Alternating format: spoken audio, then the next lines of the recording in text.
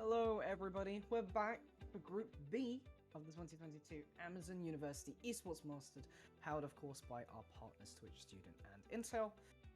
Again joined by myself, Takura, and Melvin Izzle. I'm doing good, so how are you doing? I am excited. We got, I would say, not necessarily a higher level of play yesterday than I expected, but we got a lot more close games than I expected. I'm hoping today could be a repeat of that. Yeah, I mean, I feel like we've got relatively high level of competition in this group as well, given, oh, well, look, our current reigning champions in Kit SC White are playing, and in fact, they are playing the first game today, so we'll get to see exactly how well they're going to be performing, setting the standard for the rest of the teams in the group, maybe. And I think what we should kick off the day with is reminding everybody what they went ahead and won and what they are looking to win again this year. Talking about the prizes that people who are coming here competing from the best of the best university leagues all around Europe are shooting for.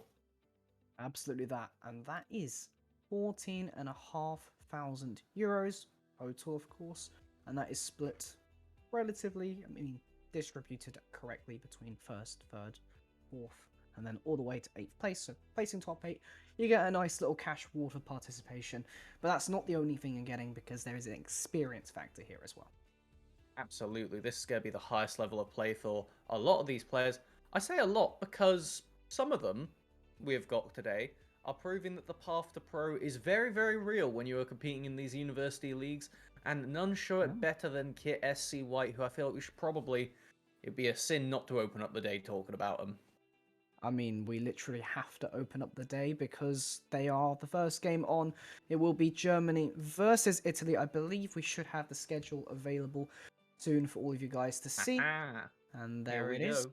So that's Uturu Pesigod versus KSC Wim. And then we have IST versus KSC which was off stream. And then it's Italy versus Belgium. So that's Pesigod again versus AES ULB. And we go to Braves UMA versus Portugal. So on and so forth. You can see Portugal versus Belgium and then Germany versus Spain to finish off the day. So we will be following a couple of these teams back to back. Pesigod being the first one that we will see 2 games in a row, and that is going to be, I'm not going to say a tough one, but it just depends how good your mental is after coming off the first game. We are expecting that Kit SC White team to come in dominating fashion, because not only did they win last year, they also won the year before, they also got second the year before that, they have multiple returning members, and last year they didn't drop a game. Yikes. Tough. That's all I have to say about that because that is impressive to say the least for any team to achieve that.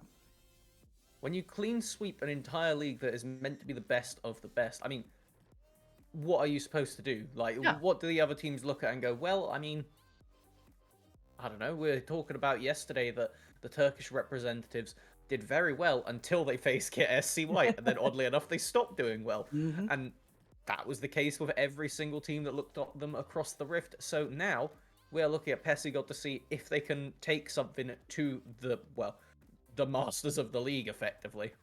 Yeah, I mean, it's high expectations for the team from Germany. Of course, I think we do have the roster available for that as well.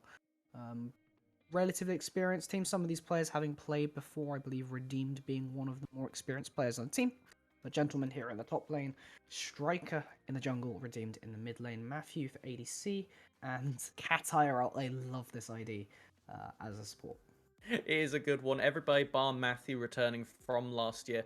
And I'm not going to say amusingly, but maybe graciously for the other teams, the only reason we don't have Taewon playing is because of ERL rules, and they are playing that high up on the totem pole. So that is the kind of level that we are looking at for this kind of squad. We've got Prime Div 2 players in the top jungle role of Gentleman Hero and Striker. And I want to kick it off with these two because they are playmakers in of their own right. Gentleman Hero being a Fiora connoisseur with carry picks galore. And the way that I look at this team is they just win through lane and then they're going to dominate you that way. And I don't see how you're supposed to resist that when you have smart jungling with abstract picks like the Mundo that follow around winning lanes. How are you supposed to actually play against that? I guess you don't, is my Well, answer. apparently.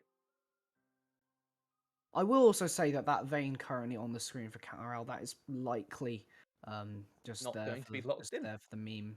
Um, if you take a look through Catarel's solo queue record, there is a lot of Yumi. It makes sense. For Shocking. Catarel, I would you know. never have believed you if you hadn't told me that firsthand. I can't believe. So, when we're looking at this team, we're expecting them to play through the top half of the map and then leave that bottom side to the weak side. But obviously, until we see the form they're coming in with this year, who knows? Whenever you have a team that comes back year after year, I mean, obviously for Worlds, SKT being the most obvious example, the style could change, right, from year to year. Yep. There could be one where it's all about mid lane, put all the assassins in there. The next, it's okay, get on Lulu duty and feed your resources to top. So we'll have to find out if KSC White are looking in with a different form. But it would be unfair to only talk about them because I feel like we'll probably get to see them a lot throughout the tournament. So maybe we should hop over to the other side of the matchup. Well, the other side matchup is the Italian team of Yuturu Pessigod. And as far as we know, we don't know much about them because they are a very new team, very inexperienced roster. It's the first time that they're playing at this level. Not too much experience between each other meshing as a team. And you can see Buddy, Nebula, Mazu, Piscalo, and Cookie. Okay, and when we take a look through the squad, as you say, a bit unknown. Makes it a bit more difficult for us to really get insightful with how we expect them to play. But when you are a brand new team coming in, and I feel like the only way to put this is it's a trial by fire, right? This is the harshest environment you could have to start off the tournament. So if you perform well here, you're looking golden because in reality, the way we're at least going to be pitching this group to you all at home is who's going to get second place. And if you can ever take a game off of Kit SCY, A, big thumbs up, that's something nobody did last year, and B, that puts the fear factor behind you because nobody else is going to be looking at that as the expectation. Absolutely not. And I mean, if anything comes to breaking expectations, my oh my would be poetic if the least experienced team in the entire group were to take down perhaps the most experienced team in the group and potentially the whole tournament. And I feel like we should mention, though, that experience isn't everything. It's No. a lot, and it particularly comes in handy when you are behind in a game. Do we expect Kit SC White to be put behind in the game? No. So, there's not too many initial hopes, but the way that I was trying to pitch that to sound positive, that now that I say it, it doesn't sound as positive, is that maybe we could look for some of the different individual angles from Mutara to use their team play and early aggression to at least catch them off guard. We see a lot of Zillion in the mid lane. Obviously, Cadril has proved to us that that is an unbeatable pick in the world. Mm-hmm. And when you pair it with hyper carries in the ADC and the jungle role, that is the kind of thing that snowballing your players to get to a level of resource that the enemy numbers just can't beat. Well, it doesn't matter how good of a team you are. If the enemy's 10k gold up or if the enemy's ADC has an extra item, they will just do more damage. There's nothing you could do skill-wise to outdo that. I would also say that Nebula is a little bit of a Viego enjoyer, and if you've ever watched The Ruined King in the game League of Legends, you would see that sometimes he has this X factor where he possesses one soul and then he does it again, and the fight just snowballs. It's the 5-head. I love Viego for that reason, because he is the new comeback tool in League of Legends. Obviously, we're talking a bit about Jinx being that for the current meta right now, but Viego still does the same purpose. If you ever do manage to kill an important member of the enemy team, Viego basically acts like the bounty system before bounty systems of like, oh, sick. I got a 4-item Jin now, and you can just walk it down the mid lane, and it's Yep. really, really good when you're against players who funnel a lot of resources into individual members. Now, that is something that KSC White can focus out in the bans, so it's not going to be necessarily an inevitability. But I feel like out of those picks, we've listed off things like the Fiora for Gentleman Hero, and then on the other side, that Zillion plus the Viego are things that we are likely to see chipped off in that first rotation of bans. Yeah, absolutely for the first game. I will say though, looking a little bit more at the whole group, there are some teams down the line that have some pretty spicy picks, to say the least, off meta or just Yeah. particularly unusual. Are you talking about the Seraphine team, perhaps? We have a team with 3 Seraphine players, correct? We'll save that for later. We don't need to think about that concert happening somewhere else in the world. Right now, it's all about Italy versus Germany in this first matchup. And overall, I feel like when you are kicking off the first game of the day, maybe looking at the time, what is it? It's just about to be, what, 11 CET, I believe, is the Yeah, time around around about that Europe. So, should be the game start time. in theory, right, they might have only just woken up. Maybe you're catching Get SC White off. And I feel like I'm making a lot of excuses before the game's even started. Maybe we jump into it and they're completely washed all of a sudden.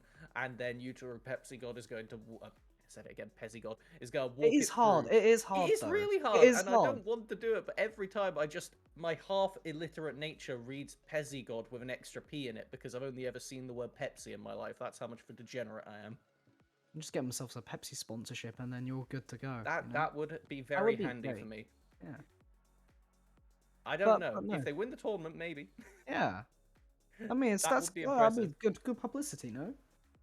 I think. Who Oh, knows? It's, we've already started the day and we have gone off on a bit of a tangent before the game has even started. And I think that's just to show because we don't have the actual knowledge of how these teams are going to play yet. Because we've got the prep, we have seen the theory, we have seen the experience, which vastly differs between some of these teams, as is never more evident than our first game. yeah, I would say so. But then it just comes down to trying to not set expectations because we've done the best of that we can. It's also just giving that extra preface of, hey guys, we don't know yet. We're going to find out together. This is the first time we get to see this team of Utah Pezigod, said it right, on There we go. stream. And also for KSC White. Same it will be for the rest of the group today.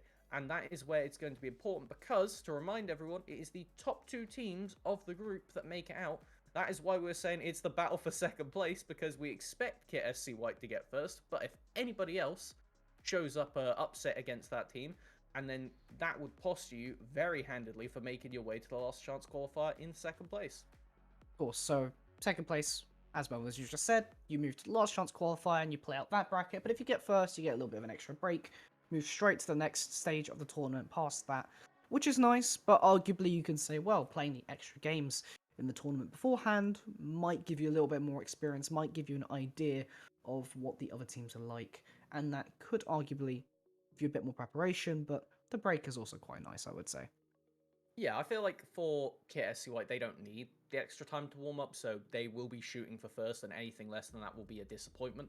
But for all the other teams, particularly for our inexperienced opposition in the first side, I feel like that would be actually good to Yeah. get this last chance qualifier because you haven't got to play on this international stage, and obviously it's impressive to be here for all of the teams. I don't want to undersell that. It's amazing for every team to have made it because you have to have beaten your own league to get here. So these teams are winners, but not all these teams are international winners. And so getting a bit extra time to see what the real European competition is all about and not just be in your own league's bubble is important because it can help you evolve your own playing style. See, like, oh, well, we always default to the Zillion mid, let's say. And suddenly people start just finding counters that lock in things like the Silas that just make you a bit redundant, or fully slow-based champions that just turn off your speed boost, blah, blah, blah, blah, blah.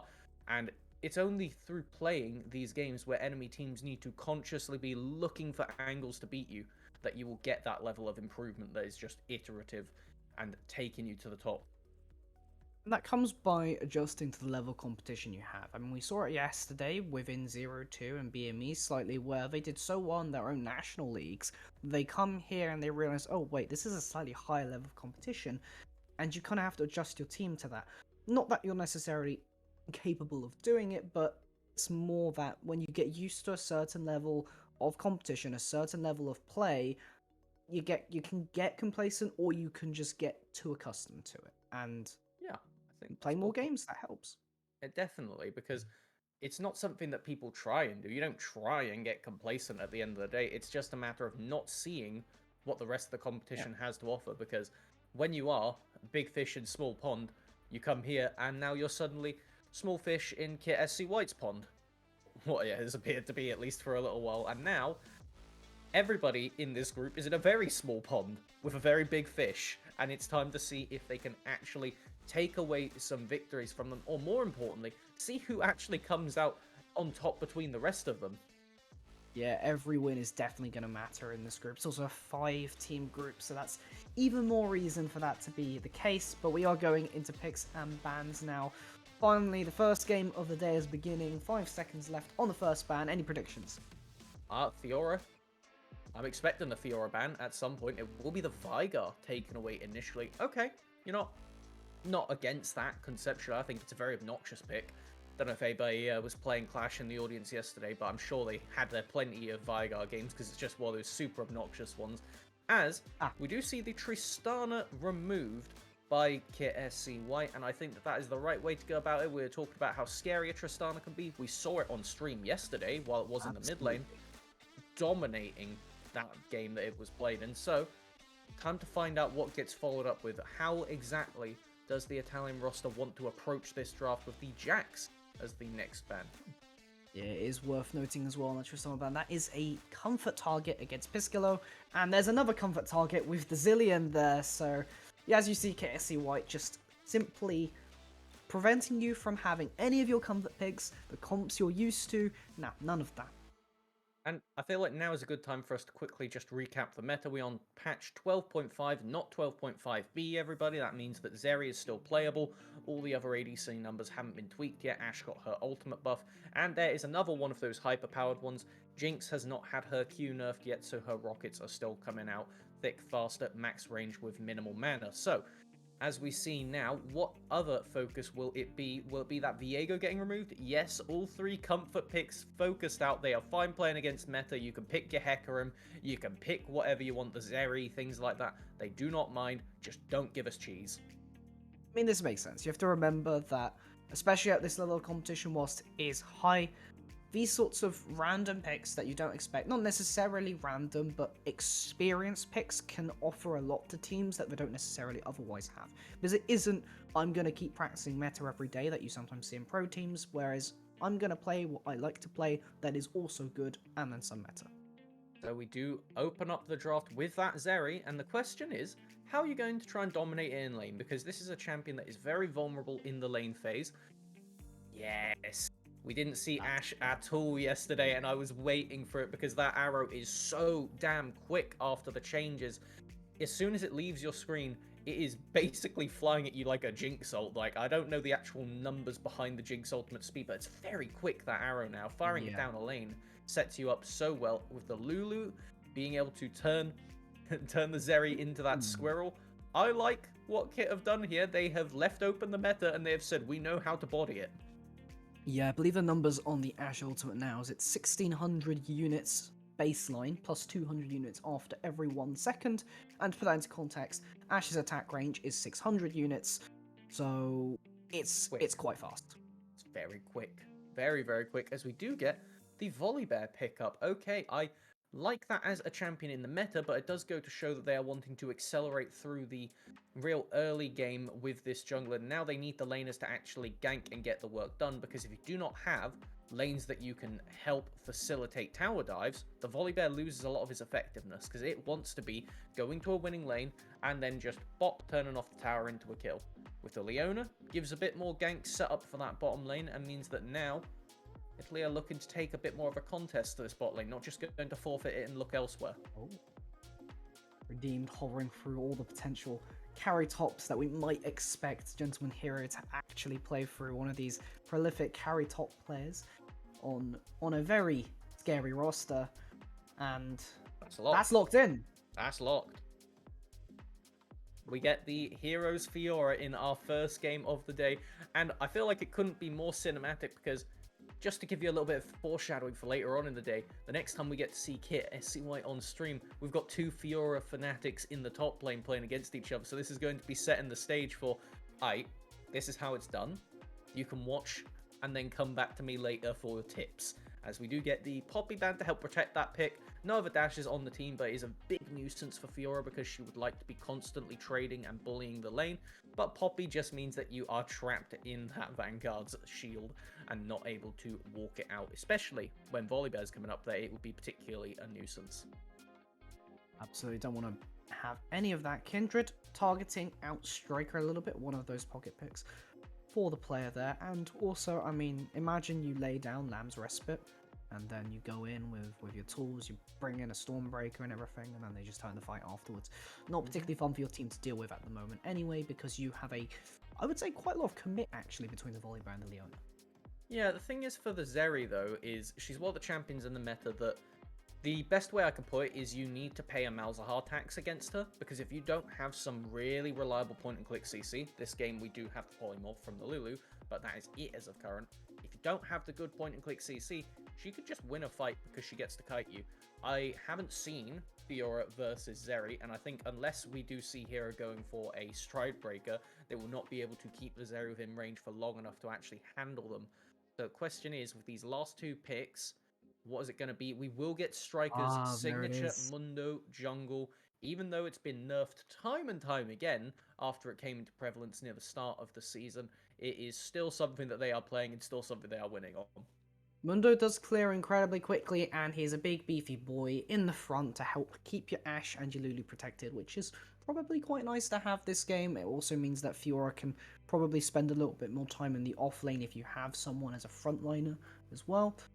As we get a Aatrox and an Orianna, I'm confused because Aatrox, very good into Dr. Mundo, but as far as I'm aware, is an awful matchup into the Fiora because she can reliably parry your Qs when you go into trade. So I feel like Buddy needs a hug by the end of this lane phase, unless they've got something in the bank that we don't know about.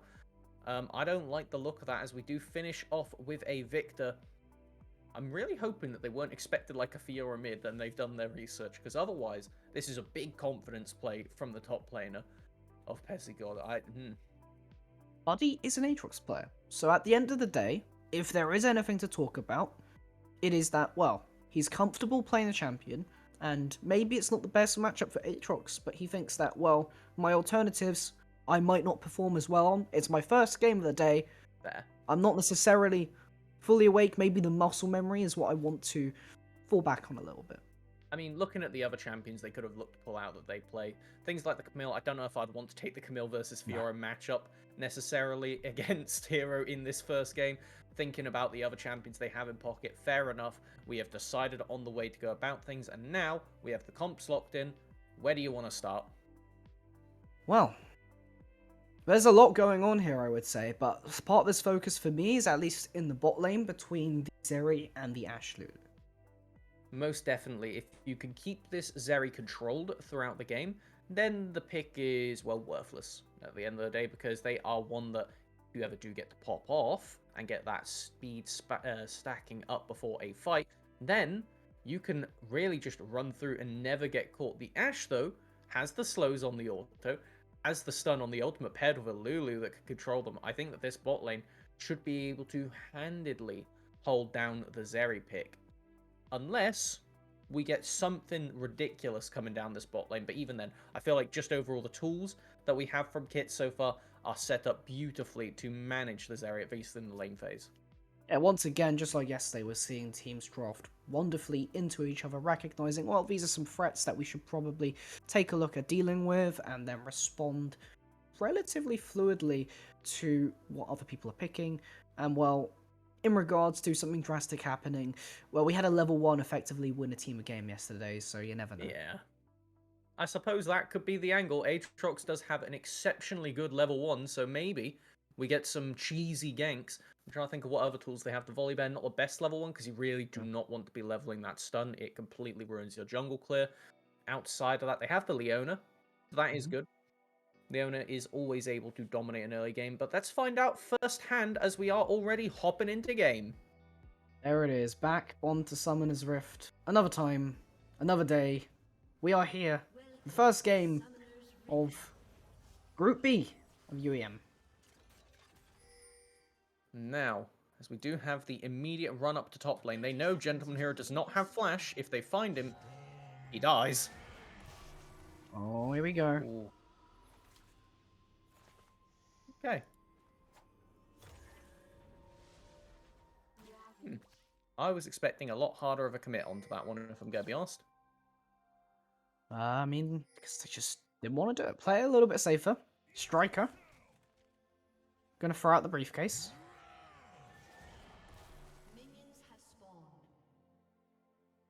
Alright. Passive. We have nothing too aggressive happening. They are fishing for that level 1 kill. If you can get an advantage against an Ignite TP laner, then it becomes pretty awful because you take that setup specifically to dominate the lane phase. Yeah. And fortunately, Fiora can get away with it most of the time because of the fact that she has the dash on her Q, maneuvers around a lot, gets move speed off the back of it. And to be honest, you have a pretty favourable matchup. And the Ignite into Aatrox is pretty good because it cuts all of his healing. Yeah, it really does mean that you don't need to waste that 800 gold on Grievous wounds, at very least not for the foreseeable future at the start of the game, as that is the tax you have to pay a lot of the time into Aatrox. We see many times people itemize immediately into that off first base. Instead, it will allow Hero to start itemizing elsewhere if they so choose, as now we have absolutely nothing of interest happening in the bot lane, just a wave being pushed in. The Leona plus Zeri did manage to get priority on the first wave, and as we see the next 3 minions die, that is going to be the important point, because if you get the level 2 first on the Leona Zeri, then you can maybe threaten to burn summoners and force the Lulu Ashe to play back, but instead, just going to be equal both sides and no aggressive play. Yeah, and it definitely goes the other way there with the polymorph and the extra attack speed that Ashe gets out of a Q. A lot of damage, however, Nebula does not know How? that Striker is there. He's behind him. They must have, yeah, okay. Oh this no, is wait, nice. they're just gonna go for it mid. Redeemed has to burn the flash. Currently against the wall, gonna take a lot of damage. Living for the time being, one more auto will do the job, but they can't get in range. Striker's now here. Nebula's now the one taking all the damage, and I don't think you can kill that. Striker turns it, gets the first blood, and now Mazu's in trouble. A little bit too much damage between the two. Doesn't get it! That's 2 kills to Kit! Oh, it's a disaster. I feel like that you could have got that for Italy, but they didn't flash over the wall. Mazu deciding that they think they're going to die anyway, and then commits it way too late. Wow, that was narrowly close, but using the level advantage and the corrupting potion does Redeem to survive. And that's put them at an exceptional lead, because the thing is about Victor, that passive, each takedown you get, and he just got 2, is 50 stacks. He needs 100 for an ability evolve, and you only get 1 per CS unless it's a cannon minion. So you have just basically redeemed the best part of 5 minutes of farming. It's a lot. I mean, he's currently got 18 farm. One of those is probably a cannon minion. So, you're looking at a very close augment, but we're going to get a fight in the bot side. Pescillo firing some stuff out. Clips allowing Cookie to survive a bit longer. But both trade. teams will back away. Only 1 summoner burnt, and it was the Ignite, and gaining 3 on the contrary. Very nicely done. And you need to be doing plays like that, because otherwise this is only going to get worse and worse. Hero itemizing into a cull in the top lane, saying this is going to be such a free lane for me, I don't even need to build stats. I mean, if you can win the lane through just better playing of the lane and farming, then, I mean, that gets you an advantage anyway. Which is currently what Gentleman Hero intends to do. We do have Nebula, however, going in for this, but I think he's just going to try and get Buddy to crash. Yeah, they need to crash this wave because you know that Striker's going to be around. And if they get frozen in front of, well, we already know how awful this lane is going for the Aatrox half of it. As bot lane being It's really still pushed out. really low. Remember, that is a cleanse Zeri, so if you do get aggressive onto them, they do not have to heal. Oh my god. But they stuck around for a little bit too long, and in the end, they seem to pay the toll for it, and Buddy will have to flash. Gentleman Hero does not have it, but will have a Q in due course. Their mid laners roaming up. Are they going to Teams feed more might be able stacks to to the come Victor? here. Oh no, he just gets his augment off of this. Instead, we will give it over to Gentleman Hero. That's not looking very good. No. Well put. As we were predicting Kit to play around the top side. However, I feel like this has actually been the opposite, where it has just been Italy's side attempting to get aggressive maneuvers down, knowing that that is the plan that they go for. And just at every turn, it's been Striker in the way of the play. You can see they've got that 100% kill participation, countering out both of the attempted ganks from Nebula. Oh, it's got to hurt, because that Mundo is going to become so much tankier than the Volibear in these fights to come. I mean, I'm throwing it back to this narrative, but sometimes it is the experience that matters. You have to think that in that mid gank, if you knew that that Victor was going to survive on just a little bit of health, sometimes burning the flash early just to secure the kill there was more worthwhile, given that you just had vision coming in with the Mundo. But the indecision there, making Kit the victor of that play. Now we do have priority to the Victor in the mid lane. Dragon is being started. Nebula here. Only level 1 smites on both sides. This is going to be the world's biggest flip. They really want the cat going straight onto them, but you have no damage. It's just a Leona, and Volibear has no items at this point. Cookie having to flash away, but they do dissuade the play from the dragon for the time being. You can just see the power of this Mundo in the early game. Yes, I know they are ahead in itemization, but the reason that this champion is so proficient in the jungle is, like you said, they clear very quickly, but they're also just a ball of stats. They do so much damage in this early game, and it is all to compensate for their lack of mobility. Pairing up with a Lulu, though, you can see how much of a nuisance that could really be. A little bit too much move speed right now between the E. Look at that. There it That is. cleaver hurts. Oh, well, they tried to make a plan redeemed. Mazu took a lot of damage, clearly, and, well. I love the Ghost on Victor. This just makes so many matchups actually playable and gives you a lot of ability to play forward in the lane phase, because you can always just Ghost away, and it's a very short cooldown compared to that of the Flash, only 210 seconds. You're able to pretty much match it up with the enemy jungler's ganks towards the lane. Wonder what boots they will be going towards this game, if it's going to be the Pen Shoes or for that of the Lucidity. We do have first dragon over to Kit. Oh no. Here it is, it's what you expected. Gentleman Hero going in Grand Challenge down. Responded to with the World Ender, but they're both going to expire, so I guess nothing happened. Respectful from Hero to just back off there, not wanting to take the flip, knowing that Buddy is still proficient on this Aatrox, and while it is a winning matchup for you, you can't make any mistakes at the end of the day, because now you have a shutdown, and while that wouldn't exactly swing the lane out of your favor, it would at least make it playable. Riker back in the bot side. Piscolo should actually be safe here. Don't think there's an angle for it, but they do force them back, which does deny XP given where the wave is. Good job by Cookie acting as a human ward right there, standing in the way saying, nope, you are not making it to my ADC. Yeah, you hurt, but you hurt me less than them. Yeah, it was as simple as that. I mean, the amount of resistances that Leona gets with the Eclipse on her W, it makes her very tanky for that duration whilst that's still up. And you basically can't kill her when she has it available. So, we now have passive laning, I would say. Big gold lead over to Kit. Question is what they're going to do with it, because I know it's a bit early to talk about scaling, but I would favour Kit across the board, as there is a dead top laner. Oh no. Well, we talked about Gentleman Hero's Fiora, and it's showing up. Wait, can we toggle back to the gold a moment? Because I was about to comment on it, I didn't see, but that is, dear God, 1,400 gold ahead in the top lane. That is horrendous. They're going to be getting towards Mythic plus boots. Oh no. Well, they need to make the play here. They really need the gold, and they're going to get it. Matthew goes down. That's right good. to the Zeri. That's exactly who you want it on. If you could snowball this Zeri, that is one of the few champions that could control 4 or so of the enemy team members. Redeemed is going to be a big problem, because the laser can outrange the Zeri, and when Zeri jumps in to go into auto range, you could get exploded. But everybody else, there is the potential for Zeri outplays. Going to be difficult, though. It's not a foregone conclusion, and you need a lot of items on this champion for them to really pop off. At least a full Trinity Force, and then after that, a second item needed. Oh, this Control Ward. Wait, is it a Control Ward or a regular Ward? They both just walked over in the Thank you. bush. That is a control, if I'm not mistaken. Yeah, there we go. Yep, Thank you, there it Observer. is. We can see it right there, and Redeemed has complete information here. They are in no danger. They're not walking up. They even have Cat RL back behind them. He So does if know. any plays had happened, there was no issue. There it is going, making a trade onto Mazu. Not really having a fun time. I do like how Nebula is just constantly ganking right now because he recognizes he can't actually out-farm Striker, so he's going to try and get advantages in other ways. Oh yeah, if you ever let your foot off the pedal, if you are Nebula, the game just ends, because the only time that your team can actually outstat the enemy is when there's a numbers advantage. Your individual lanes do not have the actual raw stats to beat them. You're against Lethal Tempo Ashe.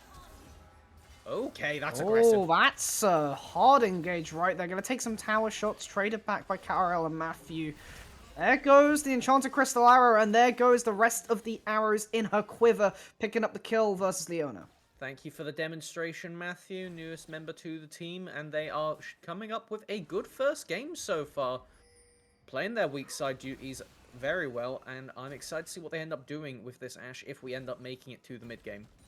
While Striker's here in mid, gonna pop the ultimate, get that move speed, get the slow onto Mazu, and it's another kill for Redeemed, and another 25 Hex Fragments. Oh, Stop Market Mundo making his way down the mid lane, as that is going to be nigh on 2 evolves once they get a little bit more CS in pocket. And the thing is, Victor is behind in, or meant to be, behind in this lane until he gets the first evolve.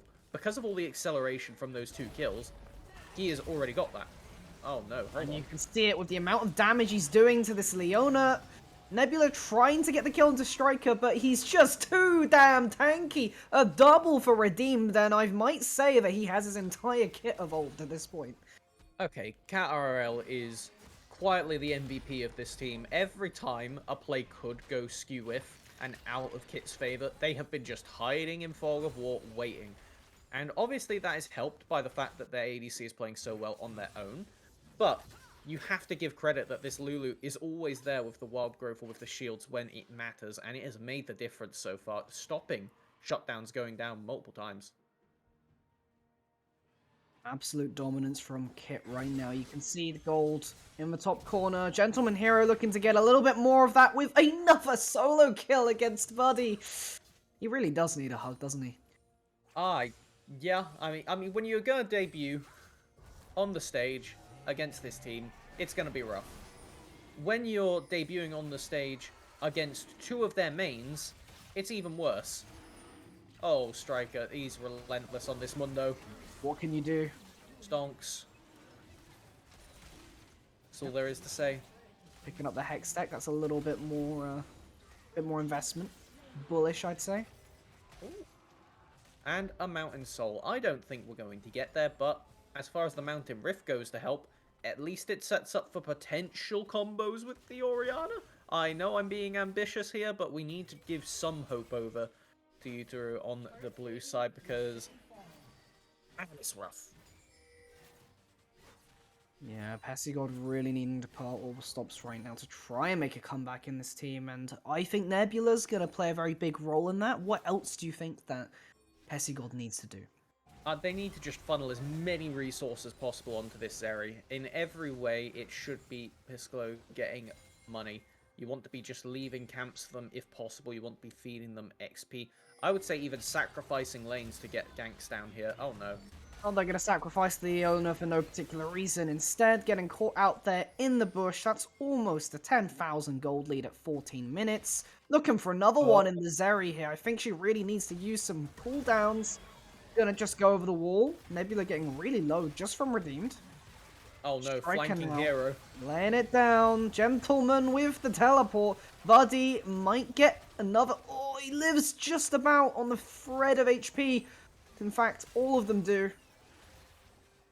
And this is the one problem that you have with the kit comp.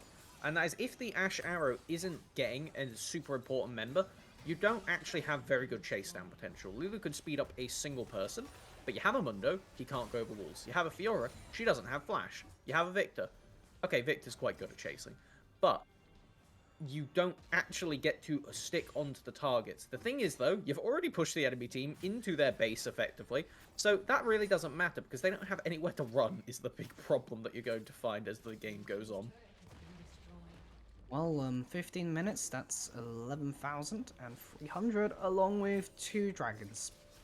So, if that's not domination at its finest, you literally have 4 out of 5 members not having died a single time. There's only 1 kill for Italy. It's looking pretty dire at this point. Well, you said that this is domination at its finest. Technically not, then. I am not expecting, but I wouldn't be surprised if Kit had an even cleaner game than this throughout the tournament. Yeah. I am going to be very excitedly waiting for us to hear about the off-stream games and seeing if they end up having anything cleaner than this, because yes, it's the expectation, but damn, is it something different to see it on your screen as opposed to just pondering. Yeah, I mean, this is the reigning champion we have here. Absolutely dominating the competition for multiple years, and Gentleman Hero is looking to continue that, and immediately pops Piscolo. What was that? That was more damage than I thought one could do with a solitary ability, and it was probably multiple at once, you just can't tell. Well, Chains comes down, Leona goes in, but it's all parried. Man, you get the bounty, that's something, but across the rest of the map, if you take a look, there's another Rift Herald being secured, and that will definitely be one that breaks the base. Both side lane towers still... Oh, no. No, it's gonna happen. There's no stopping him. There it is. That's one. Oh, no. Will he get the second? Come on, buddy. Please, buddy. He's making it happen, actually. Nebula's now here, and that is actually the shutdown. Buddy finally getting his revenge in the top side. Massive injection of gold. Unfortunately, there's going to be an assault on the top lane tower, and this will be a bit less gold than what was gained from the shutdown of Hero. They still have the Rift Herald in tow now, and they can use it wherever they want. The dragon is going to be spawning very soon, so I expect them to fish for a reset here, go secure that, put themselves at soul point, and then just crack open the base. That's the name of the game. Oh, don't. We didn't need to see the gold here, that's not fair. Oh, yay. It's even in the bot lane. Yeah, it actually is. I mean, congrats to Piscolo for managing to keep that one up. Of course, Matthew hasn't really been funneled many resources this game. Most of the action has been in the top side, in the mid and the top lanes, but it's Ashe, right? As far as carries go, that you don't really care about having a massive amount of gold. They still offer the slows, they still offer the arrow, and all your team needs is to be able to close the gap. Ashe enables you to do that, so this is even dire as it is. Striker going straight into the middle of the team. Enchanted Crystal Arrow does not connect. Redeemed onto Buddy. Burning the Chaos Storm immediately. Buddy should go down. Redeemed now looking for Nebula. Nebula's in trouble with Gentleman here. Matthew picks up the kill. And it's inevitable at this point, I feel. Striker flashes over the wall. Still connects after the flash. Redeemed gets another one. 7-0-2 on the Victor right now. Striker is very good at Dr. Mundo, the Madman of Zorn. That is going to be my main takeaway for this game. How quickly can they finish the game? It's probably sub 20 if they decide to keep going. They do have the Herald available. They're going to look for it. Dancing Herald, yes or no? That is going to be the final call of the game, I feel. There it goes. There's the strike through. That gets one tower, however, I think. Going to take a little bit too much damage. 106, 97. It does go down, but Kit is going to close out the game in... I have no words. They set the tone. They most definitely are back to go for the three-peat. The hat-trick is in their future. At very least, what they are aiming to go for. Nexus down. Clean game across the board. 3 deathless members. What a performance from Kit. Alright, Group B. You've seen it now. This is what you need to take down. It's either race for second place, or you try and get some games off of Kit. Maybe push for the first, although... given how strong they looked in this game, I don't know. It seems like it is just the race for second. Yeah, we get to see Yotaro Petsigod again next game. against a different team, against Belgium, AESULB. So I'm curious to see how they get to look, I suppose, Yeah. against a different opponent, against a, I will say, no offense, easier opponent on the scale of things. I don't think that's going to be much of an offense when you see what Kit can do and what we've seen Kit do year on year now. So as far as it goes, this is going to be them hopefully getting the most irritating game out at the start. You know, this is going to be that moment where any high expectations that they had was like, okay, we're coming in, we're going to be the big fish in this pot. Oh God in heaven, no. Anything but Kit. Anything but Kit. And now they've had that, they are humbled, most definitely, and it's going to be seeing how they can really bounce back for the second game. Yeah, it's very much a trial by fire, as you said, and you know it's the first game of the day. You're not even fully warmed up, I imagine, so keep the mental strong because you know if that was a solo queue game and that was happening, I would not be having it. So hopefully the rest of the games go well and see a better showing. Yeah. Let's take a look at how some of those things actually kicked off, as we do get to take a look through some replays and not this bit, Yeah, anything but this bit, because you it's can see the queue takes so long to get here from Oriana just because the ball was still in the lane and it hadn't pinged back to them. And this part is just painful to watch. It hurts my but the soul. As a flash Victor was player, I just like too it, but late. otherwise it's painful. Oh no, again? No, guys, this is... I know that this is meant to be a highlight reel for Kit at the end of the day, but it is just sad to watch from the other perspective, because you want other teams to at least have hope against them, but maybe we can just put it all aside and say, this was first game jitters. Oh, we didn't actually Toss get to see this, against if I Kit. remember correctly, on this side, because this happened off... Oh no, this was when Striker came in, actually. Oh Wasn't yeah. when Redeem just... Bonk. Yep, there it is. Pain. Yeah, okay. Alright, guys, don't give us another highlight. What is this gonna be? Oh, okay.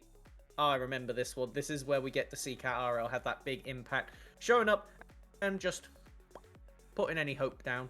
You're not allowed to have that. No, sorry. We are most definitely here to win. And they did it in convincing fashion throughout the entire course of this game. I don't even remember this one. What was this one? Nebula's just enjoying his chickens. Oh, no, I remember this one now. Oh. I Oh, wish I yeah, didn't yeah. remember this Actually, one. hold on. I couldn't look. I couldn't look. I've never seen an ADC explode so fast against a champion with just Divine Sunder and an uncompleted Mirror Mana. I actually want to know how much true damage that was. Oh, the chase. Oh, it's so painful. But this is But this is this is true. good. Go back and watch this part, Italy. This is the good stuff. The zoning, the knock-up, excellent stuff. You get the shutdown. That is going to be the thing to take home, regardless. You killed Gentleman Hero. That's something that you get to say that not many people do. With some asterisks, yes, but you managed to do it as it was a decisive end to the game after this. Oh no, this cleaver was so clean. Oh. Puts it there and knows the hitbox so well. It's not often you get to say that about a Mundo of all people. That's not really the champion you get to have that whoa reaction to. And there it is, closing out the game, setting the pace for the rest of the group, and very much. This is the team to beat, everyone. And it's a high bar. Yeah. The team you'd like to beat, I think, is the way that I'm going to put a little asterisk on that one of the team everybody would like to beat. The team that everybody is hoping they don't face in a best-of series. And the team everybody is expecting to be looking, at very least, for the clean sweep again, based on that performance. I mean, when you clean sweep a tournament and don't drop a game, it becomes very difficult to set accurate expectations in future years, right? Because if that becomes the normal, there isn't a better performance than that. So, I don't know. Look for as many perfect games. Yeah, I was gonna say maybe you could try and say, well, how many sub 20 games can we get in the split? So they're I think speedrunning. that's the That's what record. kids do. Yeah, They're trying to speedrunners. speedrun us. Okay, okay. UEM any percent. Currently got the world record, probably, I would imagine, given Yeah. their record last time. But, you know. Who knows, maybe Uh, we'll maybe see like Belgium or even Pessigod down the line. Getting up the ladder on that one. So I think we will leave off with that one.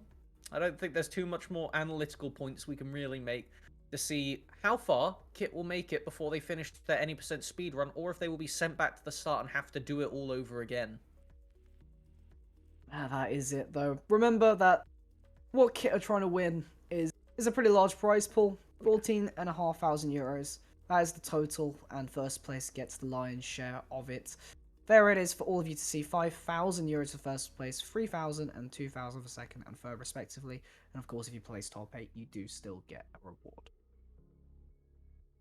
I would be shocked if they didn't place top 8 based on that Yeah. performance. But again, it's only one game. It is only one game. Maybe Kit just had the game of their lives and they were against a team that was having first game jitters. In all the situations where Kit was going to look good, that was the game where you are going to look good, right? That there's not going to be a better situation. It's the first game for both of you. You have the god reputation. You're looking at a team that is first time here, like, hey guys, I'm the new kid at school. Well, did you know? Did you Welcome know to that UE Kit? Masters. Excellent stuff. Oh, well. I think it is worth taking a look at what we have next up for today, and that is Pessy Gold coming for round 2, but this time versus the team from Belgium, Belgium first seed, AES-ULB. And I feel like we will come back after a quick break and then we'll give you the full primer on what that is, because I know that I need time to let that game sink in, and I wasn't one of the players from Pessigod, so let's give them a bit of time to just take a breather, maybe do some meditation or something, reset after that one.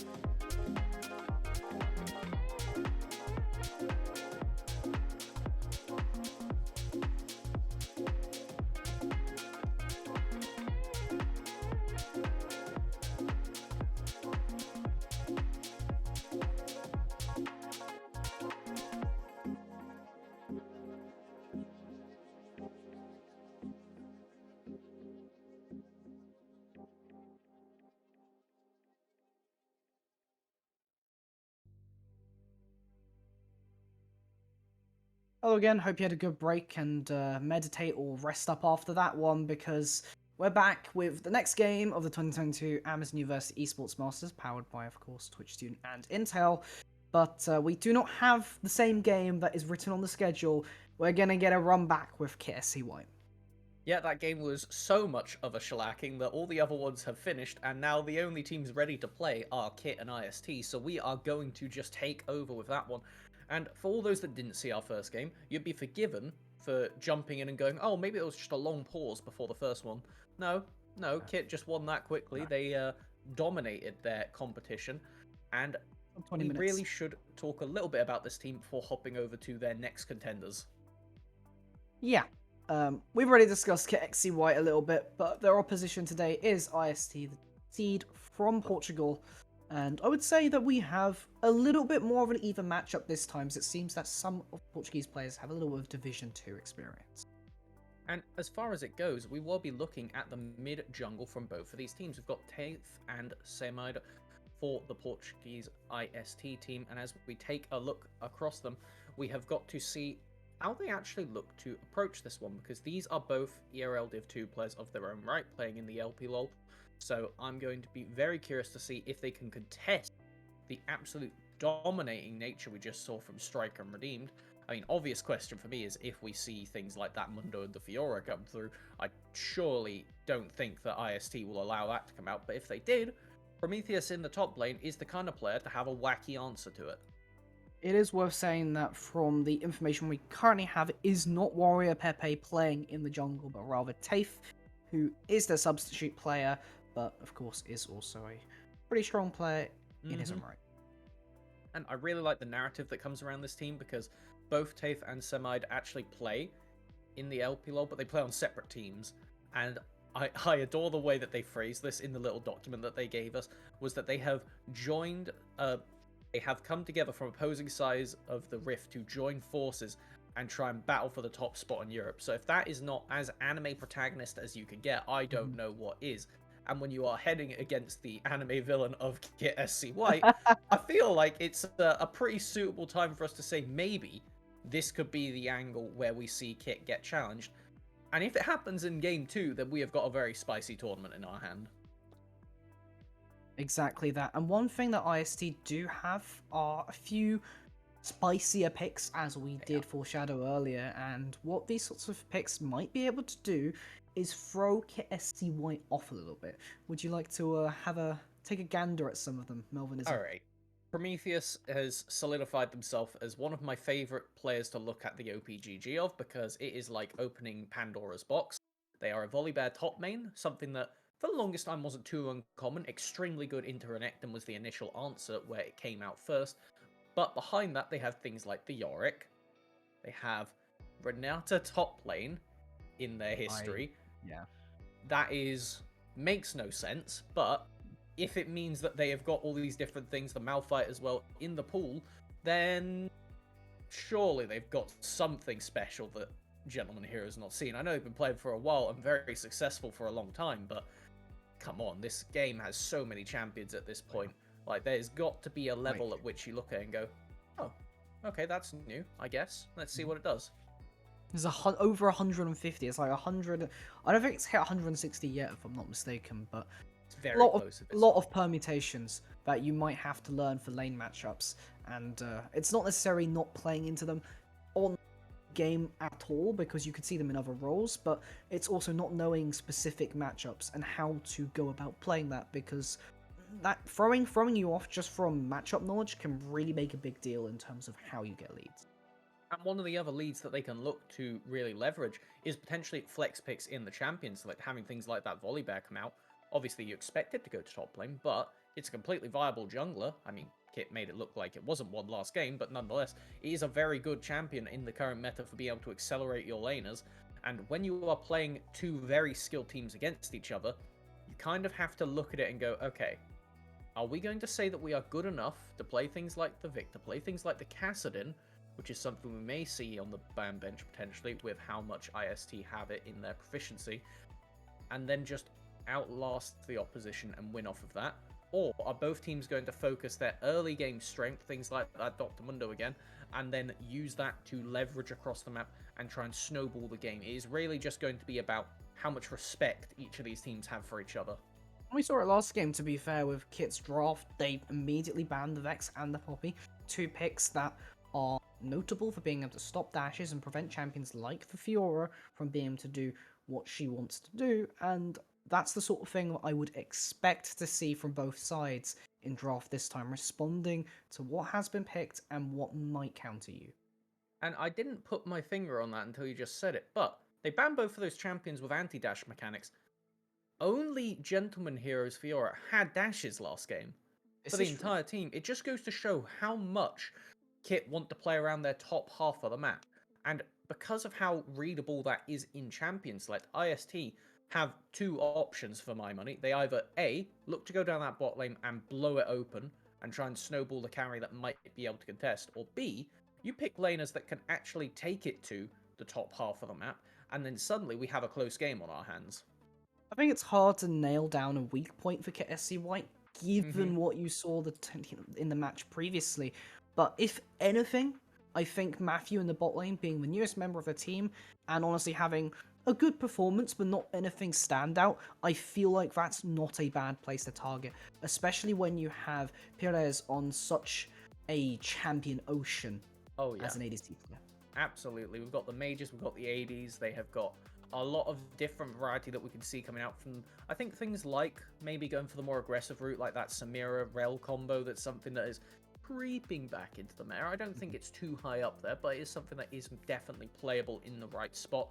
Having the fact that your support does have a Bard proficiency is always good, because, well, Bard is one of those champions we were talking about in the top lane that if you are really damn good at Bard, you can 1v9 a game. That champion is so good at exerting pressure on the map. And if the enemy team are so good individually to be able to outstat check you in lane, just outskill that kind of thing, well, it doesn't matter if there's two of you there, right? That's the way that you can try and pivot this fight, having that Bard all across the map. And since we saw that Kit did not play that hard through the bot lane, again, only a one-game sample size, but we don't expect them to play through the bot lane, that is the kind of situation where you could say, lock in Jhin, lock in Ezreal, sit on the tower, don't get involved with them, you keep those two far away, and then your support will have action across the map, and you'll basically get a second jungler. That's the idea, giving you that extra pressure on the map, and map pressure leads to a lot of things. You can get lane priority off of that, and then you can move around to objectives quicker, and rotate, help out your other laners, give laners crashes. It's just a generally pretty good tool to have in your arsenal when you're playing the game. I mean, speaking of crashing waves into towers, we saw it last game where we had an attempt to try and crash a wave into Gentleman Hero's tower, and they were attempting a freeze. Suddenly, Striker shows up and just mitigates that, and I feel like Striker is going to be the most important person, because when we're talking about all these different ways that you want to try and mitigate Kit, the jungler is the essential figurehead for the squad that really ties it all together and says no. Because if you are sacrificing your own pathing, sacrificing your own power farming to be in the lane where you need to be, whether it be to counter a gank or to help fix a wave, then in reality, even if you have extra members, if we see another champion like the Dr. Mundo come out from Striker, something like the Kindred they also pride themselves on, it was banned last game. I see they do actually play a bit of Shyvana, so maybe that was a champion we saw yesterday that might make a return throughout this tournament, who knows. There's plenty of junglers that they can exert pressure on, and I want to see what they actually go to once their priority pick of that Mundo is taken away. Yeah, I would definitely look at maybe denying some of those picks away from Striker, given the respect already given to the Kindred, so I have no idea what's going on there, but I imagine that's got a really good record. And we did just see the Mundo being demonstrated that game, those briefcases really nailing the members of Pesigod, and I feel like that's not something you want to let him do again. Well, that's the thing, right? Because there's a reason that Mundo is not a primary jungler right now. He's not that frequently picked. Striker is a very good Mundo, but the champion isn't super prevalent in the metagame, which means two things. One, you get the advantage because the enemy doesn't see the Mundo jungle and you get to play with that information lead.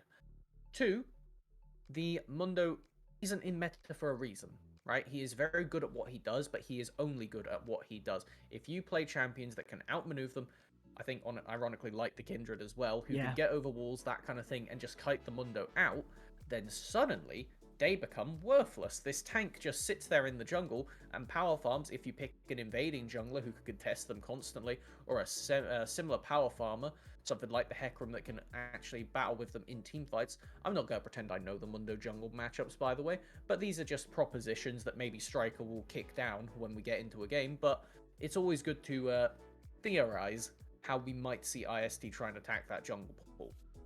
Yeah, exactly. But it is all theory. At the end of the day, it depends on exactly what both teams have in mind to draft. Who knows? There might be stuff that isn't on the OPGGs, aren't on the so-called champion pools, because there are a few champions, of course, that are given to us by the players. This is what they say they're most proficient on. This is what they say their pocket picks are. But Their you never know. The favorite. secret tech That's the might key be pulled phrasing. out. It's favorite champion. I could say that my favorite champion is Ivan, but I've only played mid this split. Doesn't mean that it's not the case, right? Like at the end of the day, you could try and sell people down the river with that information, and I feel like, to be fair, the footage exists of Kit playing the game. We've seen them do it for multiple years now, so there's no excuses for not being ready for the kind of champions they're going to pull out. We saw it last game. The Jack's taken away immediately. We don't want Gentleman Hero playing that. We want to be picking something that doesn't have a good answer into that. To be fair, they ended up going down to the Aatrox after that, so that still didn't end up having too good of a time. But you get the point. You know what these players want to do because it's so well known. That's it. But sometimes, even if it's well known for a reason, and I think Yeah, Kit has a pretty big reason behind it. I mean, you can go off results based analysis completely, but I feel like the results are there to prove it, and only time will tell. Only this game result will tell in due course to see whether Portugal can get the. I guess we might as well make it an upset at this point, given how dominant it was game one. I mean, it would be an upset with Kit not dropping an entire game last year at the tournament. I feel like any losses right now would be an upset for them because it would be the first time they've lost in 2 years, right? Because they Yeah. still won the year before that, but they did end up dropping 2 games. Let me quickly grab who that was against for you right now.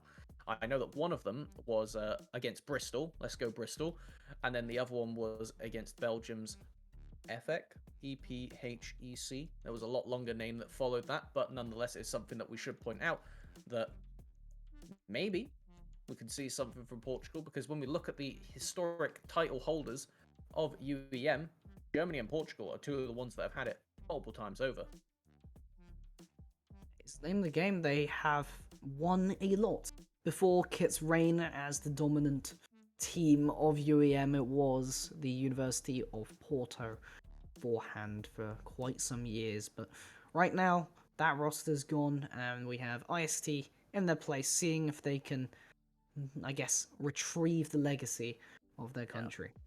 I feel like it's almost like when you compare it to the Worlds, the Chinese takeover of the Yes. tournament with Korea falling to the wayside and only really getting that jump back up there with Damwon in recent years. Obviously, we all talk about how good T1 was at Worlds last year, but didn't end up winning, so it doesn't end up mattering. Yeah, I mean, EDG ended up clutching out the game five there, and that one was a hell of a series. If you did not watch it, I would highly recommend Oh doing it, man, but only after the UEM broadcast, of course, because we have some more exciting games to come. But no, LPL, LCK. I mean, all major regions. It's been pretty good to watch them. Playoffs can I on the tell you about an horizon. anecdote for that final? Go on. So, while we're waiting for this game to get started, I was, well, not literally while I was waiting for this game, I would be a bit of a wizard if I predicted that I was be casting this game that many months down the line. But when there was the World Finals, I was like, I want to have a watch party with people. So, Yeah. I had people over, but they were all across the country, so Hmm. did their tests, all that kind of stuff. They got their trains down, but they were late, some of them. So we ended up waiting, paused the stream, we sit down, we start watching the stream. It's a 5 game banger series, obviously. We get to game 3, and then for some reason, on YouTube, is what we're watching on, as the stream ends, because game 5 is finished and they've done the whole ceremony, none of us know, none of us have been watching, the stream cuts it from where we are in, basically halfway through the games, to the final end of the stream, and at the end of the stream, obviously, you want to celebrate the world's winners. So all we see is we unpause the game to watch what looked like Damwon about to take the series 2-1 and get a very dominant Yeah. performance. And then we just see EDG lifting the cup. And it's like, well, I guess we know what happens now. Yeah, because I remember watching the series with people, and Dahlman was looking so good in the middle of the They BO5. had it. It looked like it was going to be an easy sweep for them. Oh, But no, not allowed that. that's a killer. First properly, well, I think that is the first 5-game Yeah. World Finals we've had in a long time. Did we have one? I'm thinking of the semi-final that was a banger, but I don't remember if we had a 5-game finals. I feel like we have, but at very least, we had a 4-game the previous year. I don't know what 2017 was off the top of my head. 2017 was SKT, Like how many games Samsung, it was. and I think that was 5, actually. I think you're right there. So yeah, Yeah, it's been a while. We had 3 years of 3-0 stomps, where Europe was on the receiving end of that one, unfortunately. Suning took 1 game from Dahlman, if I remember correctly. Yeah, then we had that one at the end of it. So at least here, we can hope that Kit are gracious and give us some kind of wins for other teams to at least make the tournament look competitive. That would be nice, as IST are still waiting to get ready for that one. Just keep everybody posted. We are just waiting for that game to get started. Everybody got to get into the lobby. Obviously, it wasn't the game we are expecting, so we just got to make sure that people are ready to go. The wins and losses of having Kit being as hyper-dominant as they are. I mean, on the one hand, it is promising for future European talent if you're dominating at this level enough. I mean, we literally have seen the fact that a previous member of this team, Taewon, literally cannot play because he's playing at too high of a level even for this tournament, because it's Division 1, it's just a step before LEC in the European League. I mean, if anything, it just goes to show that this tournament can set the standard for future European talent to see on stage. And that is the thing that Europe has been known for so many years. Humanoid players like this all rising up throughout the European scene, and now we get to see the very start of it with that Dr. Mundo ban, oddly enough. There it is, no doctor for Striker right there, and very deservedly so after his performance. And that's the Viego taken away. Don't want any sort of variation there. Tafe is a player that has experience on the champion, and I'll say it again, Viego is Viego. I find that curious, actually banning the Kassadin themselves when they are innately somebody who has Kassadin as one of their favourite players in the favourite champions in the mid lane. I'm curious to figure out what that sets up for. Potentially a Kayle pick is something else they are renowned for, as we do get both of those missed champions banned away, Gwen being the second one, as there is a big amount of Gwen games on the jungler tape. Yeah, it's also a little bit of a flex between the top and the mid lane, both of them having played that champion a little bit, and that's the other pocket pick for Striker. Getting kicked down doesn't have the ability to play either of his favourite champions. Gentleman Hero does, though, with the Jack still open, the Fiora we saw last game, and the thing is I'm looking at thinking, well, their red side, they have R3 and R5 to just lock in a top laner and ban away counters, as that is a hearty amount of jungle focus down. A lot of respect going over to Tafe from the Kit squad. Time to find out how Portugal want to open up this draft. Obviously, things like the Hecarim are still open, all the ADCs are still open. Oh boy. We will get the Jinx. Yep, it is that one from Arcane once again. I can love Jinx. We're seeing it again. I mean, I have to say it every time, as it is the most ridiculous statistic. It's like over 300. It must be like 350 plus now at this point in International League of Legends. It is, the presence of this champion is so uncanny, to say the Only least. really matched by that of Aphelios and partially Zarya. Most of those are bans. That's the Shyvana. We actually see it again. We do get to see it again, and as I recall, I'm pretty sure that Striker is a Bruiser Shyvana player over the AP variant. We'll have to find out as the draft goes through, with that Jhin just locked in to take the weak side into bottom lane. It's almost like we saw this coming from a mile away. Curious to see if IST did as well, and what they have in answer to it, because now is likely the time where you want to pick up a support and a counter jungler. But then there is the issue where top lane is likely to be focused out, similar to what we saw in the last game as... Okay. Well, Take away the cat from Cat RL. I guess that's one way of saying it. Well, I know that you're a Yuumi main, but I'm gonna do it better. Pairing it with the Jinx, something that Yuumi can do is just really facilitate champions later on in the game just by sticking onto them, giving them stats and bonus healing. But it's about getting to There that we go. point. And I mean, Hecarim's not a bad champion to pair with it. I agree with that in isolation, but I wouldn't say that Jinx Yumi is exactly something we see often or No. realistically ever. It's not exactly a pairing because both of them are scaling laners who, paired with the right thing, can be very dominant, like the Ezreal Yumi can get a lot of poke down, but also just never die in the lane, or the Jinx plus basically anything that isn't Yumi can perform very well in the lane itself. As now, Oh, here we go the again. Fiora locked in, I expect to see Germany ban out top laners that can be a nuisance for that. We'll probably see a repeat of the Poppy Vex bans here. And then on the other side, I would hope they're going to be focusing out, well, you'd imagine support champion pool, because that's the one avenue where you can still really try and sway the matchup in your favor. That is something that you definitely want. I mean, Jhin, generally seen as the weak side laner, being able to provide support between Deadly Flourish and Curtain Call, along with Fourth Shot and a Rapid Fire can later down the line, but can actually be a really potent laner in his own right when paired with aggressive supports because his early damage is actually quite significant, and he has the route to follow up on the CC. As the Malphite gets knocked away, that is something that is not particularly fun for both Striker and Redeemed, especially if Striker is also going to be playing the Bruiser Shyvana.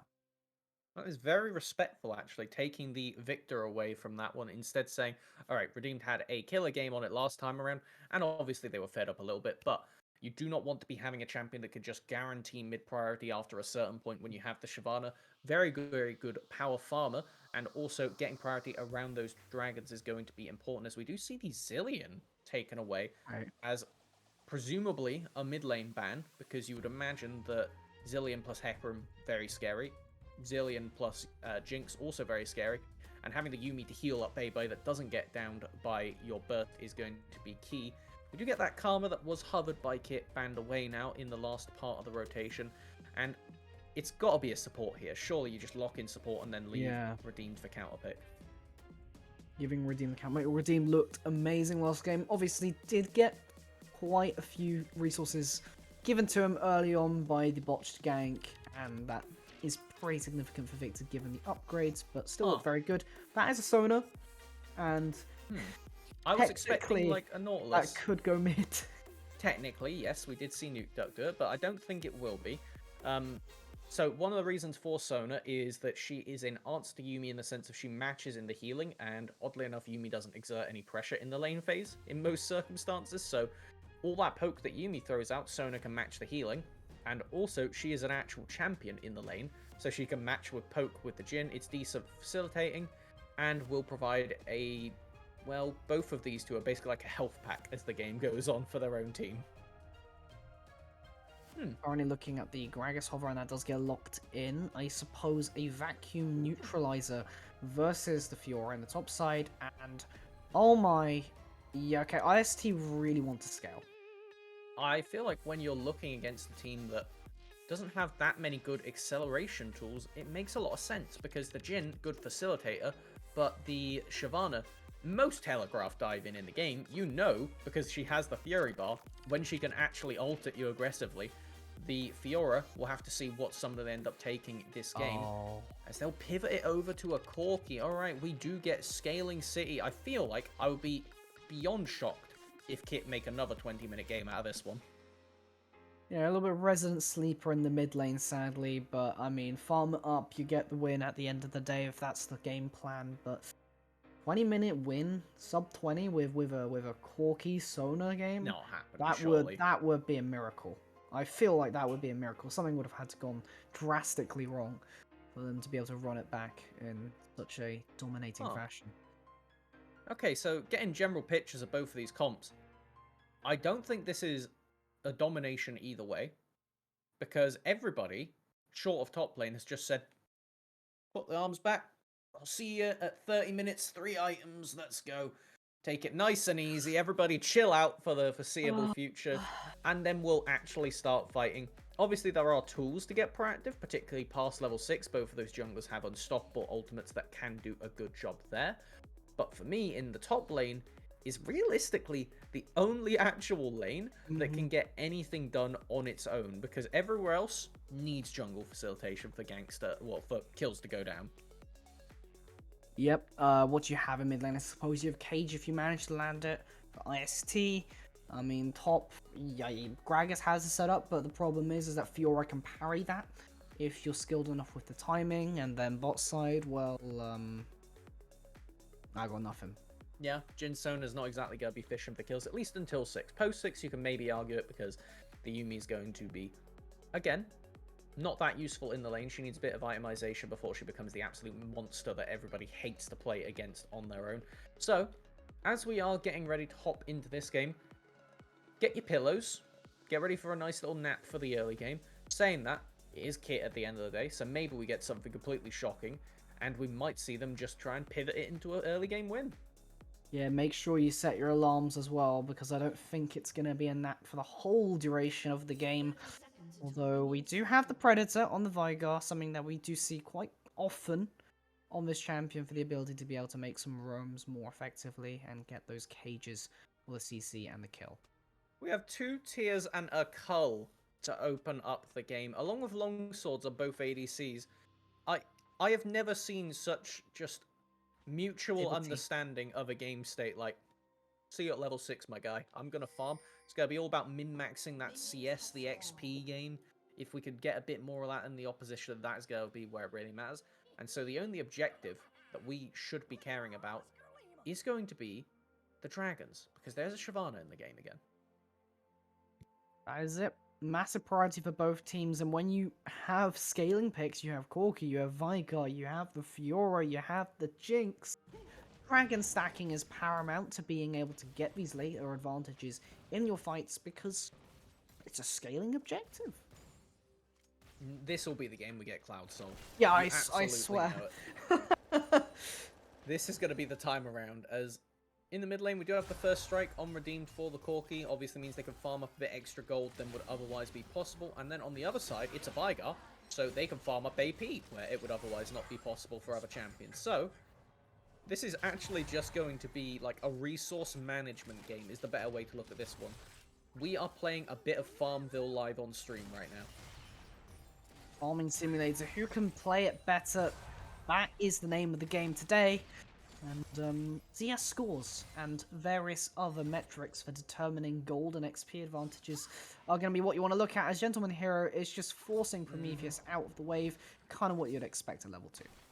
This is the thing with the Fiora, and why I expected only the top lane to be the real avenue of aggression, because with this Fiora, Gentleman Hero is obviously extremely proficient. Gragas is not an uncommon matchup, so you don't really get the, I'll say, cheese value playing against them, and it won't be until this Gragas is stacked up and started to get towards the first item that they'll actually be able to shrug off the Fiora, and even then, it's true damage, so more so about trying to poke them down without getting attacked and letting Hero stack up those grass procs than anything else. There is Prometheus trying to freeze the wave here. Gonna take a lot of damage, but Gragas passive does allow him to heal up a little bit. And this is a much better wave state to be in than on the other side, but you are getting low, so gotta be careful. Alright, redeemed. Getting quite aggressive here, but not getting caught out in the cage. It's going to be an even trade back and forth. As far as junglers go, if Striker manages to get a gank off pre-6, then I will be astounded. I know we had an amazing Shyvana performance the other day, but that was because they really fought in the river when the enemy team came to them. It wasn't necessarily the jungler actually getting aggressive onto the enemy team with the Shyvana. As we do have an invade looking like it's coming down from Tafe here, finding their jungle counterpart and just being a nuisance. Yeah. Interrupting the back, stopping Striker from having the tempo reset, delaying that a little bit. And should just take his own here, position in the bot side just in case something goes south, but we'll get the recall off. You see the ping though, because you see the enemy jungler with only 24 CS, you have 28, you know that is 100% the Scuttle Crab that's still up. So I'm curious to see if Gentleman Hero will come down and contest that one on the Fiora. They do have as much lane prio as they want. Prometheus going to do their best to sustain back up and try and just avoid interaction for this reason. Really nice parry, but that's the vital, and with the flash available, that might be the kill. Gentleman Hero picks up the first blood, flash away from the turret. Wow. That's why you don't want to interact with the Fioras, Gragas, because your one piece of CC that enables you to instantly get the phase rush and waddle away is very, Safe. very telegraphed. So no Pops the flash. ghost. He's looking for it. Doesn't have a flash. Can Gentleman Hero get out of this one? Tafe doesn't have a huge amount of damage, but Striker is here as well to match it. Prometheus gets back. Body slam away. Allows Tafe to stay alive for the time being. But importantly, Gentleman Hero does survive. Ghost burnt for flashes there. Summoner-wise, it is going to be a lot. But as we take a look at the jungle CSing, again, that was Striker. Not really taking any path away. They're going to continue to efficiently power farm through. And they're going to be in front of that dragon faster than Tafe. Tafe is a Hecker and pre-6. They cannot get into that pit without a blast cone. So I see a very realistic world here where Matthew and Cat IRL just shove out bot lane. Redeemed continues to just trade like this in mid. And then they get a free dragon starting off the stacking. And it's a Cloud Dragon first, so there can't even be a Cloud Soul this game. And now you know that those dragons are really important for this game because the Cloud Soul was completely off the table, which means that Dragon Soul, that is not actually a win condition. It's not there. It's not present, non-existent. Priority in mid right now for Redeemed, as we expected. Level 6 is picked up for the Corki, so the lane is going to become a lot easier for them, as long as they can save that Valkyrie to avoid any engages from the completely out of mana Vigar, I might say. Ooh. Massive chompers there, catching out Cat RL, having to flash away. Striker is here, getting very, very low. Corki Prio, though. Vigar has the TP, but it's not unleashed, so they can't get here before it matters. It will just be a clean dragon collection there. Yes, you have to use some summon, well, all summoners on the bot lane, so not exactly the start you'd like to see to that lane, but they're weak side at the end of the day. So until we see Tafe down here with the unstoppable onslaught, we are not going to get any much of a fear factor for bot. Yeah, if anything, all this means that later on you might be able to stack more of the same dragon depending on what it is. Tafe now looking for a gank in the bot side, but I do think Kit are a little bit far up. They're only level 5 though. I don't know what Tafe wants to do here in isolation. It has to be Matthew and Cat RL getting very aggressive. They are completely out of summoners, so if they do step up, there's always the free knockback, and it would be resulting into a free Chompers. Don't know he's there yet, gonna pop out of vision for the time being, but the Chompers hits the root onto Matthew. Pires getting very low, but they will pick up the kill. Tafe gets one, and that is some gold in their back pocket. Credit over to Tafe, who in this farming matchup has managed to stay even and simultaneously have much more gank threat. Obviously, we know the Shyvana can't offer much pre-6, but that is good that we've still seen at least the pushing of the avenue from the Hecarim. Oh, golly, this is certainly something to watch. Yeah, I mean, Gentleman Hero literally just... I'm gonna sit on the tower, I don't mind. I'm gonna make sure I get my plate. You don't threaten me at all.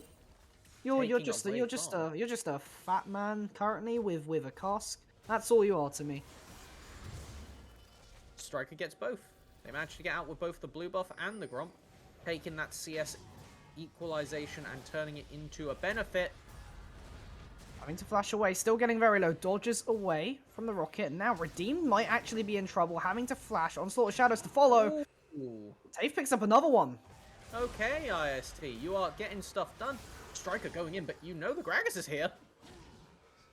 He does have the ultimate, gonna cut Striker's escape, and Tafe gets 3 kills. 8 minutes in, this is looking like a very different matchup to last game. I would be scared. You have opted for full-on scaling, and you are against a 3-kill Hecarim, one of the most terrifying junglers with resources in the early game. As we do see they've gone for the Bami Cinder, so this is going to be the Chem Tank build. When you have the Yuumi, just becoming a bit more tanky is going to be, well, absurd to deal with, to say the least. You don't really have people you want to be trading with in melee, so I like the logic. It's all fine there. And now, they are rewarded getting to go back to their camps and equalize, or at very least try and catch up to Striker. Can we take a quick look at the gold? Yep, okay. There it is. Top gap, right there. This is Gentleman Heroes Fiora, everybody. They are 1k gold up with only a solitary kill because they have zoned 30 CS away from their opposition. Then take a look down to that jungle. It is only equal because of the kills. If you take that gold away, then suddenly it becomes a lot more Striker favored. But good stuff so far. from the Portugal squad. I get scared every time we pan up the camera to top lane because I just expect it to be Hero popping It's the the ultimate. fear from the Zeri last game getting Mm, deleted. I know we're in the early game and that damage isn't here yet, but it is something that I just believe in Gentleman Heroes Fiora, oddly Yeah. enough. It's something they've played for years and something that they have dominated on for years. It reminds me of that clip of Wonder playing in the Chinese super server boot camp for Worlds and playing Shen on the tower, getting popped in like less than a second by some Fiora one trick. That's Fiora. If you are a good Fiora, there is really not much else. There is a reason she is the Grand Duelist and top lane loves a bit of dueling. Because there's nothing else you can do. If you are set with a bad matchup into this top lane, well, into top lane full stop, not this one in particular, this is a good example of it though, then it is so irritating for your jungler or your support, the two main facilitators of the early game, to come up and help you. You can't get bailed out easily, and if you're not a carry, which obviously a Gragas isn't, then it's really inefficient for you to dedicate resources up there when you could be snowballing a Jinx, snowballing a Veigar, or just trying to power farm like Striker has been. Well, Heroes with the light advantage this early on. CS does have the cull, so later on that should amount to a little bit more than it currently has. And we're back to the Farm Fest, although I will say, Dragon, that's going to be up in about a minute, if I'm not mistaken. So, there is that. Oh, less than that. There you Every go. time. Hero just crashes a big wave, gets a tower plate off the Demolish. It's so irritating if you are Prometheus, because you're either getting the wave frozen on you on the other side of the lane, or you're... Oh, hold on, this is aggressive. Taking the trade. So Don't think you 8. win this one, though. Yeah, Shyvana hurts. If you are not burning ultimate and trying to burst them out, Striker does a lot of damage. They've not got the bulk yet, but they still have all the components, and that is enough to really chunk people out. Problem is here is that as ISP you don't actually have any setup, but Striker's just looking for the kill onto Simoid. That's going to be the ultimate down, though, like you say. Do not have an easy escape. They will have to burn Flash Baby goes on them, but also if Striker does not get on this dragon soon, they will not be able to sustain that fury. If you're auto-attacking, you're keeping the dragon form up. They are not currently, so if they go for this objective right here, they will be doing it as regular old Shyvana, a lot less intimidating, as we now see IST pivoting, looking over here. Problem is they still have to walk into the pit, and there is a man on a helicopter right there who's firing rockets at you. And they do get the Drake. It will be Mountain Soul. And that is something. I think that is... Okay, so the two people that hate this the most will be Semide and Matthew. And that's because both the Veigar and the Jhin are very, very burst reliant, particularly in the late game when they go for their combos onto a single target. It is almost definitely enough to kill. Veigar, at 2 items, can pop an ADC, and really pop any squishy for that matter if you don't have a Hex Drinker. So, I would say this is going to be a very high priority to keep those champions enabled. The Jinx and the Corki don't mind so much, because Corki can poke off the shield, and as long as they're constantly poking down, it's okay. And then on the other side... Oh, hold on. Wow, he's just gonna pull the trigger onto this one. Yuumi ult last chapter comes out. Karel dodges away from it. Tafe gonna get snared, and that's the play. Okay, nothing too decisive either way. Very difficult for Tafe to repeat that play, but Striker has the Rift Herald. It is a 3-plate turret, and there was a solo kill in the mid lane by Redeem, by the way. Wow. Be very excited to see how that happened in the replay post-game, because now we have Striker going to escort this top in. Cast clearing the wave, but with Demolish, this tower's gone. Okay, Prometheus goes in, Right. So, I think what the logic was there is that if you can kill Gentleman Hero before the Demolish goes off, Shyvana's W will aggro the tower, and then you might be able to get the double kill, and that completely swings the lane. That didn't happen, so it looks bad. Gentleman Hero's out, Mana flashes over. You do have the ult, but decides not to follow, killing the Rift Herald instead. You know Striker's still around. Chasing forward, you are down a level. They get him. They have the ward, they had the vision, and that's the kill. Gonna go over to Yuumi instead. That is the Ignite tech going there. Not what you want the goal to be on, but it's best that you get the kill rather than not getting it. I was going to say you'd be a lot more upset if you invest the Hecarim ultimate and you don't get anything there. Knowing, though, that this is a Jinx on their own, KRL walking extremely aggressively in this lane. They have got the Crescendo available, and with Jhin, a flash Crescendo should lead into a lot of CC. You do have the cleanse on the Jinx to try and avoid it, but that doesn't necessarily mean that you get away from the play. Ouch. Posturing. Alright. Oh, they died. Yep. Ah. There we go. You see the cleanse was invested exactly as predicted. Yet again, managed to curse Perez's fate right there. How do you feel? I'm okay with it. It means that I was correct, so that's all right. As Semite is just dead. However, Prometheus looking to get it. Predator in from the Vigar earlier. I imagine it was just coming late. I don't know why visually that was happening. Tafe getting another kill. It's tough, because it's good to have your money going over to the Hecarim, but you really would like the Vigar to be ahead, because overall, his ability to burst out the Corki and the Jhin needs to come a bit earlier rather than later, as the biggest issue is Hexdrinker is so good right now, Corki and Jhin can build it, and the amount of shielding you get off of that is absolutely cracked. The example I always use is a Jhin with a Hexdrinker basically gets a full health bar. Hold on. Well, it's the Morph particularly, but I keep saying Hexdrinker just because it's the Morbs as the higher AD ratio. I mean, you get some. It's obscene numbers if you haven't seen it before. It's the same for Death Stance if you decide to build it. But Gentleman Hero, going for another one. Prometheus, man, the man is just constantly solo killing people. And it only gets worse, I would say, here, because Prometheus finishes the Everfrost, but, I mean, all of Gragas' CC is very telegraphed, and so is the Everfrost. As now, this game is looking a lot more as expected. You don't need the scaling to come online when you've got Gentleman Heroes Fiora. They are sieging an Inhib tower on their own, as the rest of the team, after that kill onto mid lane, is being allowed to access tower. Dragon up in 40, Striker equal level, but up in CS, got the Blade, the Rune King going to be coming back for that Dragon, and then back on the power farm.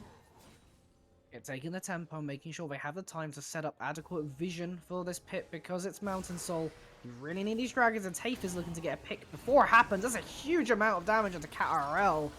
And Flash away with the Crescendo, manages to stay alive. Rocket not able to get the kill. Last second heal really tops him up and keeps that one okay, as we actually see the Chemtech Putrefier. First item for this Sona. It's going to mean that your Yuumi is extremely weakened. Prometheus gets caught out, immediately gets popped. Perez with the package. Managing to live for the time being, but Gentleman Hero is there to pick that one up. And everyone is dropping on Portugal. Feels bad, man. This team is so good from Kit. Every single turn. And that whole time, Striker didn't even need to get involved. They're just going for the Dragon. Oh, this Vigar's got to get out. The base isn't going to be able to go through. Oh, okay, slow. I'm not sure. I feel like you might have had the time. Your best option could have just been trying to go for the base there. But nope, Gentleman Hero gets another one. Takes another life. And at this point, I feel like you might have to ban this Fiora. Surely, right? You can't leave it through if it's done this twice in a row. And the worst part is they're picking it first rotation. So that's the biggest thing. With Fiora, it's one of those champions you don't normally expect until the second rotation. I know they saw it in the first game, obviously, so you could say, well, you knew it was coming. But at the end of the day, it's a very disrespectful move to lock in a champion like this, when, in theory, you should be able to find answers. But we just haven't seen any answers yet that have worked. So opting for the Hull Breaker this game, looking to continue pushing in the side lane. And I mean, at this point, I think you're just a little bit too strong in the XP and money department for IST to really be able to match you effectively without you being able to take somebody down with you. Riftherald now being aggroed. This will be timed up with the Baron after it, most likely. See no reason why, with your hyper-accelerated Shyvana, you have 2 ADCs and a Sona, you should be able to get that. Here's that side lane, TP in from Redeemed to try and rescue the play. However, Redeemed is going to be the one taking all the damage as he comes down, flash away. Tafe looking for that one. And Gentleman Hero is still alive.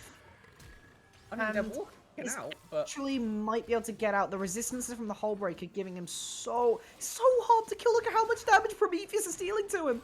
he's not been able to proc a Vital for a little while. He gets one, and it's a lot of health, but it's just buying time, but there's nothing else happening. Your team secured the Rift Herald, and they're walking it down, but until they manage to get to a tower, it's not going to matter. Yeah, runs out of mana, and... Oh my god! What is this? Gets the shutdown, Vigar gets the gold. At last, the hero goes down.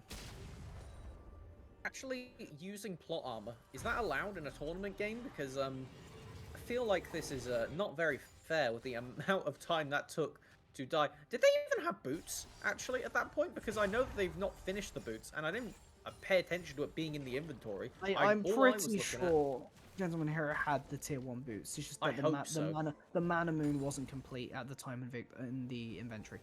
Yeah, and I feel like once that is complete, this game becomes very different because that play, suddenly, every time they do throw out a Q to try and get a bit of move speed and escape out, they're actually chunking you, and you need to be very careful of the turn, even though they're completely and shouldn't have any right to do that. But now, anyway, we've got the massive gold injections going on to Tafe and Semide, which are the two players we were saying should be able to take it to Kit and contest. Obviously, we've seen in the lane phase, Vigar hasn't been able to get it done, but now they are extremely close to a Rabadon's.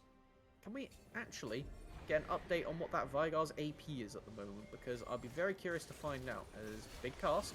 And Prometheus going for the engage. Tafe here to follow up. Onslaught of Shadows. Prometheus going to go down first. And... JK, doesn't matter. Yeah. That is what happens. The counter engage now coming out. Curtain called down onto the bot lane. Striker. Going for the kill. Perez managing to get healed up a lot by the Yuumi. Ooh, Yuumi gonna pop out for a little bit, taking the damage, using the health bar to the best advantage, managing to keep Jinx alive for as long as possible, but no, they both go down in the end, and now Kit are sieging your base. Ever so oppressive is that dragon on Striker. Semite, I don't know what you do here, because you got to get back in to defend your base. They don't have minions in right now. KRL getting put down to a fragment of a health bar, as Redeemed is just going for another solo kill on the mid laner. How many times has that happened this game? I would say more times than I'm wanting to count, and now the Nexus being taken. Once again, Kit, you know how we joked at the start of the game saying, wow, there's no way they can do this in under 20 minutes. Well, 22 isn't that far off on the scale of things. I'm speechless. Because it looked really shaky early on. IST showed a lot of promise. The Hecarim was 4-0 at one point. Yeah. You had the advantage and you were a scaling roster. That was looking really good. And then Kit just somehow magically turns the game. I will reveal the curtain for you and tell you what the magic was. Solo lanes. It was just the solo lanes performing so well. Gentleman Hero was never behind in that top lane. They were building up thousands of gold lead on their own for the majority of it. And then in the mid lane, we saw Redeemed somehow getting solo kills on the Corki into the Vigar. Every time that we panned over, it was just happening way too quickly. The Corki burst with that first strike quite a lot. All they needed was the first item without even the full mirror mana completion. Insanity from this squad, who are looking as dominant as expected, but somehow still making it look impressive. And at the end of the day, props to Portugal though, because in the early game, it was not that dominant. You had people like Striker dying on botched gangs, and Tafe, the amount of pressure he did end up putting out on this Hecarim. And remember, this is your substitute jungler in many senses, so maybe with a slightly different roster, you could even be performing better than you currently have been. So we've got our replays ready. Let's take a look, because we can actually start to set the tone for how IST made Kit bleed throughout that game. And it looked competitive for times, but every time we look up to this top lane, you know it's going to end poorly. You don't need to remember the play, because you know that it's just stuff like this. It was example of why the Gragas can't answer the Fiora when they are on par with those parries. Very nicely done. Nearly a return kill, but the Flash not able to save them. And this was one of those moments where we saw Tafe way better off than Striker. And the thing is, this was after level 6. And I would say, yeah, this was definitely a blunder from Striker at the end of the day, knowing that Prometheus was there, or at very least not considering it if they didn't know, but there was the control wall on the way, so a bit greedy, we'll say, from Kit. They still managed to come back and do things like this, where, okay, you see the idea, right? You see the idea. It makes Yeah. complete sense what he's trying to do. He wants to burst the Fiora. He just doesn't have the damage. He hits the Shyvana instead, and so it's all just gone kaput. Yep. You just have to recognize that you don't actually have the ability to be able to do that, but sometimes it's hard to see in the moment. Once again, Gentleman Hero Yeah, we just didn't get to see this fully, dominating. but it was Hmm. a fatality, to say the least. It was just continuous aggression from the Fiora, and now with the just package play coming out here, this was an insane burst, and the fact that they managed to get away from the end of this, it was just everybody being kept at arm's length from the IST squad. Tough. At least we saw that Kit can bleed, right? They can be beaten in the early game. They can make mistakes, and that is important to see, because if you don't know that and you just assume that they are unkillable, unassailable, this team just cannot lose unless they choose to, well, at least you know that now. Maybe if you get rid of Fiora, it's a different story, because across the rest of the map, there were areas where there were punish available. There was issues. And we saw one way that IST managed to do that, and that was through jungle proactivity. This game, Striker picks something a little bit more passive in the Shyvana, and Tafe just goes around making the ganks, making the counter ganks, and that ends up getting them a really sizable early game advantage. Sadly, a lot of the gold did go into Hecarim, which is, yes, Hecarim wants some gold, but you want to split it amongst the rest of your team. But that worked quite well, actually. And do I think that Kit are going to drop a game for the rest of the day? No. But at least now, after the day is done, teams will be able to sit back and look at the VODs, go back and say, okay, here's how we lost to them. It was off of the back of this solo lane power and a farming jungler that made themselves visible when required. How can we try and punish that? What can we actually do in the solo lanes to facilitate it? Is it a case where we pick a Ezreal with a Pike? Something like that. A champion that shouldn't be able to die on their own in the bot lane? Or do people start to adopt different strategies, like maybe pulling out the Bard we thought could happen this game, as opposed to try and take away Cat IRL's Yuumi? And that might have been something that could have pivoted this, because having that additional pressure from the Bard means that Gentleman Hero can't look for those tower dives, can't look for such aggressive plays. And then in the mid lane, maybe that helps you get your Veigar up to the Rabadons, and after a point, if you don't get that early more Malmortius, then Veigar just one-shots you anyway. So that is something that, as the week goes on, and as we wait until the second half of this round robin, then Kit might have a challenge coming. Only time will tell. We'll have to wait and see. Just stay tuned and keep up on the standings to see exactly whether Kit can be taken down and to what extent. That's the key here. Keep up with UEM. We've already shown yesterday that Group A is a massively competitive group. This one, maybe there's a gap between Kit and the rest, but we have yet to see the rest of the group come to meet each other. So maybe we'll get a little bit more contextual information regarding the level Group B. And just to update everybody on Group A yesterday, because we did have it as a outstanding game that hadn't finished yet. It was Uligad versus Bristol Warriors. Uligad managed to take that one away, leaving us with the 4-0 Bobcats, followed by Uligad in second. All three of the other teams are tied at 1 and 3. And that means that if we take a look over there, there's the potential for multiple groups to be looking at 8-0s. Maybe. We'll have to see if Bobcats can keep that card dominance up. But if so, that really goes to show that there is a challenger, at least one. We've only seen, what, less than half the team's players of current, not including Abo that comes through the last chance qualifier. So there are plenty more opportunities for teams to make their mark on the league. Even in this group, we still have multiple teams left to show, and I'm very excited to see what the rest of them have to offer. Exactly that. There's a lot of stuff we haven't seen. We have the Spanish seed in Brave still yet to play, and of course the Belgian team as well, which, if I'm not mistaken, is actually like one of the biggest French-speaking universities in the country as well. So, Yup. some big names actually. And I think that potentially that Belgium team might be able to offer one of those challenges over to Kit.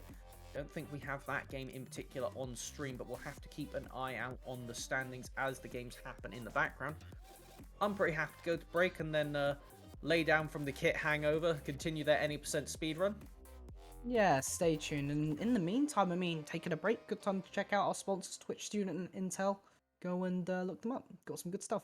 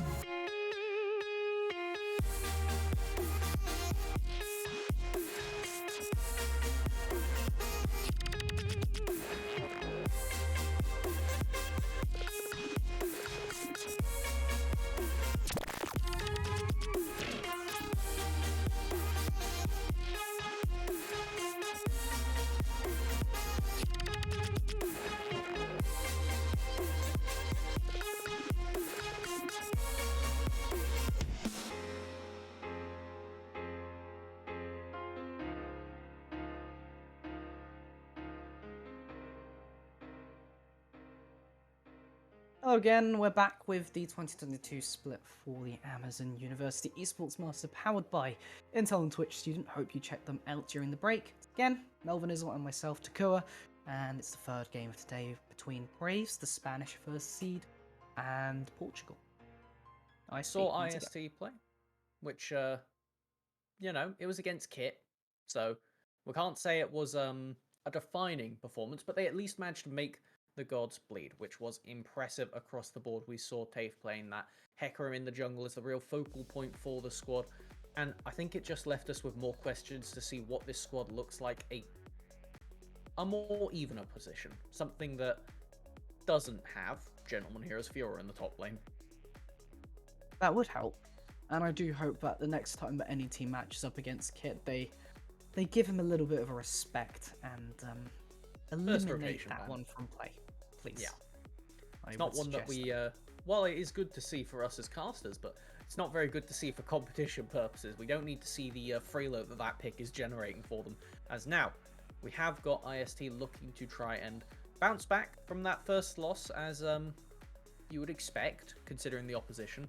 But let's hop into the roster for IST, and we can give everybody a little bit of a recap for people that didn't see the speed run in the previous game. We do have reminder that we have Tafe in the jungle, not Warrior Pepe for today. Yep. Still here with Tafe, but Tafe performed beautifully last game, was the team's source of tempo and priority, map pressure galore in the early game versus Kit, which is quite the achievement, I have to say. Just proving that ISC are definitely a team that are playing to win. And a reminder that we expected this to be a competition between the two teams last game because Tafe and Semide in the mid jungle are both ERL Div 2 players. They play against each other in the LP LoL, and that is something that we were hoping would translate over to equivalent competition. Maybe it was just champion pool. We'll have to see next time around. Hopefully we'll get to see the recap on stream. But right now, what we have is them facing off against a different team on the Rift. First time we'll get to see Braves on screen for us today. Take me through the Braves roster.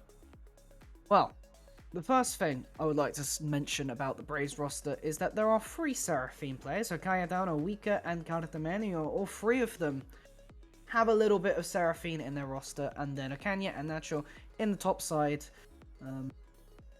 Quite a lot of interesting picks, to say the least. And before we talk about anything draft related, I'm going to preemptively apologize. I will do my best with these names. I have tried to practice them, and I am not very good. So I will do my absolute darndest to try and be respectful. So I'm just throwing out the apology now to not have to do it after every time I say a name. But exclusively carry top laners, I think, is the first angle we want to look towards. Because we saw Prometheus playing the Gragas last game, and it looked okay. I mean, it wasn't... It's hard to look good against Gentleman Top, but that means that we now need to see what they look like against a more even opponent. However, I'm seeing that they still play Fiora this game. Yeah, Akanya is the other big Fiora player of the league. We have yet to see exactly how he will perform on the pick comparative to Gentleman Hero, so maybe in due course we might see the 2 of them match up versus each other, only time will tell. And the main thing is that this team has, I think, a bit of a surprise factor in the sense that Wika is not necessarily mentioned on here. There is the Vigar, but the Seraphine, the Senna, and the Karthus are also in the pool. And I think that potentially playing something like the Senna Karthus sounds like an absolutely terrifying bot lane.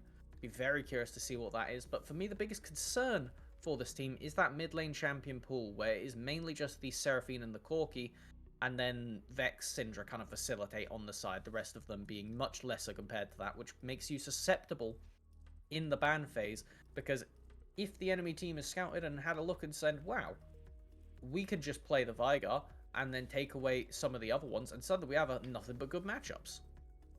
That's it, and it's about making sure that you have this in draft, that advantage to, advantages whether it's lane, just having good matchups.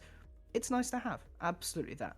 I will also mention that Braves has a little bit of experience as a university, not necessarily the same team, but in UEM 2019, they did qualify, did not actually get out of groups unfortunately, but it does seem like the format was a little bit unfair given the amount of games that were played total.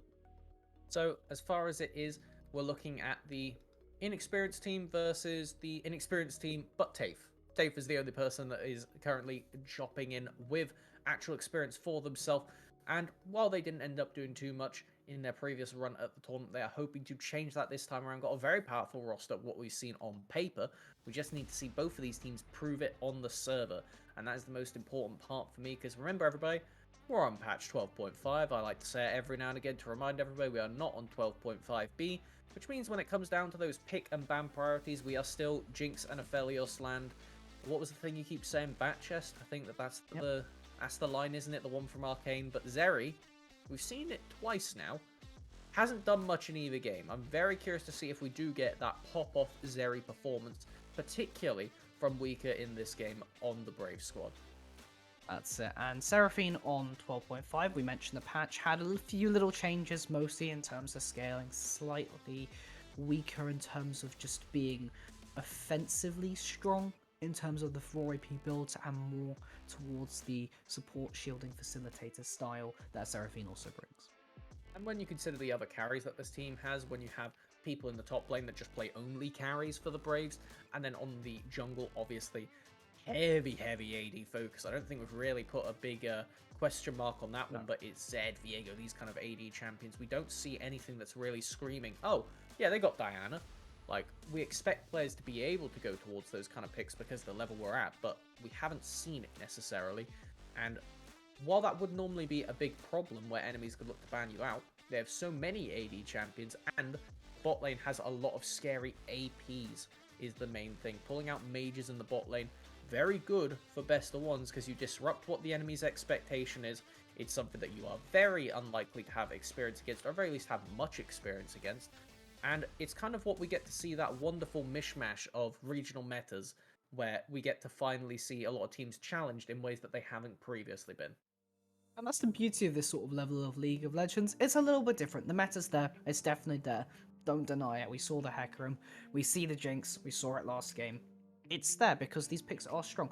But, as we mentioned, I mean, the Fiora, not necessarily out of meta, but, you know, not something you commonly see. These pocket picks are very important towards these teams, and it's just the way they play. You're not always practicing the meta, but you're also practicing stuff that you like to play and you think are good, and it works.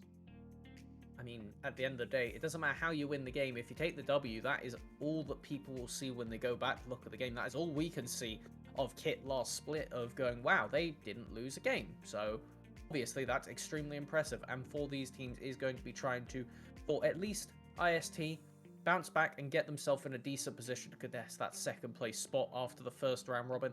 And then for Braves, it is going to be trying to set themselves up. We've obviously tracked both of Kit's games so far, and brilliantly, we get to see the Braves play against Kit in the final game of the day with that Fiora versus Fiora matchup, so keep your eyes peeled based on how this game goes, because if they can take down IST, who made Kit bleed, and then do it in decisive fashion, we get to spend the rest of the day hyping up that game 5, because it's going to be a spicy one. Even if it doesn't go well, we still get to say that, well, there's going to be at least some weird champions coming down, and I'm very excited to see how this team looks to approach the draft, because when we're looking at yesterday, I think it was Uligab was one of the teams that I was like, wow, this team has amazing approaches to draft. I like what they're doing.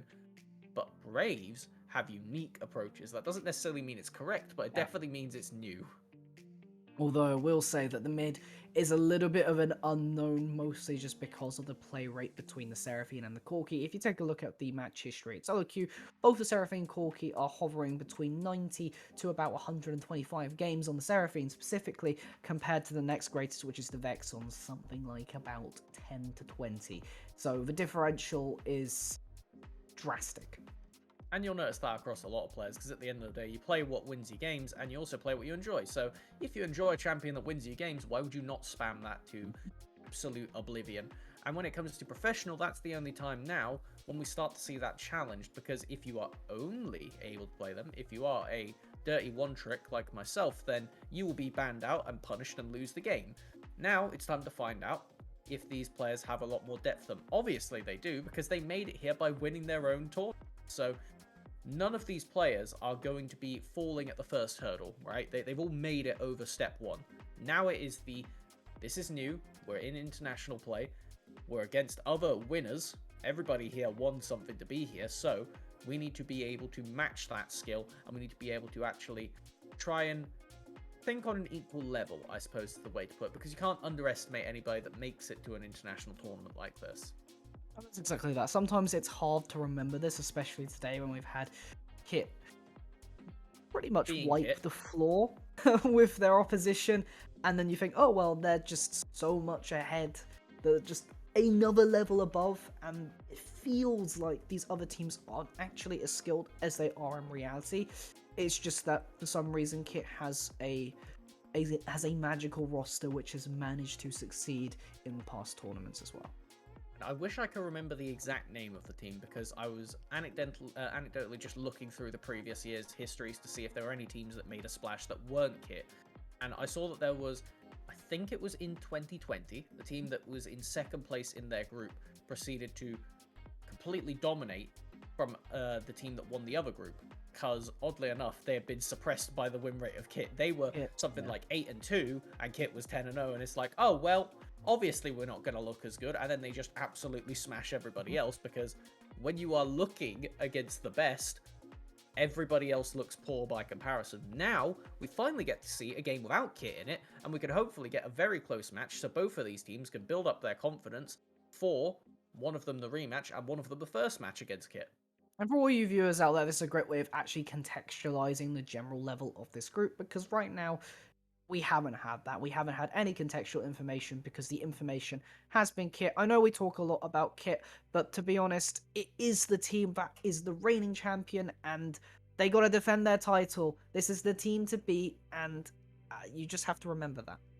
And it also means that by going so ham on the Kit train, as soon as they end up losing a game, provided it happens, we get to then blow up and talk about how amazing that team is. If it's Braves later on today, if they lose a game off stream, then everybody's going to be sat there like, but how? In hushed tones, looking around. What did they do? We must learn from the Masters. And is it going to be an exception? Maybe. They went undefeated last year. They won the previous year, only dropping 2 games. They're trying to find another clean sweep. If we can avoid that, that'd be great for the drama factor, but if we don't, then we get to see one of the most dominant teams in any international tournament historically. Yeah, I mean, it's hard to draw parallels at this level, but still, it does sort of have these echoes of T1 during their periods crushing competition. Even right now, with their current roster in the LCK, as we talk, they're on the verge of going 18-0, having the perfect split. If they have not already, I can find out now. For those of you that are watching, I wouldn't be surprised if they had. Maybe we get yes, they have indeed. I have just had a look. Excellent. They made it. They made it happen. 100% win rate series. Big props to them. Spoiler, by the way. But I feel like if people were going to know that, they've probably already known about it. I haven't opened Twitter, but I'm sure it's pasted over the wall at this point. There's nothing else you'll be seeing except for this tournament right here. And that's where it's at, because we're still going. We got stuff to show. And we got a lot to show, because we need to see if any of these teams are going to be jumping in at that next level of play that we are really hoping to get from them. Still 3 more teams. 3 more teams to go for the rest of the day, 3 more matches.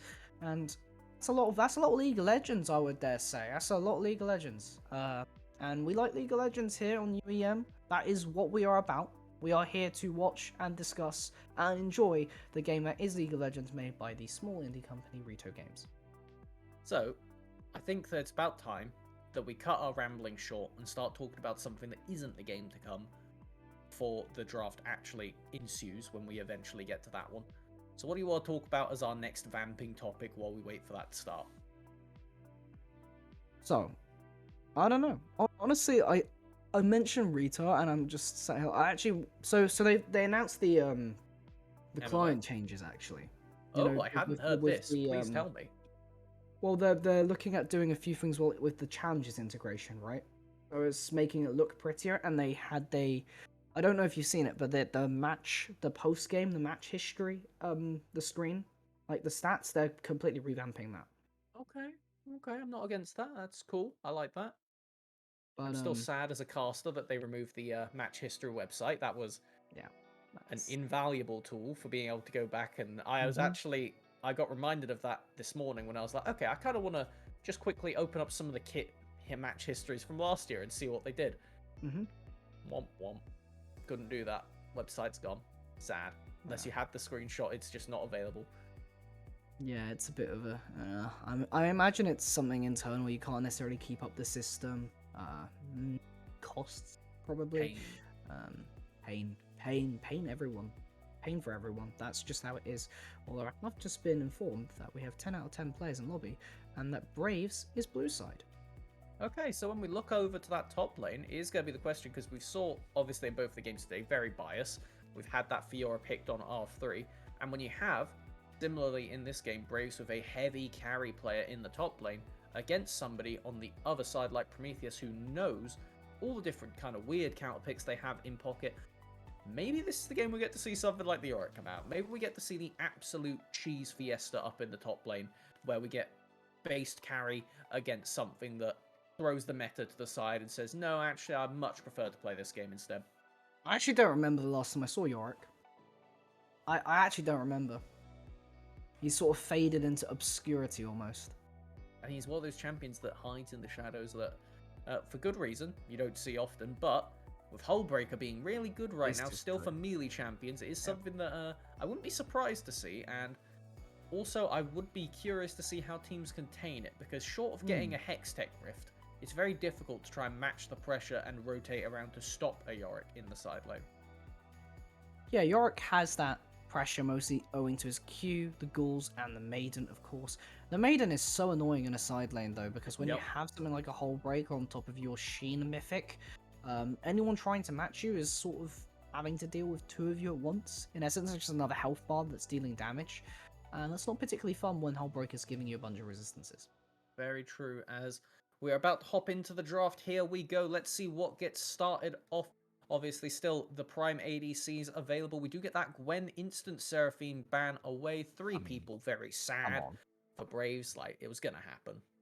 It should, I'd imagine it will be permabanned for the whole tournament, because it's not only a triple flex, but it is a comfort pick for the mid lane and their most played champion of all time, as far as I can tell. So, multiple reasons to be getting rid of that champion, as they're respecting Okanya's Fiora as well.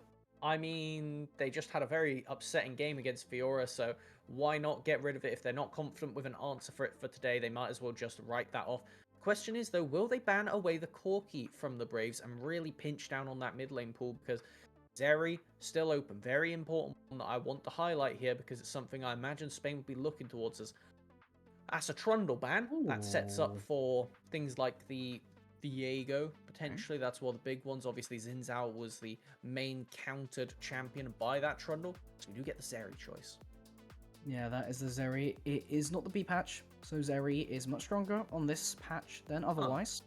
And there is the bear. Denied from Prometheus. I guess that's a takeaway, because yeah, Prometheus in the top lane playing a lot of that. Tafe, obviously, it's a jungler by nature as the champion, so you could still take that away. But removing the Volibear from the champion pool, saying we are fine to use that to accelerate our jungle, does throw a bit of a spanner in the works, though, because a lot of the way we're expecting this Braves team to operate was AD mid, or sorry, AD jungle, and then AP everywhere else, basically. So now, I'm very curious to see where the AD source is coming from. I'm expecting something like the Camille or a Jace in the top lane, but in the first rotation, this is not the time to be looking at that. Armor coming through again, really good early pick and draft because of the ability to be able to flex out to multiple lanes, top support, ADC, 4 roles, generally not picked as the ADC role unless your name is Reckless, and that is Xin coming through as the second one, pretty generally strong jungler. Yeah, despite that nerf on the duration for the ultimate, it's not exactly going to do much to ruin it. Thing is, with the Volibear, they'll be able to win those early trades. For these two, it's a lot about who finds the other first, because if Volibear can get that W stacked up quickly, then they can win elongated fights, but otherwise Xin Zhao will just take it away with the Conqueror. As it is, oddly enough, the Corki we were talking about. They left it open, they didn't take it away. Will we see the Veigar into it again, is my question, or is that another one of those picks that Semi after the previous game says, never playing that matchup again in my life, don't want it. Yeah, it's just the fact is maybe sometimes it goes like this where you perform badly. It was literally the game before. And it's like, well, you know what? I don't think I'm that bad of a champion, but I'm just gonna leave it a little bit, as that is a Cogmore really showing that Weaker has this massive champion pool. What? Of unusual champions. Just the raw Cogmore. What? What? Did they really just pick Cogmore without Lulu on? They could have picked Cogmore Lulu if they wanted. Too. And there's the Cassidon response, which is something that can blow up the Cogmore, and bye-bye Lulu, you don't get that support. And it's fine into the Corki, because you've shown 2 magic damage carries and a Volibear who does magic damage as well. So I think the Cassidon is exceptionally fine here. It's something that we know that Semi plays. It's one of their favourite champions. And now as we go into this second rotation, yeah, you obviously just get rid of things like the Lulu and another Enchanter maybe to go along with that. Maybe Brom is a good answer that they could end up picking out, but the thing is then that has a poor time against the Karma, so I don't know. Unless we do end up having this Corki go in the top lane and the AP Cogmore mid, but I feel like that's still poor. Yeah, I don't know. There's no good way that I see Braves to rotate this draft around that makes it favored to them unless they really do have something spicy to show. That is certainly something that is potentially up their sleeve. We do know that Organia has a lot of different options in the top lane.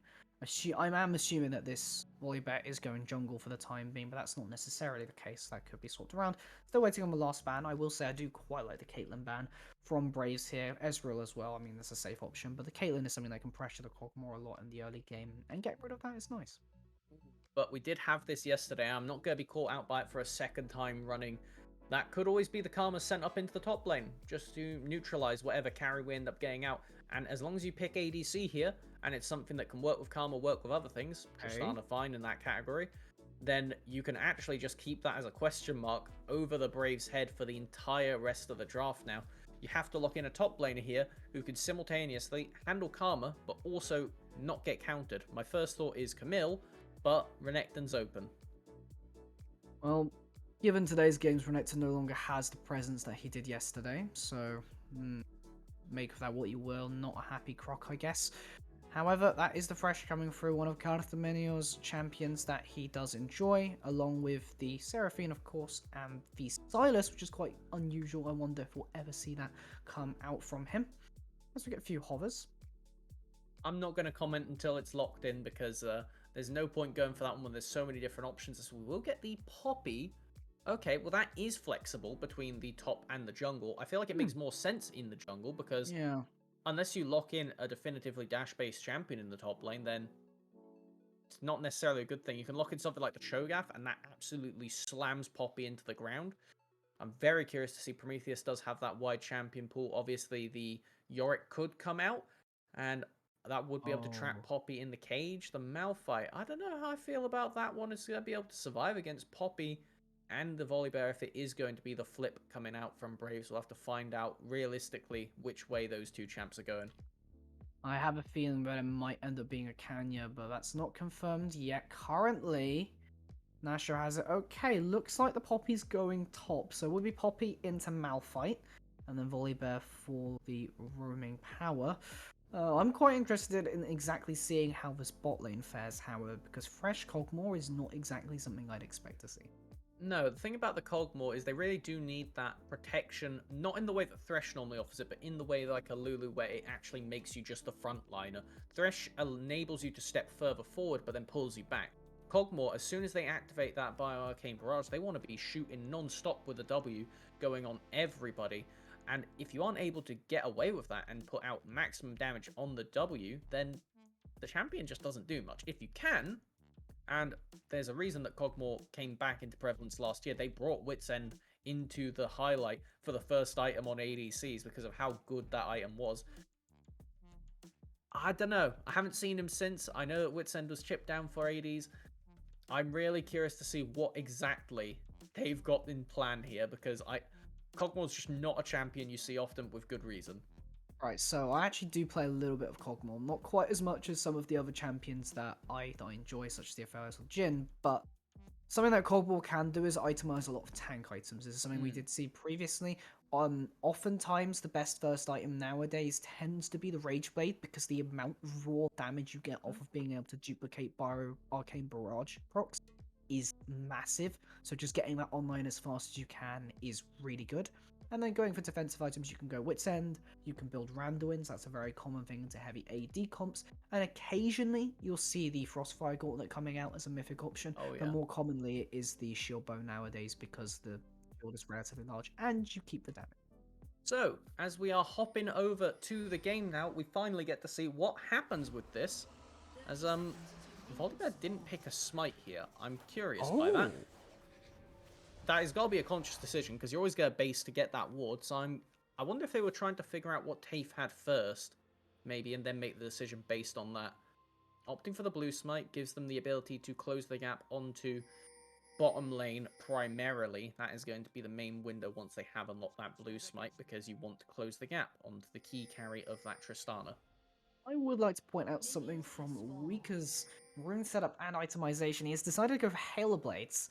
And not just that, but also a D-Blade start, which is actually surprisingly uncommon for Cogmores. You'll see a lot of people going either boots and 4 pots, a longsword and 3 pots, or even just the dagger and 4 pots sometimes, because that directly goes into the Rage Blade. So actually a bit more lane aggressive, which is not exactly what I'd expect to see. And on the subject of, well, not necessarily anomalies, but things we should keep our eye on, is both mid laners have opted for the first strike. Both super scaling picks as far as it goes. Semide on the Kassadin really does just want to survive lane as best they can, stay even, and get towards that Rift Walk. We all know the horrors of level 16 Kassadin, but at this point, level 11 is equally as spooky if they're in a positive situation. And the first strike, adding extra burst to it, is a melee champion, remember, so he gets more value from his first strike than the Corki does. Yeah, I suppose one benefit of going this itemization right now is you can see the weaker and Carter menu actually providing a lot of pressure here. Because Cogmore's early damage, you can definitely be caught off guard by that. He does a lot of early damage. It's just that he is quite frail. Okay, I like what I'm seeing right here from Okanya. Did I get that right? Is Yep. that right? Oh, excellent. We'll take it.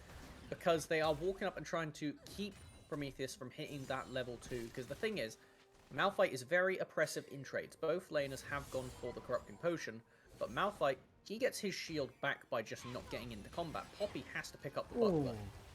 And this is really important, because if you don't trade trades like this, then eventually Prometheus will be able to chip you down. So it is extremely essential to playing out this lane correctly that Okanya is always trying to stay in the fight, always keep that corrupting pot ticking down on their enemy laner, because that way they don't get the shield back, they can't end up chipping you down, and you get to finally base, maybe pick up an extra starting item like the Doran shield to outlast them. Yeah, we'll see how well Prometheus can handle Kanya here in the top lane. Definitely not a good matchup for the time being, but will provide the hard engage and the unstoppable force in later fights and potential roams. We'll see that eventually. And the thing is, on the other side, I don't think the Poppy offers you a massive amount later on. Oh, I love this. Really going for it. That's the first blood. I didn't even expect that to have enough damage, and Weaker even gets a kill on the map game early on. That's massive for a Cogmore. Okay, very nice stuff. Both sides of the map from the Braves. Early game doing wonders for this squad. Finally a counter gank though. Tave looking not going to even it. chase. Oh, I didn't even see that one either. Tafe has gone for the lethal tempo this game as opposed to the Conqueror. Most curious indeed. I actually have no idea how good that is on Xin. Xin does auto a lot, but I generally feel like you stack Conqueror faster than Tempo. I'm not an expert on the champion, so not one to know about that. You However, definitely do get the Conqueror faster, Yeah. but as far as it goes for tempo, that's going to be because they want to be able to take the fights against the Volibear and against the Kog'Maw once they're in the melee range. That's the only reason I can gather for it. Because otherwise, I don't know, I feel like Conqueror just makes more sense holistically. Oh, Weaker has actually picked up the component. I don't remember the name of that component. Its name. I know what it does. It gives you move speed on hit, and it Half-bound builds. axe? There you go. Beautiful. Always there. That builds into Wit's End, however, so it will be a Wit's End first item, as per is relatively common on the Cogmore intercomps like this. Castin Karma makes sense. Casting Karma Malphite, I want to add on top of that one. While it won't do much against Tristana, the fact that it gives you movement speed as well, it means that Cogmore is able to actually kite around the lane. And I haven't played Cogmore for a while, but I was a dirty Cogmore abuser for a hot minute, just playing the tank build with the Wit's End. Oh, yeah. And I tell you, it's definitely been nerfed since then, but it's extremely satisfying because you get the chase down potential. Thing is, that would be when you'd go for the boots first, so like you said, it is just going to be this aggressive rune set helping keep them alive throughout the lane phase, and that has enabled the initial gank, the kill, and this dragon. There it is. I'm happy to see that Cloud Drake go, and I'm sure that Braves are also happy to see it go, given that you have a Corki and a Cogmore, two hyper-scaling champions, and you'd like a hyper-scaling soul to go along with it. Oh boy. The fact that both Mountain and Ocean are available for the Cogmore double tank team That is scary if you're Portugal. You can't look at that and underestimate it, because if they do end up rolling Mountain, you've got the Castan with the first strike. You have got a Malphite. Even Tristana with the bomb. All of these champions need to get the one-hit kill, get the job done, and then move on to the next target. If it's not happening, the whole comp falls apart, so a Mountain Soul would utterly shut them down. Mac Games looking for that. I mean, yeah, you're quite safe there in the bot, but for the time being, not too much action. Skedaddling out is Akanya. Already got the tiers. They will be stacking that up for the Fimbulwinter later on. Will make a lot of sense for these elongated fights. Poppy very good for proccing that. Same as the Malphite, but obviously after that first blood, they weren't exactly able to afford anything of significance, so slowed down any progress towards a counter Fimbulwinter with that initial play. As now, take a look at the map. Wave is going to push back in to the bottom lane of the Braves. They do have Tafe lurking, but no camps to take. A control ward keeping them safe for the moment. Thresh, absurdly difficult to tower dive, even with that Glacial, I would say, because it means if you don't get the kill, while he won't be as squishy, it's very hard for you to just walk it out. Perez looking for the crash. Just going to get the reset after that. And would like to point out that Cayetano actually has got a significant lead here in the mid lane. 73, and he's procced quite a decent amount of first strike as far as I can tell. I can always hear that sound effect playing whenever the mid lane gets panned to. And Nashor just going to get a topside crab, likely to set up for the Rift Herald spawning shortly. Now, curious about what the support rotations are going to be. You see that both of the bot laners for Braves are walking down the mid lane. Now, this can backfire horrendously. If you do not get this Herald quick and get somebody in that bot lane defending the tower against Tristana, we are quietly going to see Perez, close enough, I tried, taking a lot of tower plates off of that bomb. Clearing out the vision, Akanya going on to Prometheus. Did not have the vision, just gonna chunk him out a little bit. Oh, he lands the hook. He didn't know. That's the kill. And that's the Herald secured. Beautiful play from Braves. Not showing yourself, and the fact that they waited, they could have been lurking in a bush bot lane until you see them firsthand. You don't know. Very clean stuff from Braves, going to win themselves this Herald. And now, taking a quick pan over to the bot lane, we see that they've managed to secure one plate for the Tristana, but nothing more as of current. They got another wave coming in. Should be able to get a second at very least, but Rift Herald equalizes that. It means it's more about the XP difference. That is a level 6 Trist. There's the potential for further aggression, but then again, at the end of the day, it's under tower. And Cogmore already back in level parity. There it is. Cogmore really not being that inhibited this game. Yes, a little bit down on farm, but almost expected with the type of champion that he's playing. Ooh. Nice little trade there, getting some first strike gold. And I like how you brought up the fact that we had Corki ahead in CS and first strike procs pre-6, because now the game becomes very different. Kassadin, with that extra magic resist on the passive, basically just shrugs off a lot of what Corki does to them. So in this lane phase, now that they are able to rift walk on top, the lane is completely pivoted. Semide should be able to dominate this for the foreseeable future, and it is going to need Nacho help to get in there and actually get the ganks done on this Volibear, because if you aren't point and click CCing a Castan, he will just kill everyone. That is something they can do. Riftwalk having insane ratios, along with the fact that it is AP and has a mana scaling, so much like Rise, it does a lot of damage once you get that tier item complete and your AP mythic. Wait until you're level 16, really short cooldown and the base number's higher.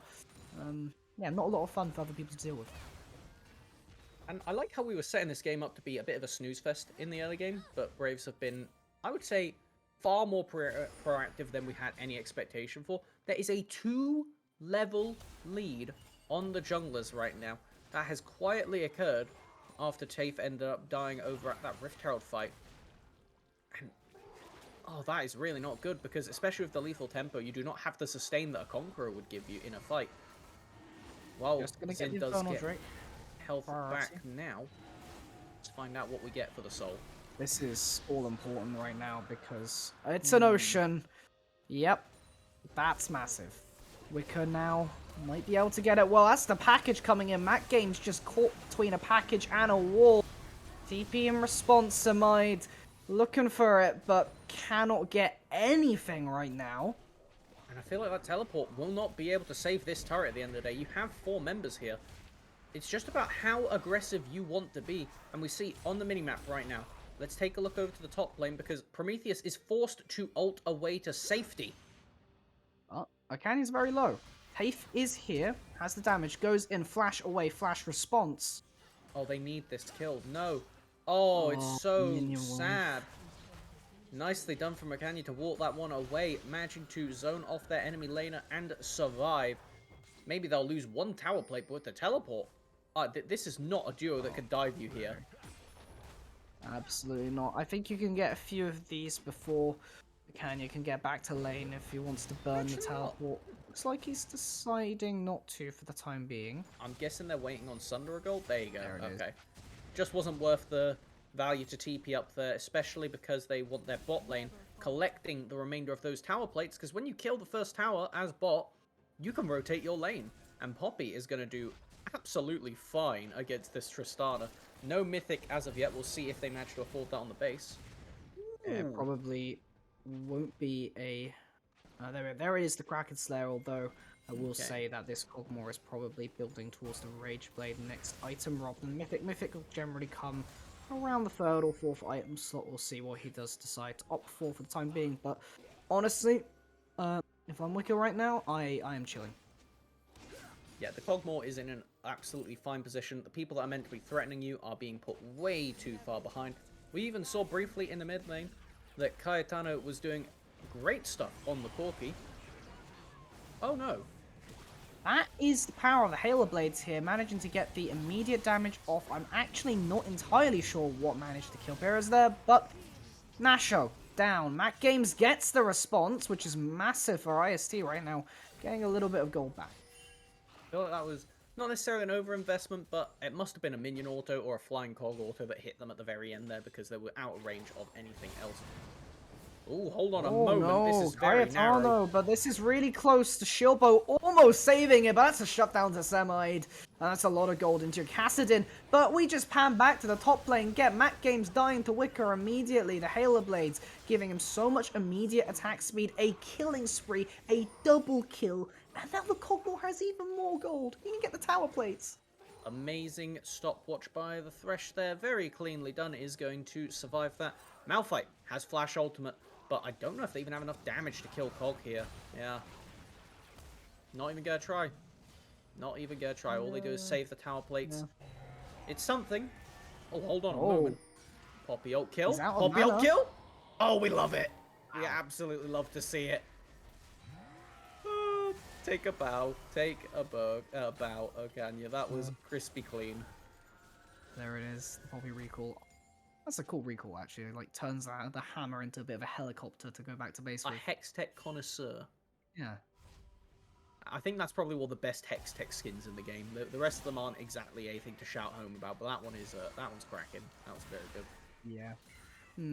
That's a good one. I mean, my favorite gemstone skin is definitely Dark Star Cho. I like that skin a lot. That's true, but the reason I don't normally count it is because that one was originally you could buy it because it was for the charity. It was for the charity. This is true. Yeah, so while it is a gemstone skin now, I feel like I don't know. It's a gemstone skin. Go buy it, everybody. Still go buy it. It's a great skin. You're right. Dragon's up soon. Dragon is up soon. Currently, you're looking at about 6,000 goldie for Braves right now. They really want these Drakes. Currently have 2. Working towards the Ocean Soul, and likewise, IST do not want Braves to have that soul, and they've taken the opportunity to get the setup. Cayetano might die before it spawns, and he will. But Akani's here. Doesn't matter. Let's go out to protect for a little bit. Akani's getting really low, gets shut down by the Cassidin. Now Nasho's in a bit of trouble because he's in the middle of 5 people, and IST make the comeback in that fight. They just went on it without the Cogmore. That was the biggest issue there. Cayetano, yeah, they got picked off, that's fine, but then the rest of the members decide to commit to a fight when Wika was nowhere nearby on the Cog, and at this point, You look at the key ultimates that are available, there are cooldowns that can access the cog, but I feel like there is a genuine world where we can have the bot lane of Braves actually keep them off. Yeah, you see that they're not even trying to go for the dragon, because if you lose this and cog kills everyone, you kind of just lose the game with how much gold they'd get injected into them. Obviously, they didn't have the information, but a part of me there was thinking, well, if Rika flashes over I into the thought it too, bush, yeah, yeah. you can just kill it, and they don't even know that it's happening. But Okay, no, but we have the setup. yeah, this Unfortunately, is they went too safer, low. as they can still take it over the Yep. wall here. And okay, now they have information because the Scuttle Crab was passed over, and this will be the hopeful, I say for Portugal, trade for the Rift Herald. They have got minor amounts of mid-priority for a moment, and they need to take it soon because there is a lot of bounty gold on it. Instead, they are just going to lurk around and maybe fish for a pick, but not taking the proactive play, getting punished for that. Right then, well, I guess you're just giving it over again to Braves. Braves getting all the objectives this game so far. And if you're Portugal right now, you feel like, well, you won the last team fight, that's good. Vakassadin's getting online, he's got a lot of gold. I feel like you need to try and find more angles right now, because yes, you're getting some gold back in, but you're losing the objectives, and this is an Ocean Soul. IST can't catch a break with second rotation picks. First they get memed by the hero Fiora. Now it's the Cogmore coming out of nowhere without the Lulu Blind! still popping off. Blind Cogball! Blind Cogmore winning, first of all. Blind Cogmore, no Lulu, no other supportive aspects on the team. You could argue Poppy keeps them safe a little bit, but the thing is, Semite and Prometheus both do not get stopped by the Poppy, so at the end of the day, this is just going to be solo carrying off their own back, as we are getting the base into what I'm assuming to be a Runans based on that itemization, as they will be a absolute monster in these fights now. There it is, doing AoE damage now with the Bioarcane Barrage extra procs. That's percent health magic damage. You can't even necessarily itemize against him because he does mix damage along with the Wits End on hit procs. It's just a lot of damage.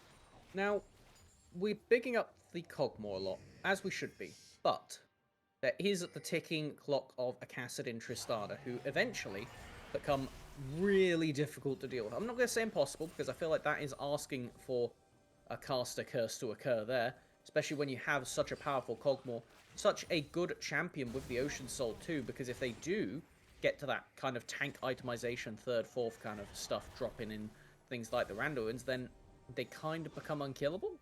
But they don't have a Lulu to protect them. That is a solo kill happening. Huh? Well, you were talking about the Cassidin. The Cassidin is now dead.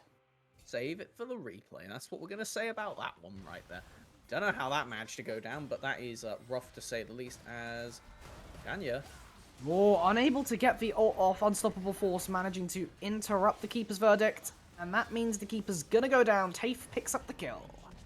Rifthold will get the charge in mid though, but I doubt they will try and get a second one. Instead, oh, I love this, rotating up to top lane and going to prioritize that expensive top tier 2 tower. Still going to crack open the map, and this is really big because you do not have anything noteworthy in the side lane for the Brave squad.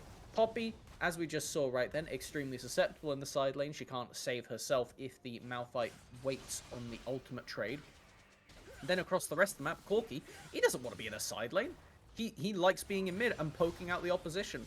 So getting these towers down sooner rather than later is beneficial for the Brave squad, as now, potential trade into the mid lane, this would be a lot of gold and a lot of map pressure for them, but it looks like they will not even be allowed that. Nope. Kaitana's out the TP and picks up the entire wave. Oh. Every opportunity is currently being shut down by Braves, and if anything, this is hyping up the matchup between them and Kit right now, because Portugal managed to dent Kit a little bit in that first game, in particular the early game with Typh's Hecarim.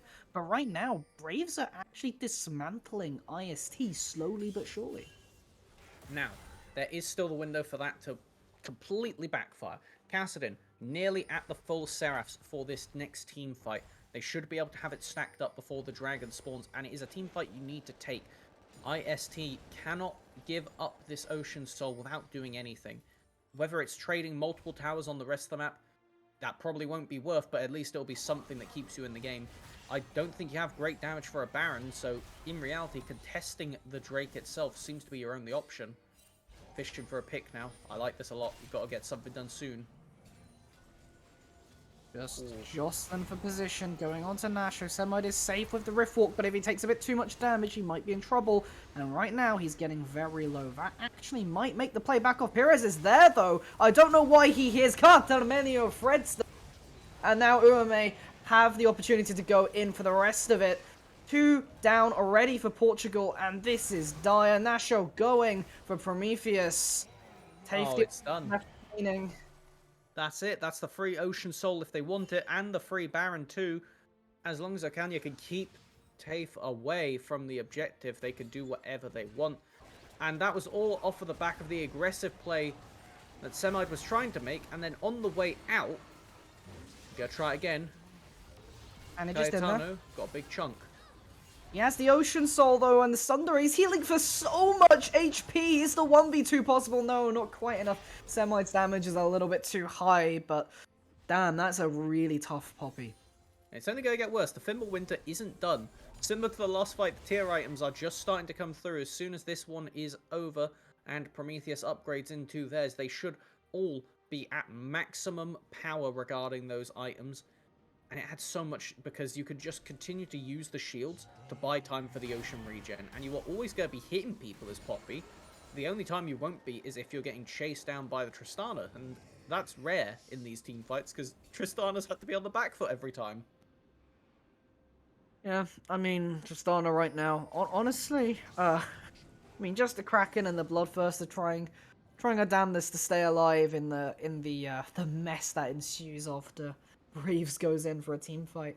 It's just looking at how they can actually close out the game. They have the tools right now. But we saw it the other day with Uludog in the case where they just put up so many layers of resistance that it took a very long time for the other Spanish seed to be able to close it out. Well, we do have the package available, which means that you are really dissuaded from coming in here. It is being used to burn down the objective, about to time out. Malphite available, Steel available. They don't have vision on the on the Baron. They don't know HP. Oh, control actually. Yes, they do. They should know it's 2,000 now. Yeah, they're gonna let regen. Regen's a little bit. This is very risky. I know you have the Ocean Soul, but you've got MR shredded from the Baron. Semide can get a big play. Careful. I have to back out. Wait, so okay then. My goodness. Almost a heart attack with that. But they get the mid tower here, and they can stop the rotation. Artemania might just be dead, actually. They don't quite get the kill. The Ocean Soul healing is just too much. National brings the storm. 2 knocked up by Prometheus, but is it enough for IST? He's going to go down and return. Cayetano's on a killing spree. Wicker laying down the damage with the barrage and the ultimate. It's just too much gold, and the Ocean Soul keeping them all alive. No anti-healing to be seen on the entire squad for IST. And that means they can't even take down a Thresh, who finishes off the fight at half hit points. Nothing to be upset with on that one, as this will be a free Baron going on all 5 members. If it looked over before, it looks doomed now. Oh. I think IST don't have much more of a chance. What they need to do is resist the pressure coming from what will probably end up being multiple lanes of Braves. But all I'm saying is that now I really do feel that Kit, you should be watching out for this team, because right now they're doing pretty well. If I'm not mistaken, and this might be me being a whoopsie, but I'm pretty sure on the schedule this is the one game where Kit don't have somebody to play against. They could be watching this right now on stream, which does give them at least a little bit of an advantage getting to see how it is done. Now, this is the biggest question, because the game should be over in the Braves' favour, but it's about how cleanly they do it, because like you said correctly there, it was how close Udab made it yesterday in the base. They put up a hell of a fight, and it became to the point where if one single death happened the other way around, then maybe they're actually back in the game, and they're the 4-0 team instead of the 3-1. Prometheus lurking over the wall. Just look at how conservative, how safe the team is playing. You only want to have the Poppy standing forward because you take so long to kill them, and they might even be able to get out themselves, waiting to sync up the mid and bot minion waves. Very respectful right here. Going for the play, Cartamanio makes the engage. So me taking too much damage, Kaitana has enough range. Wicker! Oh, what is that? Okay, that's the full-on advantage. As I tell, like, it is actually still playing a game right now, so they don't get to see this happen. They don't know, chat. They don't know what is coming for them in Game 5. As the domination from the Braves coming down, they've got the bot lane priority. They should be able to just end it here. If they want to play it hyper safe, they could go to mid, but with the keeper's verdict. Stormbringer to cut the power from the turrets. They can't shoot at you anymore. You got the Baron wave in. It's just time to deathball it to the core. Britannia in the back. Kaitana looking for some more kills, trying to pad the KDAs right now, but what a performance from Braves. A statement game for them, and it's one that they needed to make because I know we've talked about everything in reference to kit, but that's because they are the highest level of play we have at the tournament that we know of. Maybe we can see that Braves are going to try and challenge that with a 27-minute victory over IST. Still looking pretty dominant with those scaling picks across the board from both sides. Biggest question for us is going to be if they can replicate that later on in the day. Exactly that. But Braves has one advantage, and we saw it this game. They blinded Cogmore. Not necessarily the safest thing, but that just goes to show their confidence in being able to pick these off-meta champions and actually use them effectively. This Cogmore was pretty much just sitting pretty all game, farming and up, getting to 3 items. He actually managed to itemize incredibly offensively the whole game because the entire team was so ahead, and he had the Ocean Soul behind. And that was one of the issues we were saying about Kit, is it's not necessarily a problem, it is a stylistic choice. They weren't playing through bot lane. Matthew was being left alone a lot of the time, which is fine. But when you have this powerhouse in the bottom lane that will play whatever they want, Wicker can make a lot happen on the Cogmore. I'm sure if they're going to pull out something like that, they've got other things like the Zeri and the Draven they could go towards. That means that maybe we get a close match later on. Maybe we get 2 teams heading out the day at 3-1 as opposed to the decisive 4-0 and that kind of thing. So we'll have to find out firsthand. But first of all, we've got some replays from this game. Let's see how they did it, and we can start to set the tone for how good Braves really are. Here we go. It's the first player, Kanya here with the solo kill first blood. This was brilliant. But it's also recognition of knowing damage thresholds on the Poppy. Knowing that you can go for this here and just kill Prometheus. And Prometheus not even bothering to flash away because you know that the enemy can just match you. And we see right there, instant dragon take after, because there was the simultaneous kill on the other side of the map. And then just this dive was so cleanly done. The slow from Cogmore chains beautifully into the package. And while they end up getting chased down a little bit, what are you supposed to do as Karma Casting? You're just going to lose this tower for Rift Herald. And they didn't even get the return play onto the top side. IST had no avenues back into the game. Pretty much anything. The only time anything was close to hand them was here. This was the one time where it looked a bit oopsie from Braves, but that happens. Yeah, Nashor went a little bit too far forward, and that means IST can make the collapse, get 1 kill back. It happened a few times here. I believe this is where he managed to get the kill here. Not quite enough healing and shielding from the shield bow. Okay, and then taking a look, the game just gets a bit out of hand from here. As soon as we see Wicker get up to that 3-0-3 mark, become an unstoppable monster. There's the one play that I'm sure is the next one coming up in the bottom lane after this, where it is going to be the rest of the Braves team stepping up to fight without their Cogmore. And this was probably the last hurrah that we ended up getting from IST. We aren't going to get to that one yet. I forgot about the Poppy ult kill. That's the cracker. I love to see that one. Literal absolute bop coming out. Yeah, sniped it. I don't know. This was over aggressive to say the least. This was one of the few moments where my confidence in Braves faltered. Now they instantly turn that back around after using the Cogmore Thresh to just zone off of the dragon. And I feel like maybe IST could have looked for it. It would have been very close and very risky. But everything from this point onwards went all Braves. Yeah, they just pretty much put their faces in front of the faces of IST.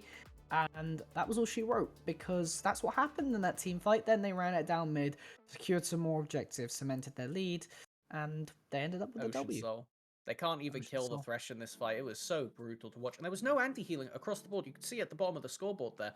They were just so reliant for IST on not losing that Ocean Soul. So I feel like it would have been worth the risk to go for it against the Kog'Maw Thresh a bit earlier on in the clips, because when you haven't itemized into any anti-heal and the Ocean Soul is inevitable, anything is preferable than handing that over. If you can't even kill the Thresh, who doesn't even have Aftershock this game, they were Glacial, then, I mean, what are you supposed to do to the Kog'Maw, right?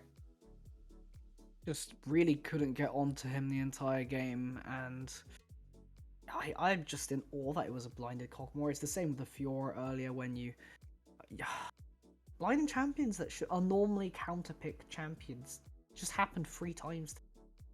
3 times, and again, happened with teams that we're going to get to see later on today face off against each other, because every game that somebody has blinded a counter-pick champion on the second rotation, they've won. Is it a trend? Yes. Does it mean anything? Yes, their teams are very good. That's what it means. It's exactly that. The confidence to say, yeah, I think I'm better than my opposite man. I'm gonna win with it. That is something. Domination. That's a statement to say. It is good to see that confidence exactly, and that's exactly why we get players moving from UEM to the higher leagues of Division 2, Division 1, and potentially LEC as you go on, and it sets the tone. So, I feel like that is going to be it for us for the current moment. We have got 2 more games, and make sure you stick around, because that last game of the day is going to be the most important one for us. We still get to get the general score of the group coming out in our next matchup between IST and ULB from Belgium. Let's throw to that break, and then we can come back and jump in with it. Exactly that.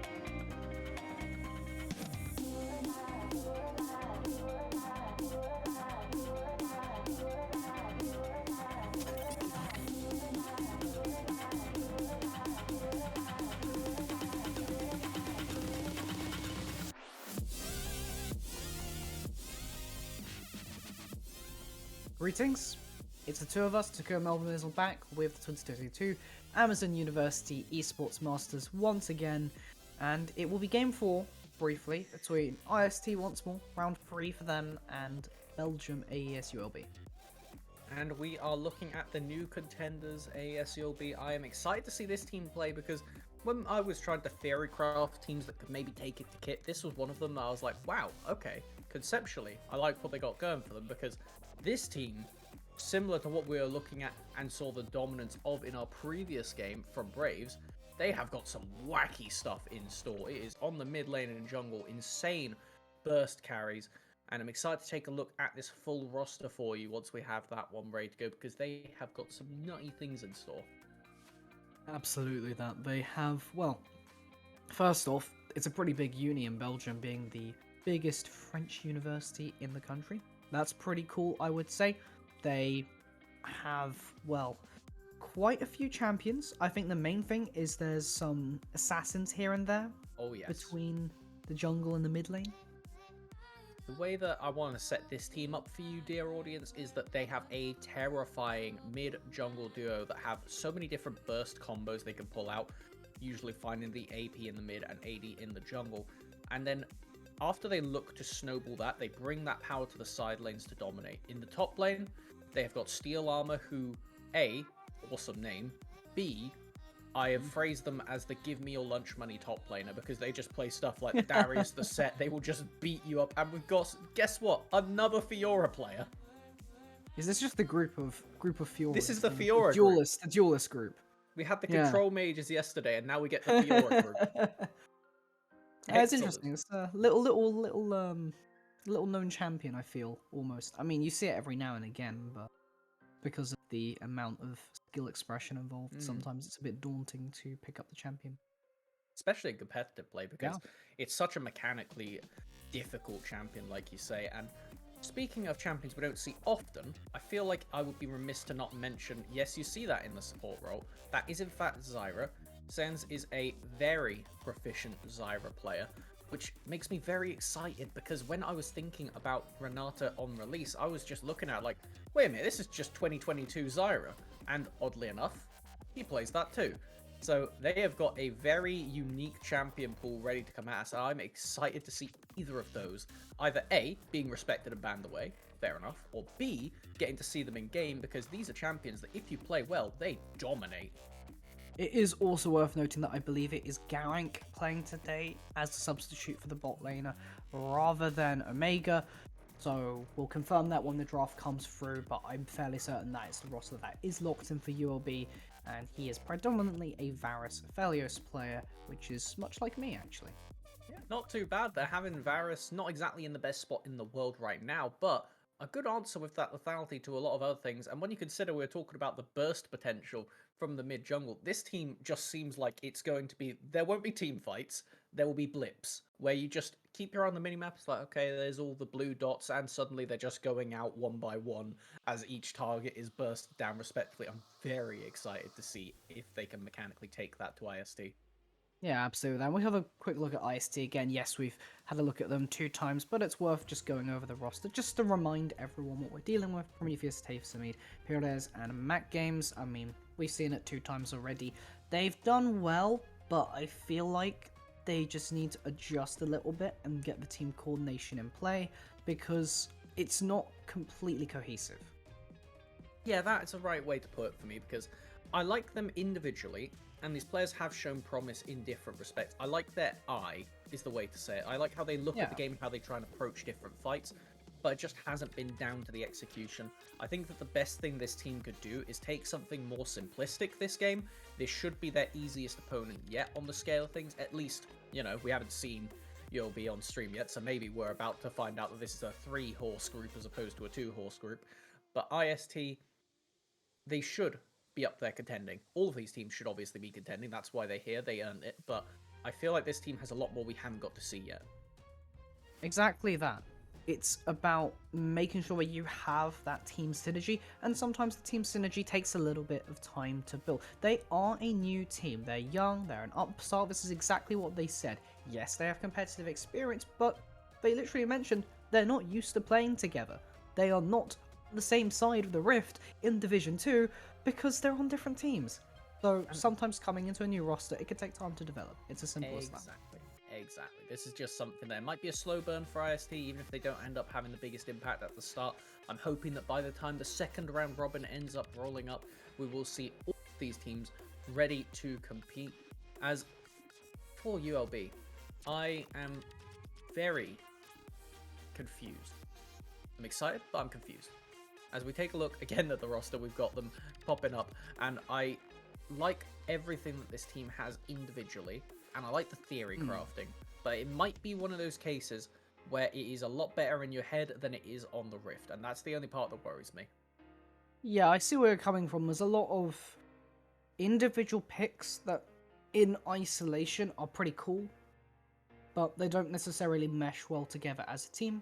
We'll see exactly what happens in draft, because at the end of the day, it is just the picks that we see in solo queue and some of them that are recommended. But that does still mean that there are other picks within champ pools. We saw earlier, the Cogmore kind of just came out of there. Weaker did have some unusual ADCs available, APCs included, but the Cogmore was not one on my radar, and I don't think it was on yours either.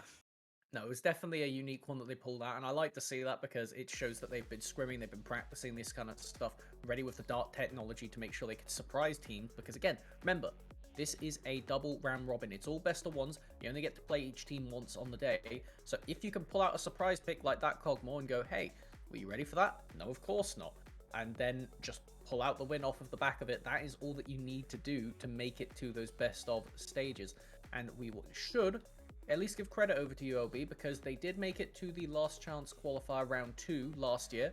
So it's something that we should at least give them credit there. This university has a lot of success across many different games. So credit to them. We just need to see if they can keep that going in League of Legends and actually see if they can make it to the next step, if they can be competitive in what I'm looking at and suddenly thinking is a group of death. And it's just a friendly reminder that they are playing to get into the main stage, so the playoff stage, as well as the last chance qualify stage. We're placing either first or second in the respective groups, and that leads to the amazing 14.5k prize pool provided kindly to us by Twitch Student and Intel. Go check them out. They have provided us this entire show, and they can provide you with further discounts on their products if you go and check them out. So, we've got a little bit of time left before the draft, and I feel like we've pretty handedly covered what we've got for both of these teams. So I think this is about the time that we should take a little step back and say, what are you thinking so far about the general strength of the tournament overall, considering we've had all of yesterday's games? We have about to see exactly half of the teams currently competing as soon as this game is done. What's your read? Well, this is Group A and B. I mean, they stylistically have pretty different teams within them. You can get some themes, as you mentioned earlier, between the Control Mage group and the Fiora group we currently have going. Outside of Kit, which we can touch on later, because if they go against Braves, maybe it's a little bit more of an even power dynamic. But on the whole, it's a bit of an unknown, because right now we've seen that IST have not performed quite as well. There have been glimpses of what is promise, and then there's Pesigop, who got demolished, but somewhat expectedly so in the first game. It's now about seeing how well ULB do and how those other two teams compare to each other, because we don't have enough context in between teams. I think that is the right way to put it. This will be the game that really tells us whether this is just a group that is deservingly dominated by two teams, or if this is going to be a hyper-competitive group where we have no idea who's going to be getting that second place minimum or taking the whole thing overall until the last moment. And if we get the latter, where it is hyper-competitive, that's great, because whoever ends up joining what we assume to be Kit making out of the group, maybe we get them amazing upset where that doesn't happen, but assuming they do, I think that's the safe one, then whoever comes out with them in the group is going to be completely primed to blitz through the last chance qualifier, because they have had as good of competition as you can get right now. And the best part about this is, right, we've still got 2 groups left to cover next week on the weekend, same time, 11 CET both days. And I mean, it's brilliant, right? If we have already looked at this and go, well, I can see that there's at least a couple contenders on my screen right now. Like, we've counted 4, and only 4 teams make it out of the 2 groups. So That's all we really need. But if we get extras on top of that, it just adds more and more of that beautiful, beautiful narrative. Exactly that. It's only half of the show, only half of what we have to offer at UEM this year. There's still many, many seeds from many different nations yet to play and yet to compete. To see the level of competition, because who knows, maybe there's a dark horse, a new team, a new fresh roster who might be able to rival Kit this year. Because new talent is constantly developing in Europe, and I do feel that this is something that we do pride our region on. Absolutely. And it's something that in the university scene, even when I was playing in it, just getting to see the names there go up through the levels, and when you would succeed, you would see people succeed a lot. They would keep going, make their way up into the Div 1s, Div 2s like we see now. We talk about a lot across all of these teams. We've got multiple members. Even in this game right now, 2 Div 2 players coming in for IST in the mid jungle. So, cross it. It is just a matter of really working in that team environment, because you don't get that. I know this is a team game we all love to play and watch, but you don't get that full team cohesion until you get to play with the same squad game after game. And that's the beauty of a 5 versus 5 as tournament draft, the pro, in air quotes, sort of setting for League of Legends. I mean, we at least get a taste of it in Clash and Flex to some extent nowadays, but the main focus of League for many people, at least predominantly the streams, are going towards a solo queue focus. And solo queue, at least for me, promotes a more sort of, oh, well, I'm going to be the one to carry, I'm going to do X, Y, and Z to make sure that I win. We will have a draft soon enough, and then we can see who will win this time as a collective 5v5, because that's the only way you're going to win in a team environment like this.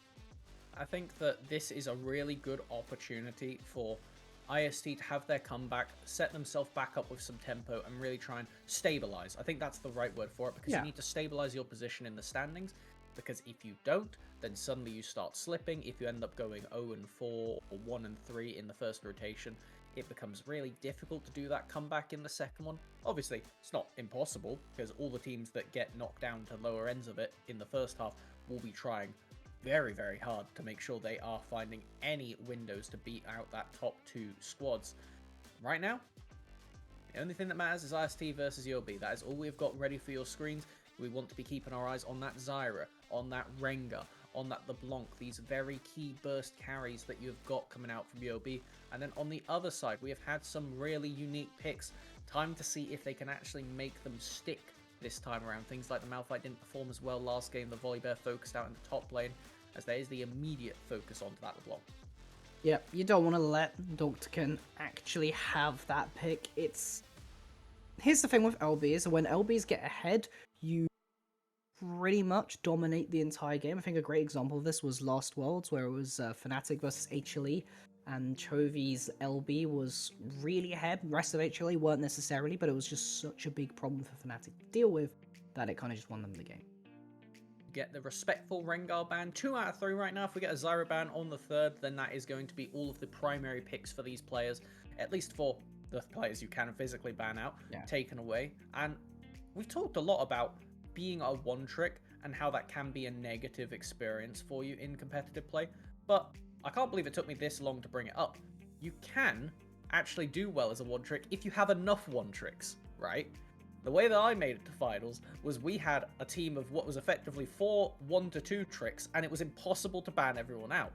Now that still happens at this level of play when we see Zyra is still open. They had to ban Renata because they're a lot more scared of the new champion than the Zyra main, but you have to give respect over. I'm very excited to see if that one does end up coming out, because you have the red side. You get the ultimate decision making on how you want the game to go, because the enemy team sets the tempo for IST, and then it's going to be on to UOB to try and change that how they want to play the game. So right now, Portugal have another first pick in their bracket. I think have they had? I think they've won all 3 games today, if I'm not mistaken. But either way, they want that first pick. They want that priority pick, and it will yet again be the Bat Chest Jinx from Arcane. Of course, she's still powerful. 12.5. Zeri's good. Aphelios. I say it every game because I have to. We have to keep that in our minds as something that we need to keep our eyes out for. But I do not expect ULB to be the card team that just immediately locks in something like the Aphelios or the Zeri. I expect something unique out of them, as that is a Leona immediate lock-in with the Hecarim. I don't want to be Jinx this game, because you have already shown your colours in the first part of that pick phase, and it is kill Jinx now. Yeah, Leona, CC, Solar Flare, Stun on her Q, Shield of Daybreak, lot of CC. Onslaught of Shadows, Knockback, yeah, that's a lot of CC, not very fun for an ADC. No, it really isn't. No, I feel like no. even with this Thresh, it's fine. It's good with Jinx. It'll keep you safe against some of it. You can knock the Leona away in lane.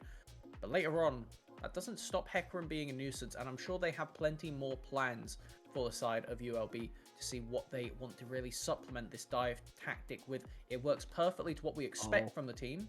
As, okay, go for it. If I'm not mistaken, the Viega has been banned every game apart from this one that we have seen live on broadcast today, and finally somebody gets to play it, and it will be Tafe this game on the Ruined King. Wait, is that locked in? That is locked in. Yeah, they're on the bans. You can see a little red line down there. Okay, so something we should mention that for the bottom lane, Garrick, while their favourite champions is the Samira, they have got a lot of games on it. While they only listed the Varus and the Aphelios, when I was doing my little bit of scouring, I was like, huh, that is an awful lot of Samira and Senna games, so it's something they're very proficient on, and makes a lot of sense into the Jinx when you could dive on top of them with this.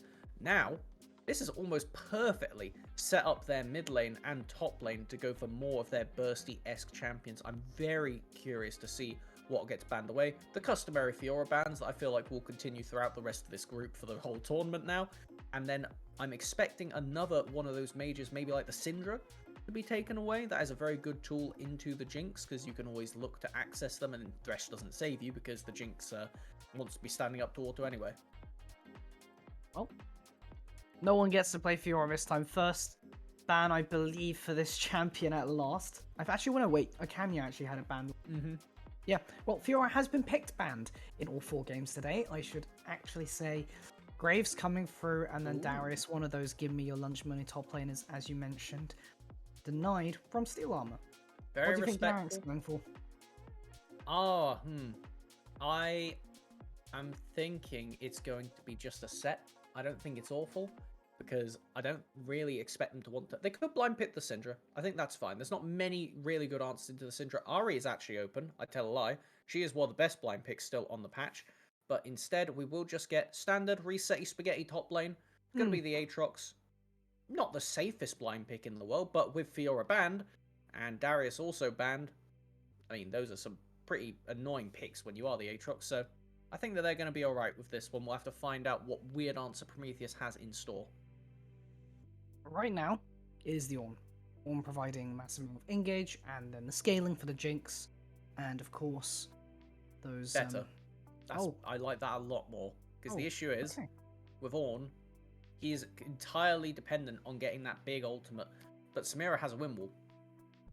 She could just smack the ram down. No, not here. And what we've seen is Portugal have really adapted their draft now, since seeing that Samira, to say, actually, okay, well, Jinx is going to be the only thing getting Wimble, but that's fine, as long as we pick another champion that doesn't get too hampered by it. So we find out what this last pick will be. That is... there it is. Gwen. All the mist. Mid. No, it could be Malphite. You never know. You never know these things. I mean, they have the flex potential at this point.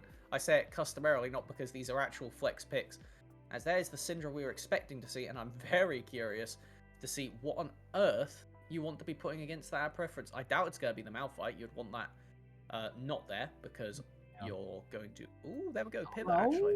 Okay. Ask me a question so I have prompts to think. Well, it is the Jack of all trades mid laner coming through. That's Ari with the multiple dashes and now with the resets currently. But how do you think that... Wait, is that... No way that's Viego, man. Could be. But we'll wait until 20 seconds. 20 seconds is when the swap window's done. The summoner spell choice for Semi makes me think that will be the Gwen mid. But yeah, go on with the question. Alright, well, Ari, Jack of all trades mid laner. Right now, I see a lot of AD. And I'm kind of curious how BL are actually going to... Belgium, ULB are actually going to utilize this Ari. Because right now, I'm not entirely sure. They have a lot of CC. Ari can follow up on that. But... Have ULB swapped? They don't appear to have swapped. Maybe that... We'll hope that's a spectator bug. Worst case scenario, we might need to do something with the draft for that one, but we will see. Fingers crossed that there's not going to be any issues, but yes, go on. Sorry. I hate to interrupt you, but it was just while it was still on the screen. I wanted to bring Yeah. attention to it. I did notice that. Generally, I mean, how is this Ari going to function for this team? Because right now I see a lack of AP damage because whilst Ari can do a lot of burst, it's not consistent AP damage. No, and when you're looking down something like the Malphite, like the Gwen, neither of these champions are really prone to getting bursted out in fights. And also, they can both resist your ability to... Okay, draft is being remade, we've been told, so you're going to have to give us a couple more minutes while that one gets done. And both of them have the ability to resist the charm, because Gwen can throw up the Hallowed Mist and just say, nah, out of range.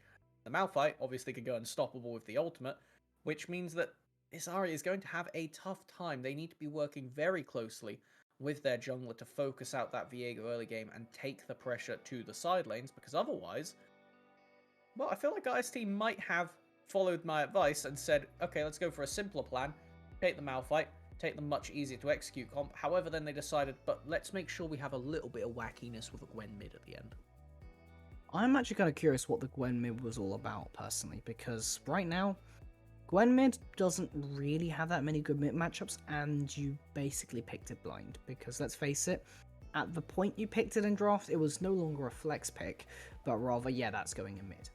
You assume at least, but I think that we're looking at it from a top-down perspective, where we've had plenty of time to prep for all these teams, and it was something that we knew was physically possible. When you are in the last 30 seconds of the pick ban phase, and suddenly there's a Gwen and a Malphite looking at you, and you're like, well, both of those could play into Aatrox. What are we doing mid lane? Because if they pick the Syndra, and then they have AP Malphite going mid, if the Malphite's able to survive the lane phase, suddenly Syndra just gets bopped continuously. So I feel like that's part of the reason why we saw UOB respectfully pivot over to that Ahri pick at the end. And overall, Gwen mid, back to your original question, it's okay. It loses a lot of its potency because Gwen loves to hit you over and over and over, get that Conqueror stacked up. Issue is, even with the Ghost, she doesn't have as much time to stick on you in the mid lane because it's a much shorter lane. That's why a lot of these champions, like Fiora, like, well, Camille a bit less so, but similar principle, doesn't go mid because you don't have as much space to play with. That is why it's a different meta for each of the roles. I have to remember that on this patch, or if it was the patch before, I cannot remember off the top of the head, but Gwen has been cut down a little bit. Yes. That damage to jungle monsters, making the jungle flex not so good, but more importantly, losing 50 attack range was the big biter here for the Gwen. I think it's just going to be remade so that the roles are in the right place, I imagine, because as you mentioned, the Samira was not in the bot lane, not sure what went on. Probably some client bug, as we all know and love, right? Their client is stable. Not perfect, but you know what? That's fine. As we've talked the draft to death for the moment, we'll save the rest of it for the game. Based on what UOB have shown in this current draft, I feel like I like what they have conceptually. I think that they've got a really good idea. They've got the Aatrox for constant knockups. That works well with the Samira. They've got good dive across the board. They have a clear plan. I would say they've got the easier to execute comp, and I like what they have going for them. We obviously have a ULB as an unknown right now. We haven't got to see this team on stream yet, so in theory, looks great. In practice, let's find out. Oh, here we go. Yep, that is exactly what we expect. Yep, all coming through. Brilliant. Well, hopefully, with this matchup, we can contextualize the level of this group a little bit more.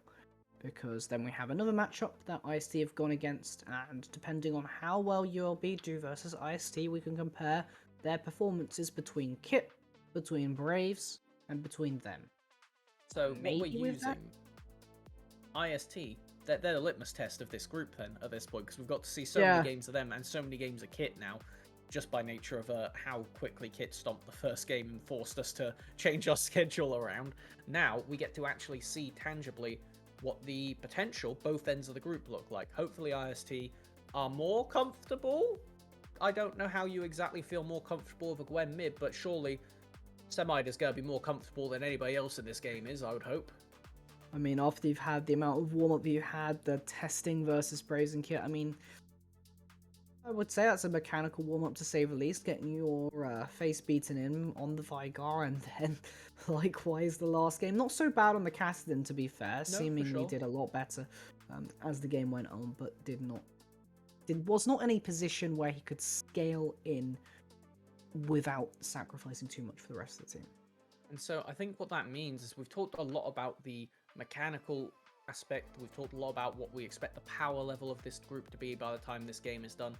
But we should talk about the mental aspect, because obviously, like you just said, IST have had two very difficult opponents on stream, and that has got to hurt the mental for this squad, because while we talk about as a positive that all these teams won their leagues to get here, we don't know the specific natures of everybody. Not everybody specified if they went undefeated. Well, you would specify if you went undefeated, and since nobody else has, we're just assuming that's not the case for a lot of them, not able to go back and find that directly.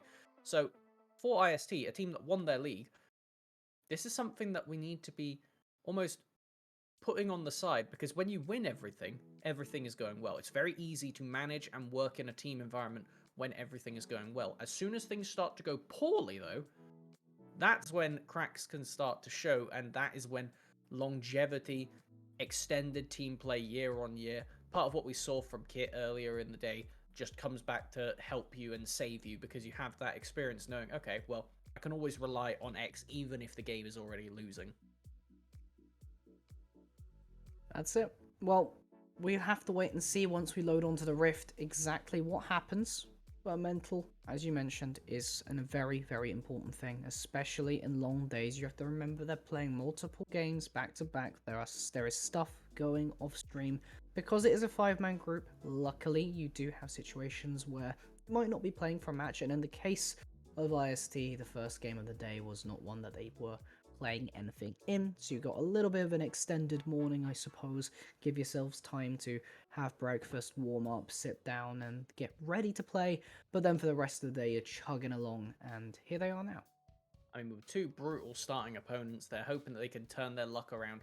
Right now is when it needs to happen, because if you finish the day 2-2, that's not bad. That's literally even. You can't complain with that. You can come back as we hop into the game now.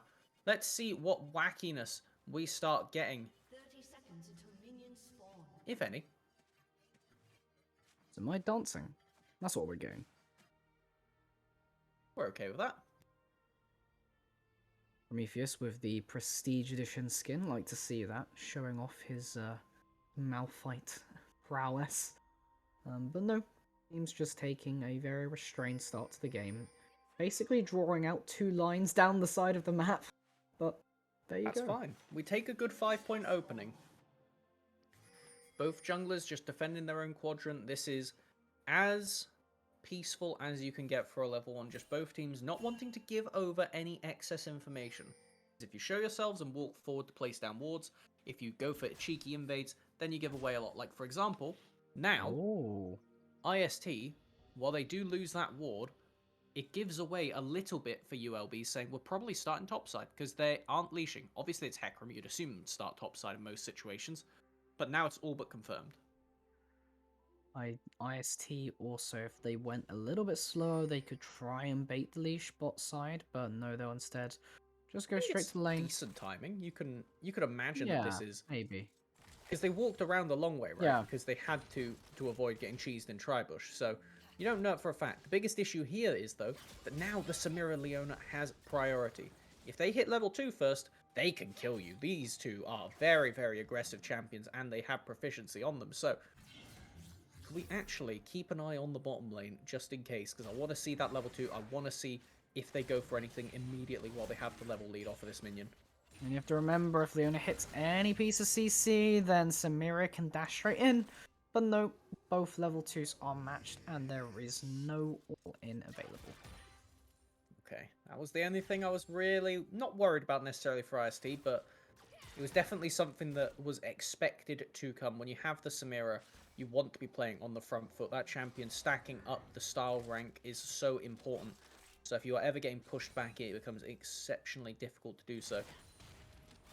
This is just very peaceful. Both junglers full clearing onto the bottom side of the map. They're both going to have cleared the entire quadrants of their jungle before they make their way to that scuttle crab. Tave is going to be farming up a storm. We'll have the red buff for longer, which does mean they will be a bit better off when it comes to actual skirmishes after this first crab has been fought over by the looks of it. There's Hecarim's ability to be able to leash 2 cabs early on that clear speed, allowing him to get to that crab a little bit earlier than the Viego. slight early advantage in the jungle. Didn't mean too much. Question is, what is Mad Max going to do? Because there is a very easy gank for this bottom lane. And I think that Tafe knows that. They are looking down. Highly respectful, going to pull that one out. And now, because the Hecarim is going to path up to the top side. Oh, no, they're not. They're actually looping back around. They really want to get this gank down. And Tafe will be here waiting for the counter. Faith is there. The mist isn't here yet. Now it is. Sans gonna be the one taking most of the damage. Perez managed to get out partially due to the knockback from Mad Max. First blood to Tafe. He gets to possess. Can they get anything more? That was a huge play from Matt Games. A double kill for IST. IST coming alive in this third game of the day for them. And they really needed it. This is the kind of early game mental boost that a squad needs after so many rough ones. As gonna zone back. Nobody's gonna die for them. That was close right there. A little bit worried for a second. But now, doesn't matter that Tafe was put behind on the Skull Crab because they're gonna be able to look immediately up to that top side and get back to full clearing. The annoying thing when Viego gets ahead, especially at this point in the game, is one, his clear is faster. Two, it means that he's more likely to be able to get the kill, and if he gets the kill, he gets to possess. He gets to possess, then it's kind of likely he might get another kill, so on and so forth.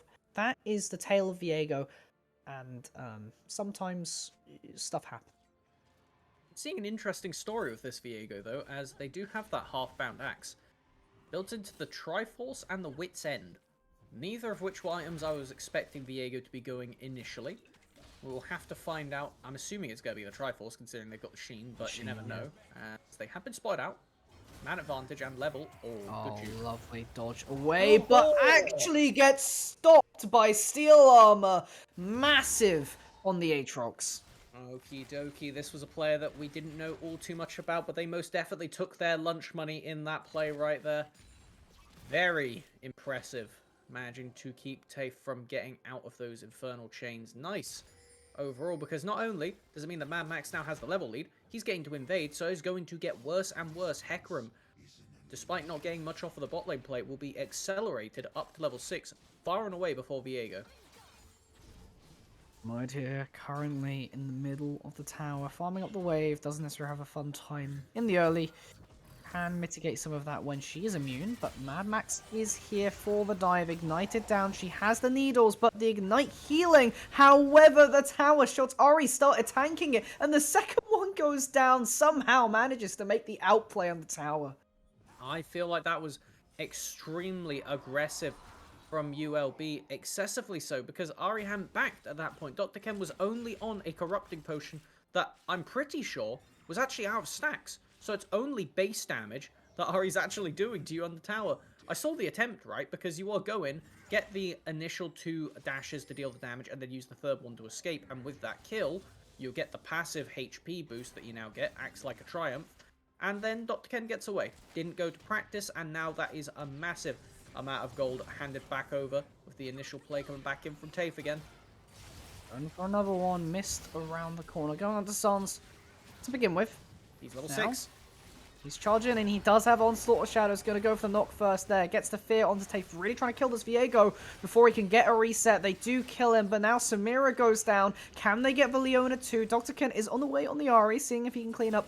No, back off. Donate the Leona. Let the sacrifice happen. Gwen will get that one. And IST looking amazing right now. This is nothing like what we have seen from them currently, and I would say part of it has been over-aggression from ULB, but it has definitely been IST playing well, especially Tafe, I would say. In every play they have been a part of at least getting there, whether it be at the start or the finish, and now Semi'd with them. These 2 players that we're talking about, we wanted them to be the main carries for the team. These are the Div 2 players for the squad, and they are starting to look the part now. 3-2-1, 3-1-1. Tafe may not have the farm, but he's definitely set up his lanes as a Viego, and to be honest, Viego only needs enough gold to be able to try and get the kill, and then from then he takes the gold effectively of other people because of those possessions. But Gwen now with the kills, managing to keep up a lot more in this matchup with the extra gold.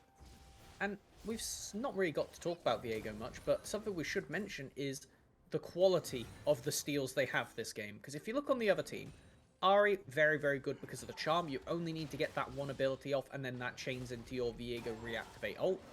Then for the rest of the map, I would say the Hecarim is lackluster, depending on the situation. Aatrox, very good. His basic abilities are his entire kit. And then for the bottom lane, I was saving the best for last. Leona, one of the best steals in the game. And then Samira, we got to see it off of the initial play that set him off on this one. But it is so insane because you get to use Samira's resets and then turn back into Viego for your own resets. And it is just bonkers what you could do with Viego this game. Yeah, you get to have that dash and the passive in. Most of the options that TaF has available have catch-up tools, which means he can keep going with in fights. But right now, I feel that ULB, you know what, you're not too far behind in gold because you have CS advantages for the most part. A massive differential for Mad Max because he's just been farming it up whilst TaF has been proactive. And this means that ULB is not quite as far behind as it might seem. And securing this Rift Herald, I'm curious to see where they are going to allocate it, because normally you would want to snowball your Samira and help them get our lane. But I feel like it's far too gone for this bot lane at this point, as I feel like we should be looking down there, though, because TaF is trying to make it happen again. Top lane makes the most sense, right? Because you have already got Steel Armor performing well. It's just the fact that you haven't got plates for this team, bar one in mid. Rotating towards the Hex, that gonna pick up the first Drake. Really nice little bit of that injection for them. Meanwhile, ULB, Steel Armor, and Mad Max picking up the tower plates here. Gold is completely even. They're gonna be able to take down one plate. What you can see they're trying to do is if Prometheus hadn't returned and come back knowing that there wasn't the Ari roam along with it, then that could have easily turned into taking the extra plate, throwing down the Rift Herald to get the first Blood Tower off it. For a second there, I thought Gowing manages to look like it, actually right? steal the blue, but no, TaF gets that one. Prometheus now in a little bit of trouble as Mad Max runs him down. I think the Hecarim's slightly too tanky, but it does need to be careful about how many tower shots he takes, and therefore will back off. That was two champions that can both ignore the other's ultimate, deciding that neither of them are going to risk it.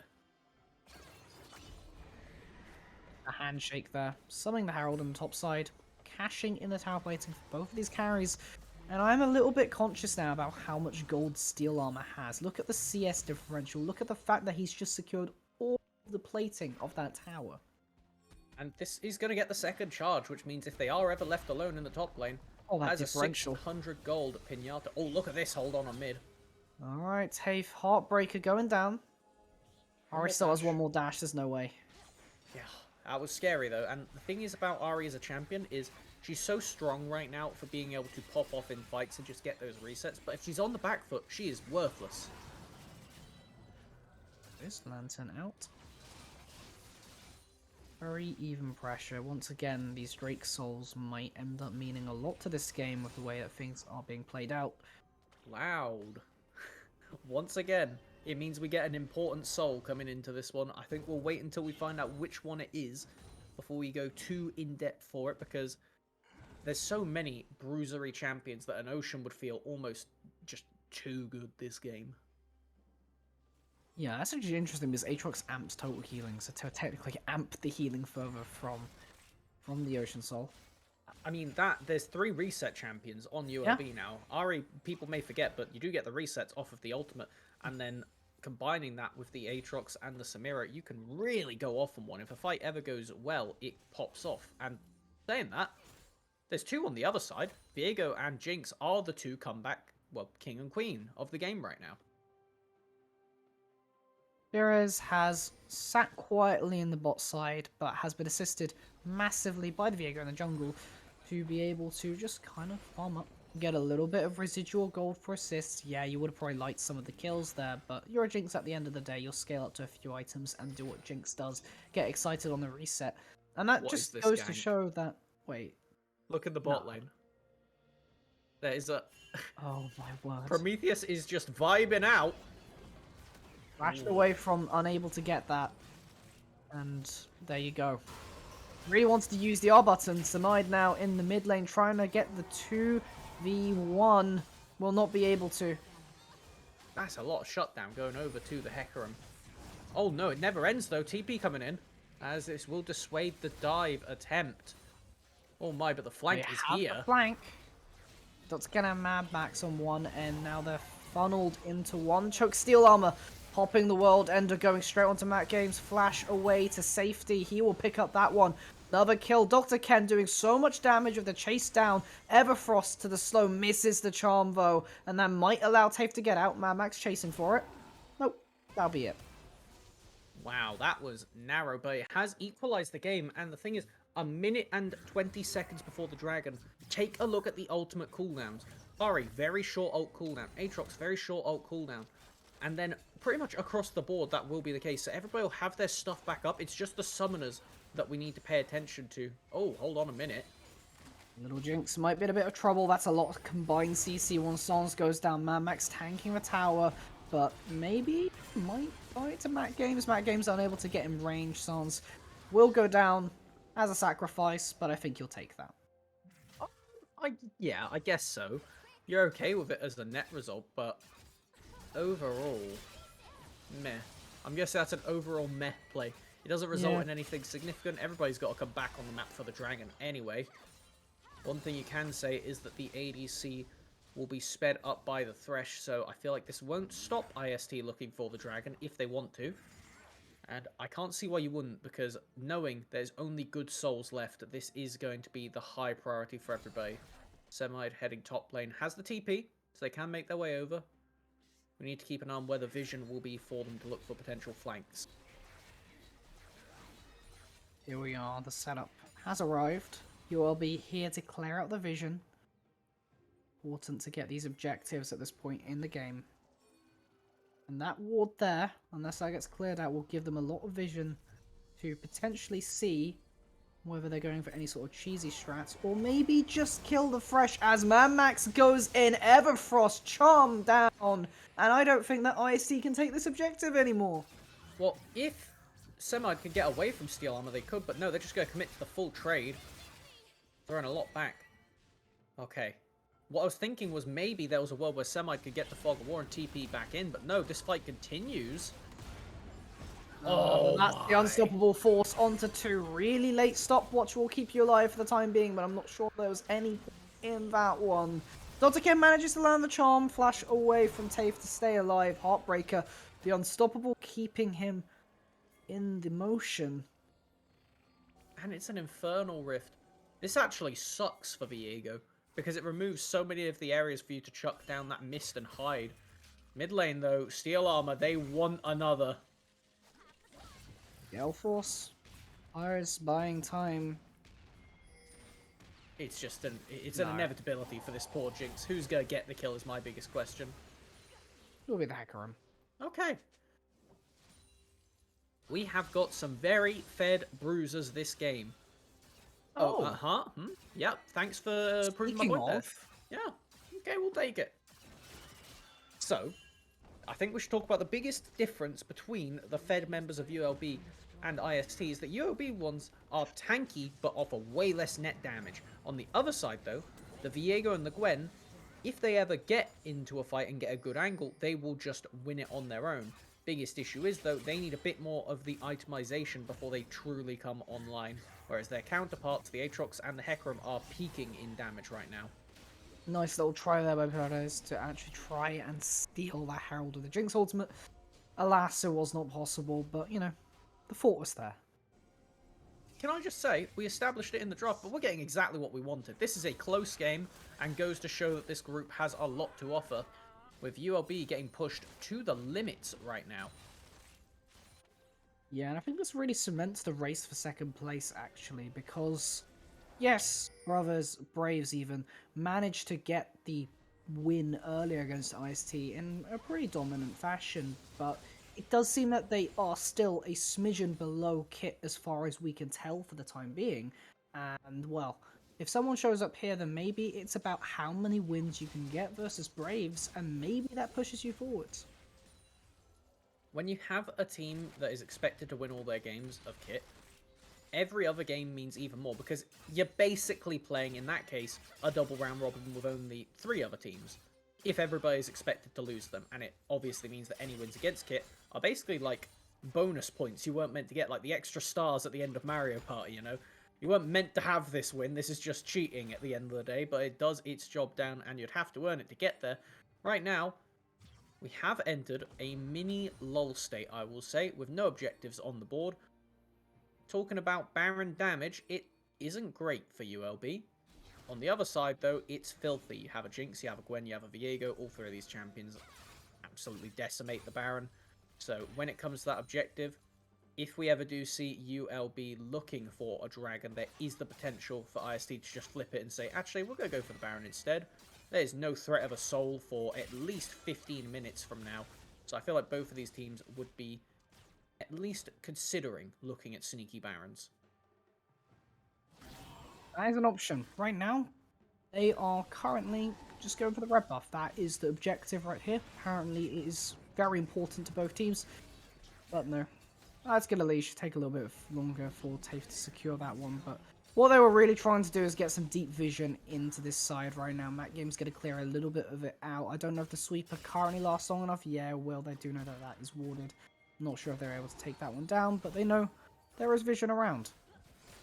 And we've just had a quick update on the standings. Currently it is Kit sitting at 3-0, Braves sitting at 2-0, ULB sitting at 1-2, and then Pesigod and IST both at 0-2. So Pesigod really do want to be winning their other game off stream, as does IST, because that will keep you competitive with the rest of the teams. That can mean the day finishes and you have a killing chance still.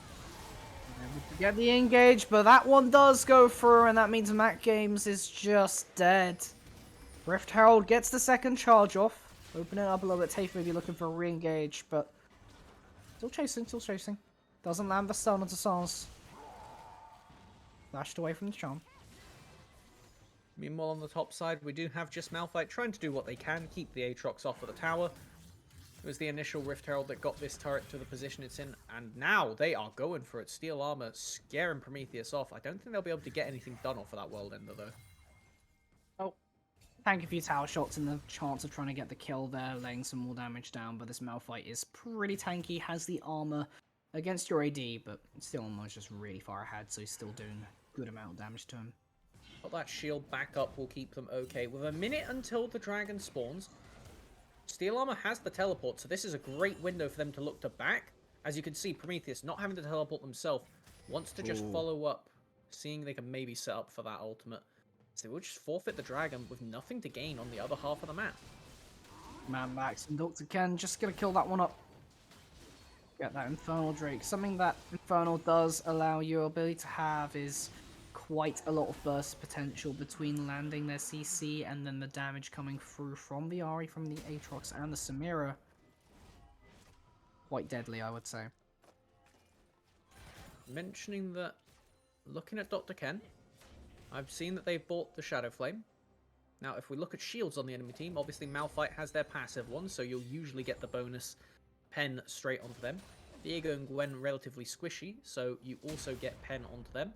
Jinx, also squishy, similar situation. And then the Thresh has the Lantern and the Locket, so setting up for a beautiful game for this Shadow Flame. Bumping Dr. Ken up to a good 38 Magic Pen, which is going to be doing nigh on true damage to everybody short of Malphite and Thresh at this point in the game. So, this Ahri, still a scary damage threat. Matt Games gets the hook though, manages to get out with the onslaught of Shadows, Mad Max, but that's an ult burned, a very important cooldown at this point in the game. IST might be looking for some setup, but ULB and Semite having a little bit of a brawl down here. And I think the Gwen wins this for the time being. Aatrox does have the potential lifesteal to outplay it, but no, he will be shut down. The healing from the needlework just a little too much.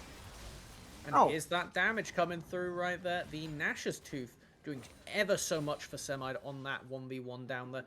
Picking up a lot of gold is going to do insane amounts, and having the Oblivion Orb, something that I didn't notice they're picked up, but means that they are pretty favored in these 1v1s, and even against the enemy ADC of Garank on this Samira later on, once they end up picking up that Bloodthirster. We haven't really got to talk too much about him, because despite being on one of the flashiest ADCs in the game, they haven't really had the opportunity to do much. Garank just kind of had to take a bit of a chill pill and sit there and say, well, Currently, there's a lot of stuff going on the rest of the map. I'm just gonna keep farming, and then eventually I should be able to do something in the midst of a team fight. But right now, I'm just gonna sit back. I have to do the ADC thing of going for every minion possible. I won't say that either team will ever be out of this game. And the reason for that is because they both have so many comeback tools. All it takes is one person making a slip up, and then the resets from both sides can go off on one. But right now, it is most definitely IST in the driver's seat going for this here. That was Alright, clean. man, That was really clean. nice dash through to escape that one. No Jinx ult gonna connect here. And honestly, just props to Garrick for seeing the mechanics on that one, knowing that you can just dash through and get out. Don't have to burn a flash either. Had to burn exhaust though. That was the biggest issue for him because that is a 2-item Viego now. And what I wanted to say was while neither of these teams ever get truly outscaled in the traditional sense, the carries are definitely scaling a lot harder for IST. This Gwen, Viego, and to the Jinx, but it's situational for the bot lane, as you could definitely argue that Samira scales like a truck as well.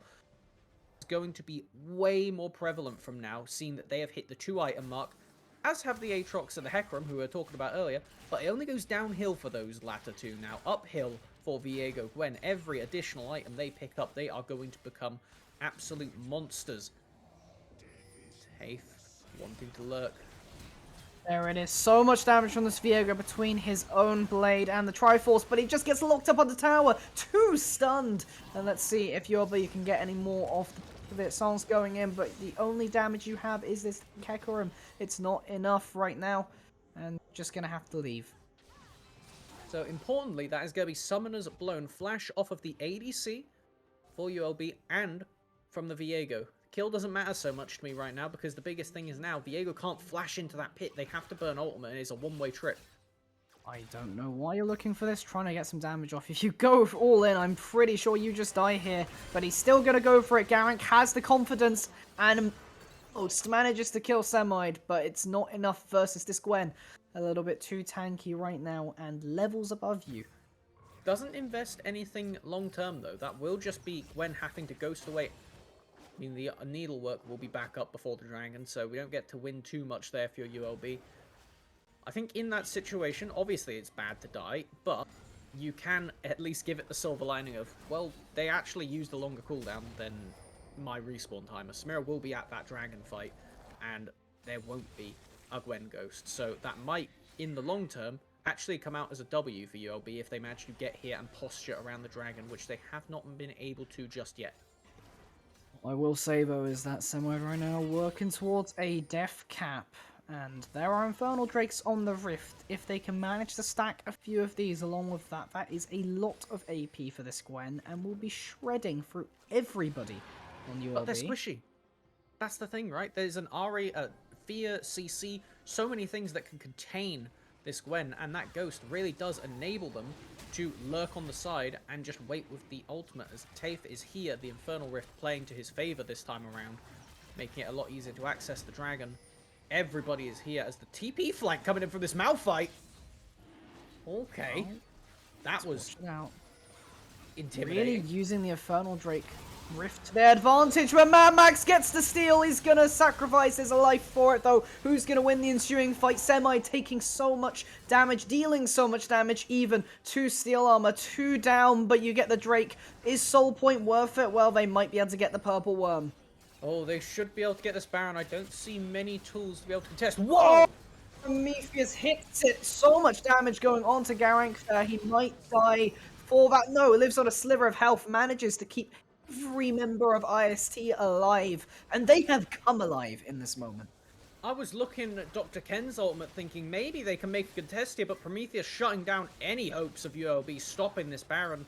There is nothing that a solitary Ahri can do to 4 people in front of the Baron. I don't care about your MR shred. It is meaningless. You do not have the DPS for it. This will be a 5-person Baron buff.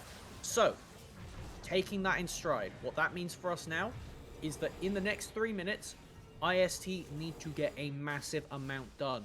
Look at the minimap. There is a lot of standing gold.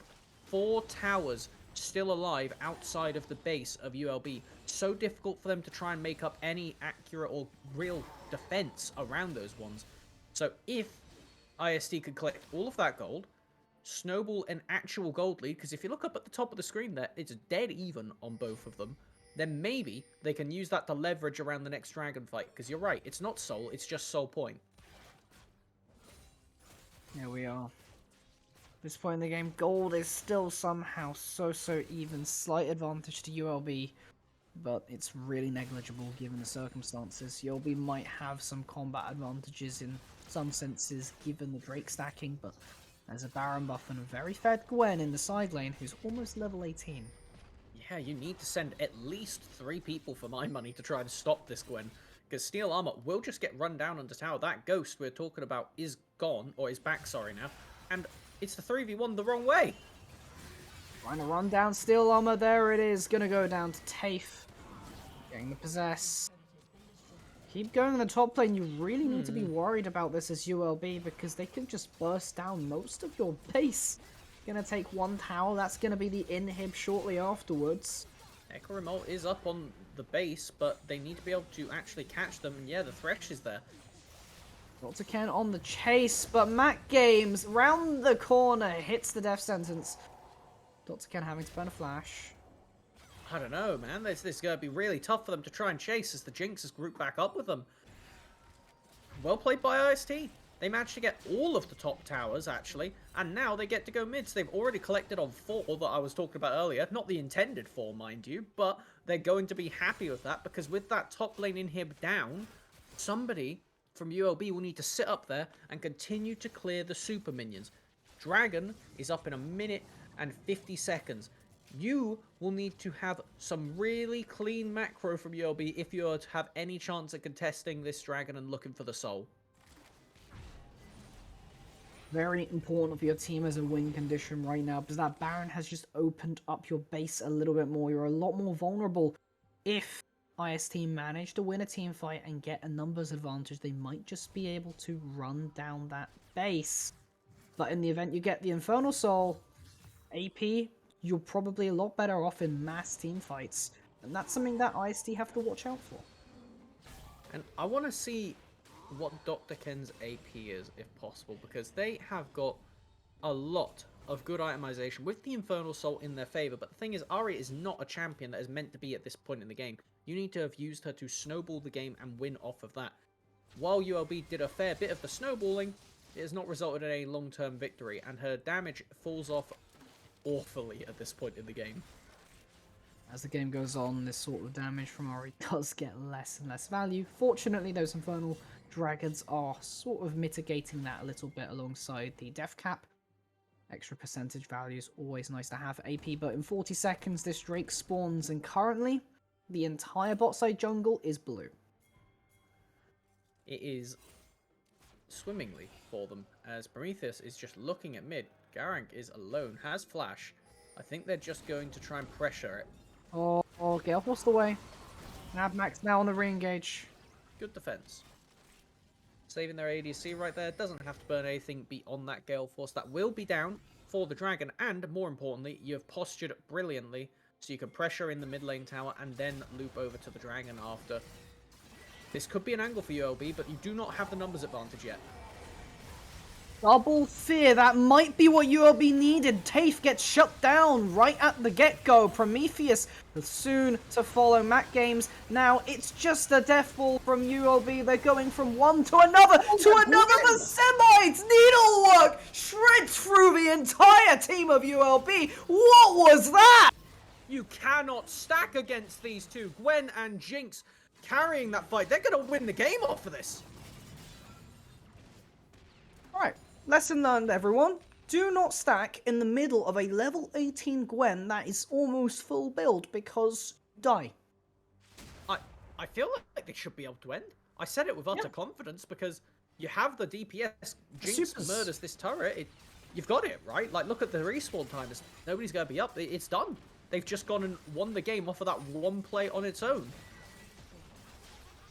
They just turned the game right on its head. You thought that ULB was winning that fight, managed to kill almost 3 people, and then Semite just says, no, I'm here, excited. I am immune, you can't kill me.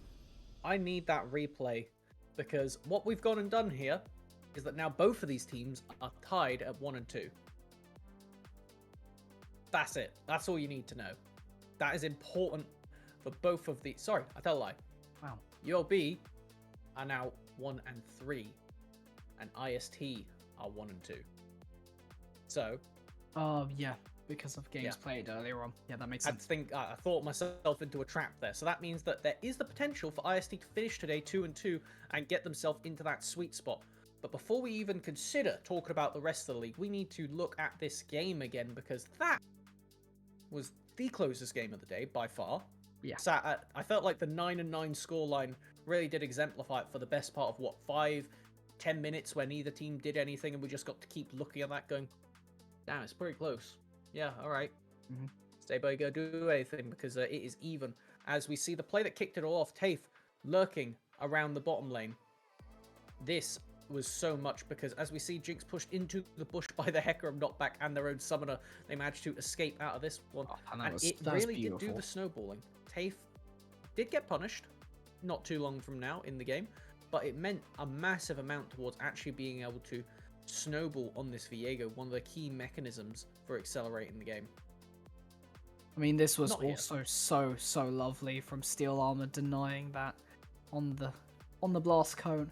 No, you don't get to go over there. Come right back to me. That's where you belong. Some This- Aatrox mechanics. This one was a whoopsie. I'm pretty sure, yeah, I know what this replay is, and Yeah. you could see the intent.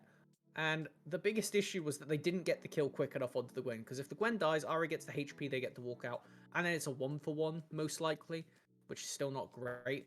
A lot of these fights were excruciatingly close, so there was a reason that the score was dead even for so long.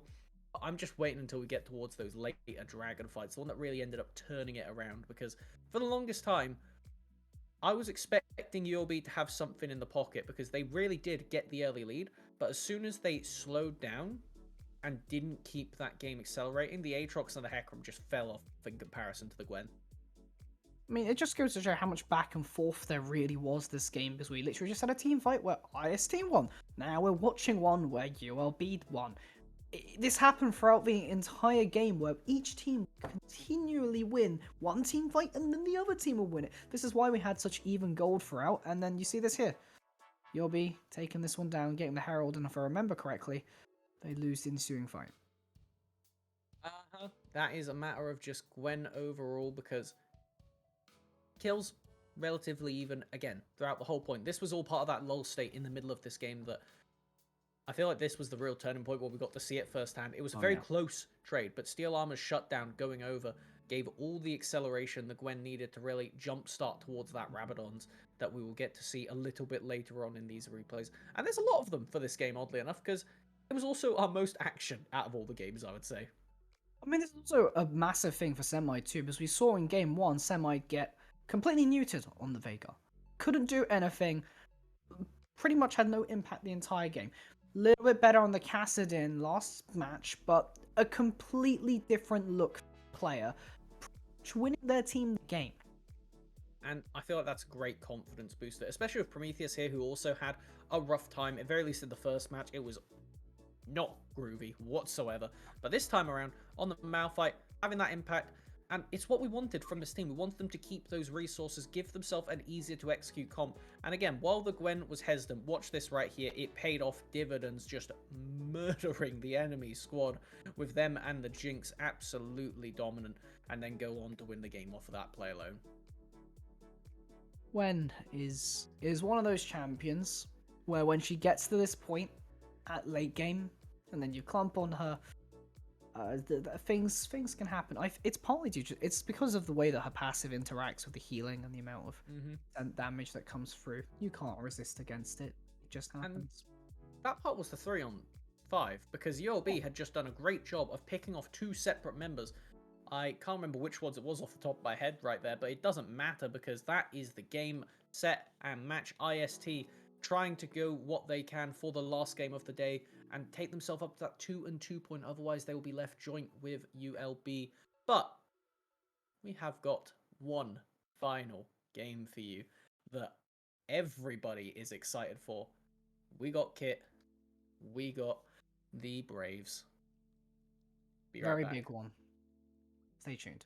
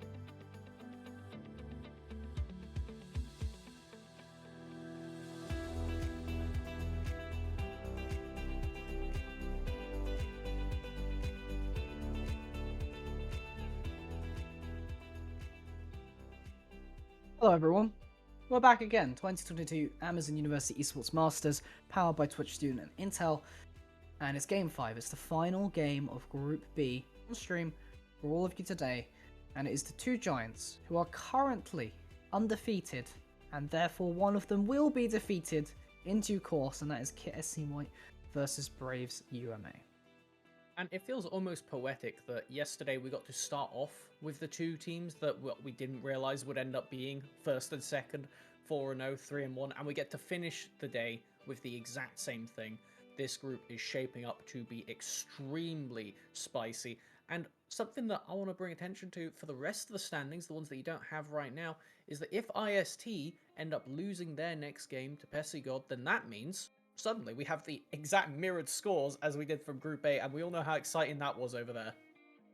Yeah, I mean, what that tells me, if the scores are mirrored, is that we have a pretty even balance in all the groups, in terms of all the groups we've seen so far, in terms of the general standings between teams. And that's great. I think that shapes up for a potentially very, very banger playoffs. And let's not jump all the way to the playoffs, though. We should really be focusing on Kit right now and their opponents, because Kit, we saw in the first 2 games of today, absolute domination from this squad. Even in a game where we anecdotally said, wow, there's no way they'll be able to win this one in 20 minutes with entirely scaling champions. They did it in 22. Like, absolutely absurd. Particularly, we'll talk about Gentleman Hero, played 2 games of Fiora, smashed 2 games of Fiora. If it's not banned this game, I'm going to be very concerned. We'll have to find out, because we've got a Fiora player versus another Fiora player. Tell us about the other side, my friend. That's exactly what I was about to say, is because Okanya also plays a little bit of Fiora, and therefore, depending on who has the priority, you never know, one can take it away from the other, saying, well, you've played a bit of Fiora today, well, I'm going to pick it this game, and I'm going to show you up on it. Or at least that's what I hope Okanya might try and do, if he wants to show off a little bit. But outside of that, I would say that the main player for Braves would be weaker in the bot lane, especially on that blind Cogmore that we saw.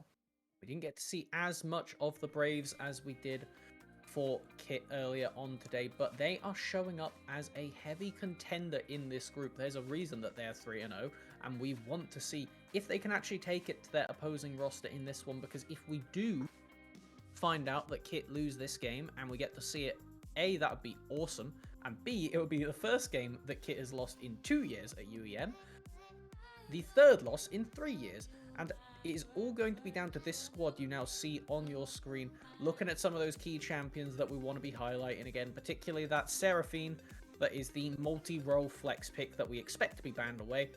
It's all about what you can actually bring out to supplement weaker in that bottom lane, because that Cogmore pick, obviously completely out of nowhere, but will they run it back again? Probably not. I'm sure they got plenty of other weird and wacky things to throw for us.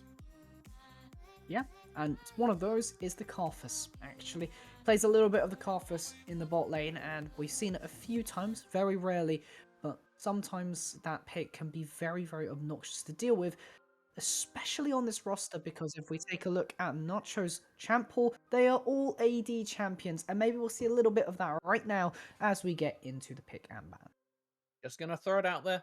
12.5, Jinx, Zeri, Aphelios, blah, blah, blah, blah, blah. This might be the first time we get to see Zeri finally prioritized, though, because Wicked does play that champion a lot. He is one of the ones we need to keep our eye on. However, I'm thinking they're probably going to leave that to the side, because the main way we have seen Kit win, solo lanes. It's been entirely solo lanes, and with Striker being an absolute monster running around the top side of the map. And then Matthew, the newest member of this roster, they've been doing great as weak side, but that's weak side at the end of the day. And I think that the Braves handle a very good chance here because of how much they play through bot lane. Finishing off, that Zeri is actually taken away out of respect for the Braves, not wanting to deal with that kind of potential. Don't want to leave such a scary champion in isolation bot. Yeah, already 2 of the Powerpuff Girls gone in Seraphine and Zeri, as you mentioned. No Gwen, I don't think will be coming through, because Akanya and Nacho don't really play these champions here, and nor Cayetano. So, oh no, we're going to get another blue head. It's just going to be Vex instead, which is something that Cayetano does play. And this basically means that maybe Cayetano might be pushed to the Corki again, but Kit have the B1 if they want to steal it. They could steal it, but also with that Jinx ban, Fiora is open. Do you first pick Fiora knowing that your lane opponent in top lane plays it as well? Does Gentleman Hero have an answer? Oh, this is exactly what we wanted in the pick ban phase. I just want to see, it's going to be that Corki that you said right there. Do Braves just snap lock the Fiora to take it away? Because obviously they have their own answers. We know they play the Poppy. And most importantly, this is the first game for Kit we are seeing on the blue side. They picked Fiora on R3 in both of their previous games. So they do not get to pick Fiora now and ban away before it is answered. So this is going to be very, very important to see what options Braves go for. Do they match mid lane? Do they just pick a bot?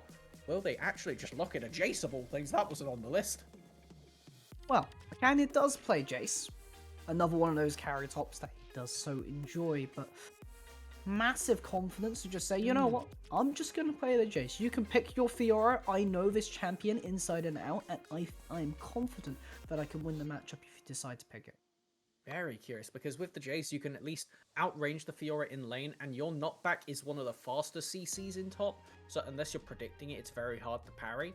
But it means that now you've handed over counterpick to Gentleman Hero, which is not exactly the way that we thought this draft would be heading, at least with Kit on the blue side, was really not. We have that Veigar now. Finding out it will be just the very late lock-in of that Hecarim, another champion that has been so good in the current meta game, and you have 2 immobile people already for the Braves, so it just makes sense. Exactly that. I mean, Hecarim being picked so much, but there is a lot of reason behind it. It's the mobility that Hecarim allows in addition to his clear speed, so he's able to clear quickly, get to lanes, and provide a lot of pressure because of the displacement and CC. You can then go the Bruiser or the tank build if you want a stronger front line or a little bit more damage.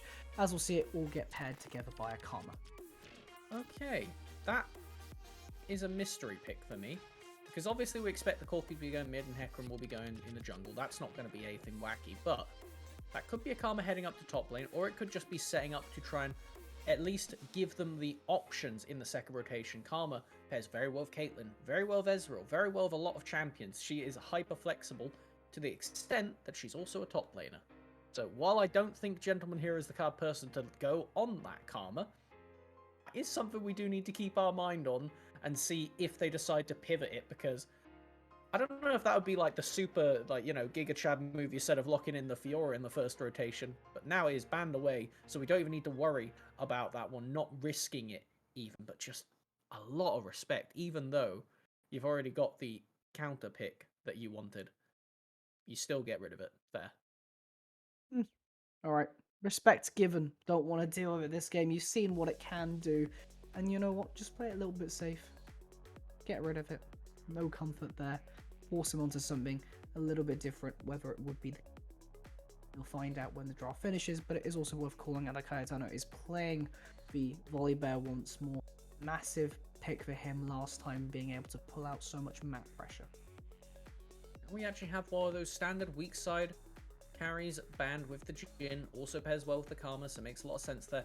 With the Volibear, what I am expecting is a very aggressive bot lane coming out from the Braves, because you want to have laners that facilitate dive. Veigar, almost definitely going to go Predator, so with the Volibear, you can just group those two together, head to a side lane. Jace, amazing for setting up dives because they are ranged, they can get wave control, and then bottom lane, you can find out what they're going to pick, as we do get Thresh and Leona taken away, 2 very proficient divers for different reasons entirely.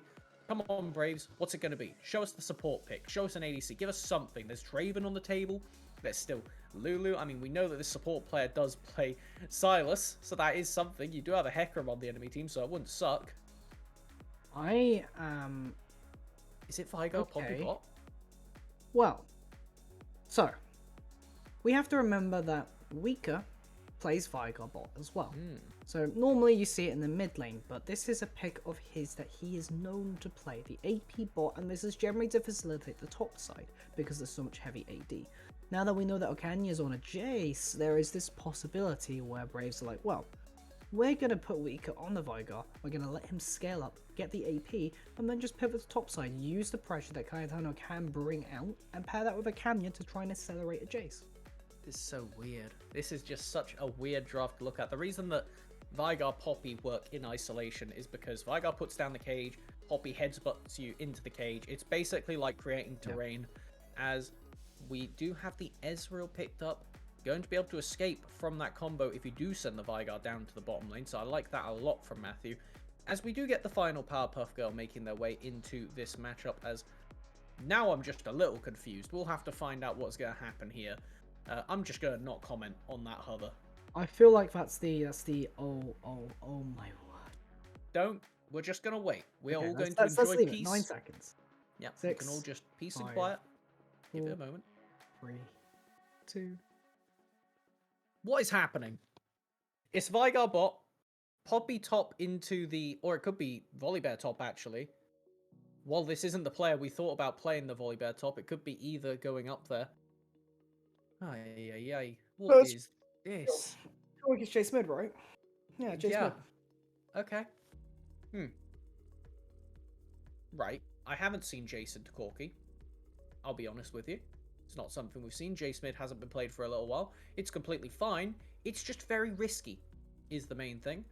Because the main thing about Jace top being so good is you get to leverage the range form and then go for the heavy trades and kills with the melee form.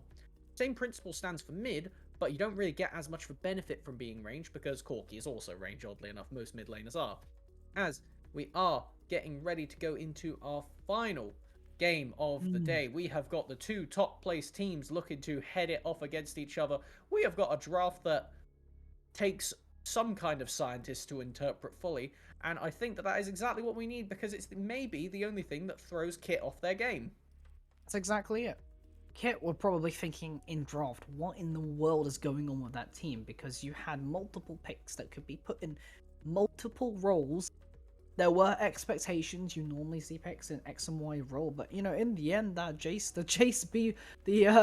first pick ended up being well. You know, I imagine that probably stumped the enemy team. Thinking, well, that's probably just gonna go top side as a vacuum answer into most matchups. But no, we're gonna put it in the mid lane instead.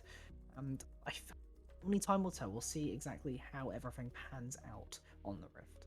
I'm telling you what, I am already loving the Braves as a team, though. I really hope that we get to see a lot more of this roster because they are pulling some weird stuff. And against Kit as well, the confidence to do that, saying, yeah, you're 3-0, we're 3-0, we're the same. Care that you won 2 of these past tournaments and also, you know, did the last one without dropping a game. Come on, we're the Braves. We are clearly going to be able to take this one, and it is that level of confidence you are going to need when you face down such a terrifying opposition as KSC White. That's it. We'll find out. I will say though that this Yumi Vigar is Weird. Yep, you're gonna sit there, you're gonna stack up your AP, and You know who I feel bad for? go on. I feel bad for Cat IRL.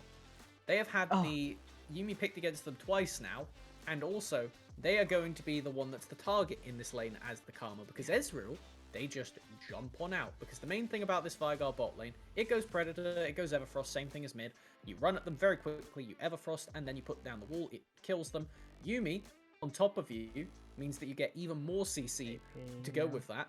So the main target for this bottom lane, outside of roaming to mid, is going to be Cat IRL because they are an immobile Karma. Ezreal is not the one you're going for, so you're going to get focused out not only by your own champ, but post level 6, I feel like it's got to be off cooldown Predator ultimate for Vigar just looking for those kills. Just KRL having to hide the prowess, you know, save it for playoffs, save the Yumi pick for playoffs. You know, it's one of those things where you expect the Yumi to potentially come through because it's a favorite champion. Your ID is literally the namesake of Yumi, right? So not picking it is, you know, it's strategic. It's strategic. It's saying, well, you think we're gonna pick it, and then you get used to them not playing with the Yumi, and eventually the Yumi comes, and then you don't expect. And I think on the subject of unexpected, because it really did throw us for a loop, that Poppy, which ended up going top lane into the eventual Gwen, that is going to be a unique matchup because the Gwen's dash is not very long, but they are frequent, so there are going to be windows for Poppy to be able to take trades and back off. So we can at least hope for them on that sense. But the thing is, Gwen loves playing against tanks because they do so much damage with the true damage and the percentage max health. So I feel like this one's going to be very important to see what happens in the early game, particularly with those junglers. Because if we get focus up there, that could really just blow open this game. Talk about this game. Here we are on the Summoner's Rift. Once more. Last time of today. KSC White versus Braves UMA. Yeah, we have that nice little spec bug on the other side where one of the players is like slightly non-aligned on the on the sidebar. They are aggressive right there. The rest of the team is taking the front foot forward, and I'm going to talk about it now because it's going to be a little while before real action pops off. Scaling this game. I know, I'm jumping to it very quickly, but that's because we either won't get to talk about it at all, or it'll be too late. And the reason I say that is because if you look at these teams, they both have really good answers to each other. Matthew, very flexible running over these walls on the Ezreal. But, on the other side, they are looking down the point-and-click CC of a Volibear if they ever get on top of them, the matched poke of a Jace, and also the Vigal Predator, which, if you are in an elongated lane, can chase you down even with that jump. So, similar way the other side is that you'd think the defensive tools of the Spanish squad would be enough, but no, because you're against a Hecarim, because you're against a Gwen, who is immune. So there are a lot of answers for both of these teams, and it is so insanely outplay dependent. We'll have to watch out for the potential outplays. Hayatano and Redeemed taking a little trade. Volibear actually pivoting up to top very early on, though, I see. Just going to be looking for a full clear, keeping pace with Striker, who we've seen play different champions, the Dr. Mundo and the Shyvana. This is their most normal game, to say the least. And for me, that's going to be the biggest question is, does this character, or does this player even, get inflated a little bit by those abstract characters? Probably not, because, you know, they're very good at the game. But it is something that we need to see them actually play a normal champion for once, and really just demonstrate how good they are on a different playing field. Alright, Gentleman Hero. Not on the Fiora for once. The Gwen instead. We saw what the Gwen could do last game. And let's see if he can replicate that this time. Zamorin's Ghost TP as is common for Gwen being able to get the chase down. Ooh, I don't know. big trade, but it's going to be relatively even both ways. The Corrupting Potion is going to give insane value to this Corki in the lane at the moment. And they really do need it, because otherwise Jace can look for trades like that, and if you didn't have the Corrupting, one or two of those trades, and suddenly you are within kill range. There we go. More trading. The name of the game. Just the early lane phases between the two. The main thing is that with Gardemenio and Weaker, you're not really going to be able to get onto them. They're going to sit back. The cage can zone, but Hold on. speaking of, Akanya gets the flash forward, not quite able to connect just a little bit more, and it would have killed. And that's very different from what we'd expect from Gentleman Hero. Getting aggressed on heavily. What is this right here? Rika going in mid lane, Nasha taking so much damage. Cayetano knocked back, preventing the Volibear from dying, but he might go down himself. Wow. Or not. Very good team play by the Braves mid-jungle to be able to get them out of there. The Hecarim Ghost being burnt so much more damage than you'd be expecting otherwise. I don't think there'll be anything repeat gank happening here right now. Oh my god, he gets it, Striker. Gets the goal there, killing Cayetano. First blood secured, a lot of money. And it's what we expect to see from Striker. We've seen him put out all these aggressive early game plays. Aside from the Shyvana game, admittedly, the map pressure is huge. And as far as it goes, we're expecting the Braves to be better off in the early game. They have better playmaking tools in the Volibear and the Vigar. They have better early game damage in the Poppy and the Jace. So we really do need to see them leveraging this now, because otherwise it only gets worse. Right. Okay. Familiar with the Ignite. I don't think there's enough damage to kill Cat IRL. Weaker. I'm trying to go for Matthew. Exhaust down, but Matthew has the auto attacks. Gets the kill onto Weaker. Over-aggression. I feel like this is just another one of those situations where Kit playing very well without having to do a whole lot just because the other team is giving them the lead. You could see that that was Weaker trying to set up on that bot lane play because they had the mid laner roaming down. But at the end of it, it doesn't matter, as now they've actually low-key swapped with Weaker capturing the mid farm. In the bottom lane, just go do what they can. Okay, this time Akanya might be the one getting traded onto. Gentleman Hero taking it a little bit slowly. Akanya goes back in for it. Traded out away. Very close. A lot of damage, like you say, going down onto the Poppy right there. You can't take elongated trades with the Gwen. And what it looked like Okanya was trying to do right there was they were kiting the Gwen back into their minions, hoping it would win the trade for them. But the issue was Gwen already stacked up Conqueror, so when they pressed Q, it actually just brought in even more resources. Right. This is Infernal aggressive. has spawned. Trying to get it set up. Nasho going for these. Has the cat on top of him. Dragon is available. We do have 2 people currently in the mid lane for the Braves, as they are going to be able to walk on down to this. It's only a level 5 Hecarim, but it is only tier 1 smites from both of them, so this is a very stealable objective if they play this wrong in the slightest. Oh, but the cage lands. Matthew now in trouble. He's going to go down to Nacho. But unfortunately, Kit have the turn. Can they burn? That is the question. Weaker now taking damage from Redeemed. The cat keeping him alive. Going on to Redeemed instead. Redeemed's actually having to flash away. But there's too much damage from a range. They get 1 kill back, but so does Wow. Striker. And therefore, it's traded on the whole. Kit getting slightly more. Striker leveling up to 6 in the course of that play ends up making it massively dominant for Kit. Oh, the heartbreak for the Braves. That looked so good for portions of it, but just too long of a fight against what is actually a Conqueror Hecarim, I realize. Now, out of all the ones we've seen, they have been Phase Rush. This is the first time we've seen that elongated trading tool. Oh, Kenya looking for it. Nice. Stop the dash! And I think that might be Gentleman Hero down and out, staying alive for a little longer with the needlework, but it's not enough. Left in the isolation that is top lane. Finally, we see somebody who will match the hero off of their Fiora now, taking them down. Very cleanly done, but it doesn't mean much when on the other side of the map. Unfortunately, your team went down exponentially. The dragon fell. There were 2 kills traded, but I don't know if they went on the members you needed. Wow, Redeem doing so much damage to this Corki. You know, you normally see it as a scaling pick. I will have to note out that he is looking to go for the Shieldbow build. Normally we see the Ludens, the Porky build, as some people call it. But no, it will be I hate that name so much. It feels so thematic, though. I don't know. It's just his face. It just makes me think of Porky Pig from Porky Looney Pig. Tunes. It's not right. It doesn't seem right. I love what he's doing right here. The Reform's actually stacking up so they have the big one and they can try and interrupt the recall. Maybe actually look for a solo kill mid.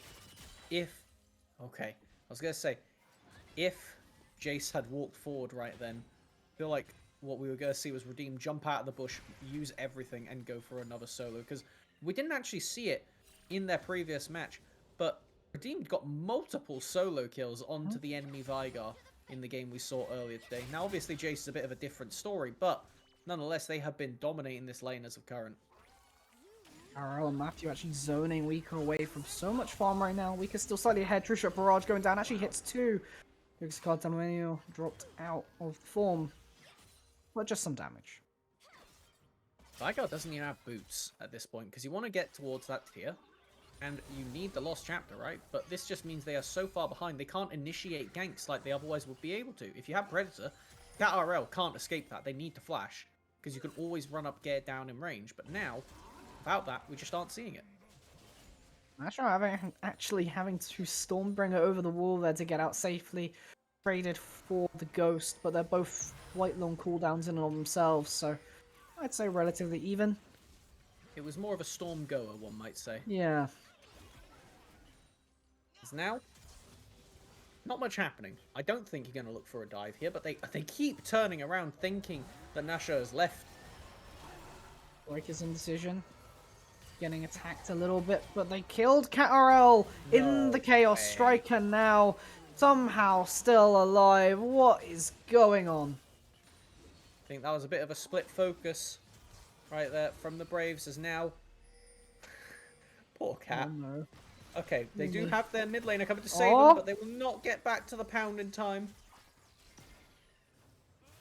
Okay, Tona's on the tower against 3 people. Trying to kill Striker off.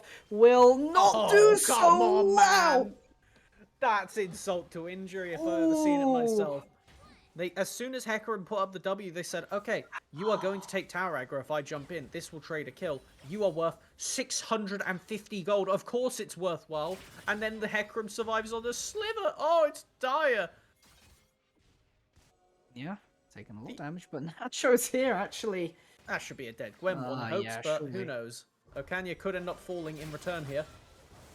It'll Yep. die immediately, but it will be traded. Well, You said it's it. not looking great. I feel like we've said this in every kick game so far. My hope is that the Braves comp can come online and challenge it. Maybe. Maybe. Like, I want to have a lot of faith, because this team has performed, and obviously they are also 3-0. Oh. But Kit just looking like true form Kit, what you would expect. That this is the kind of team that you 100% would believe if you see them went completely undefeated last time around. I mean, is it not just illegal for Redeemed or just Corki in general to be able to get wins around like 20 odd minutes? I mean, what? So they've only had, what, 3 packages at that point because of the delayed spawn Yeah. timer now? So, yeah. Yeah, they're very good at this pick. They just hit everything, and they are so... Actually, I would say the best part about Redeemed as a laner that I have seen so far, because I'm sure there'll be plenty more things as we go down the tournament, is that they leverage just basic trades so well. Every time the enemy laner steps up, they will do stuff like this. Perfect example. Right there, but this time Cayetano might be able to make the turn with the extra resistances gained from it. But the flash forward, Redeem trying to get the kill, will get it eventually. He doesn't miss. He Really just doesn't miss. Unless you're burning summoners to dodge, he gets you every time. And now, it's going to be the Rift Herald breaking open the mid lane. How symbolic, as the Braves end up falling in the center. Oh, come on. No striker going for that one. A Kanya Gentleman Hero taking a little bit of a mutual trade. Gentleman Hero going to win out on that one eventually. But Redeemed somehow got shut down. Cartomenio died. I'm going to say they got shut down by an overzealous play. Is going to be my expectation. But most importantly, Striker lives. Striker is the most important person this game because A, they are doing amazingly. But more importantly, they haven't died. They are worth 700 gold. And if you do collect them onto either the Vigar or the Jace, then you can start to turn the tempo of this game around. Everfrost, boots enabled, pick tools active for weekend now. This is going to be one of the few ways you can find yourselves competitive in this matchup, which you really do need to do. Because Matthew, even as the weak side player, is doing so good right now. Here we go, 95 to 86. The safety of the Ezreal really proving itself this game. Striker now going for another Drake. They already have one, stacking it up. No Cloud Soul, but Nacho and Cayetano looking to make this a little bit different. Matthew flashing away. There you go. Once again, Nacho decides to just not bring the storm, I guess. Weaker flashing over. Redeemed now taking a lot with the stun. Shield bow, however, keeping him alive. So much healing from the lifesteal. No. The cleanup is there. Kit has everything in their toolkit to kill the rest of the Braves. Never gets in range for the primordial burst, so the Vigar, no execute, no effectiveness in that fight. Alright there, Kit, we get it. You're very, very good at League of Legends. We've got to add some more veries to the start of that sentence as they continue with this domination of the one team we thought could put it to them and have a chance. So far. Striker, 9-0-2. He's played Shyvana today. Yeah. That is scary. Very scary. This is a player you really need to watch out for. We could try to make a play here. Just execute IRL. Matthew, however, on the rechase. Oh no. Well, He's left his cat. Oh. That is possibly no. Oh, yeah, no. We could try and be hopeful. It was only a kill of 1 for 2, and then the mid lane tower is going to go down as well. It gets more and more dire with every passing moment. Hit proving to be on prime form for them right now, as one would expect. But we needed to see it with our own eyes to really know that this team should be as feared as expected. It's 15 minutes, Melvin Izzle. Look at the gold. 12,000 in favour of Kit. I would say this is their best game. Like, obviously it's not the most decisive, because they did have the game where they only dropped 1 kill and 1 in 20 minutes, but this has definitely been the most impressive game for me, knowing the form of their opposition. Wow. Now the question is, who can take down Kim? Maybe we haven't seen them yet. That's the hope I'm going to go with, because obviously from Group 1, or Group A, sorry, we have got two very competitive teams that I think could hold up a chance, but I said the same thing about the Braves. So, maybe the Braves in the second rotation can pull it together and find something that can handle them, because I would say this game, it's a bit of an unfair sample size, because it was definitely the Braves making a few misplays in the early game. Oh, here they go, the Braves trying to get back into this one, and the first way of doing that is by getting the shutdown onto Gentleman Hero. Matthew, the next up on the dinner plate, seeing if they can collect that one as well. Dark Matter going down, that's another one. Can they get a triple? Cat IRL now taking a lot of damage. Striker here to try and get the play back in their favor. He does so much damage on this Hecarim right now, but there's too many numbers. The TP in might be able to turn the tide. Redeemed. Dash stop. Oh my god, you are playing this so well, Braves. You have done everything you physically can with your actual money that you've got right now, but I don't think it's going to matter in the long term. Redeem just does too much damage. The differential in terms of levels and gold is just too much. But Wika is here trying to get the play back. But look at Striker. That is the first fight I have ever cast I could say was a 3-for-6 trade. In net is what just happened right there in favor of Kit. But with the amount of shutdowns that went over, I actually don't know if the gold difference is too much different to what it was beforehand. I'd started covering the number with my hand before because it was just too sad to look at, but at least the Braves have found something, right? They're trying stuff. I would hate to see a team like this just collapse and stop doing anything. Having the Yuumi with that Shirelles, having the Volley Bear, point and click CC set up for the rest of the comp, at least they're doing something, you know? It is good to see they are still trying to win this game, and it is these sorts of plays you need to go for. You have to go for the coin flip.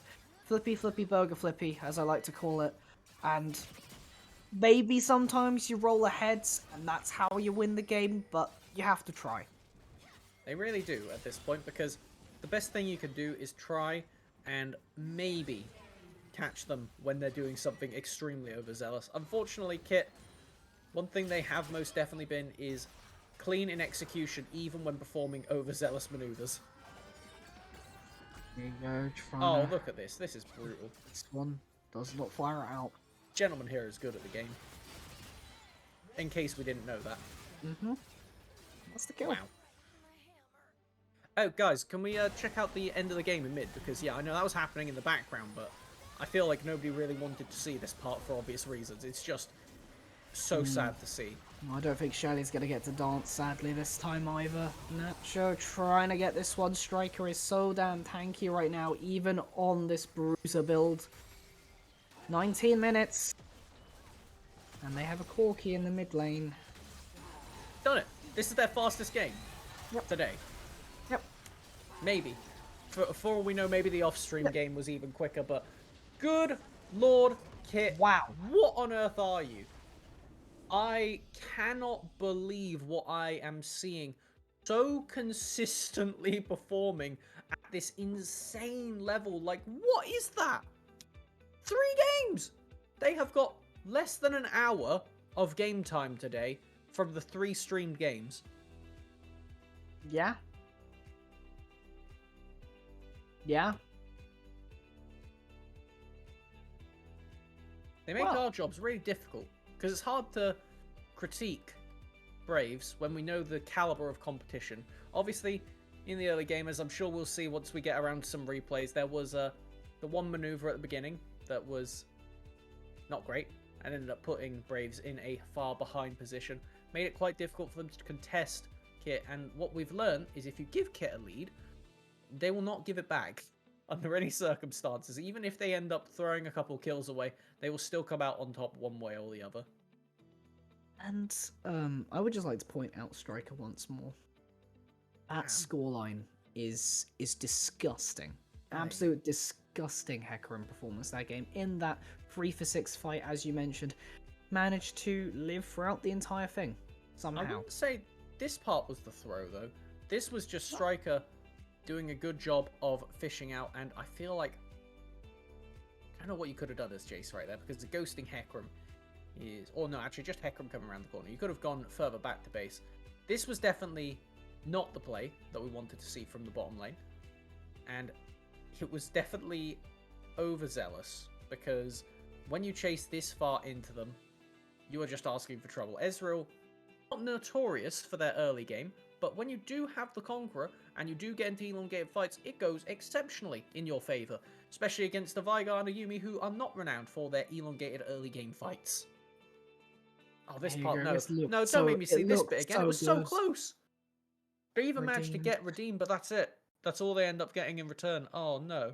I feel like I'm doing a YouTube reacts right now of this because of how brutal a lot of these plays were, because every single time it was narrow, narrow, narrow. There was nothing ever that was widely decisive either way. This was one of the few moments where we were like, Braves, at least we know for the future that top lane can take it to Gentleman Hero, which is not something we thought we could say about anybody so far. Absolutely not, and the results prove it from earlier. Gentleman Hero dominating most top lane matchups, but Akanya there with a beautiful interrupt.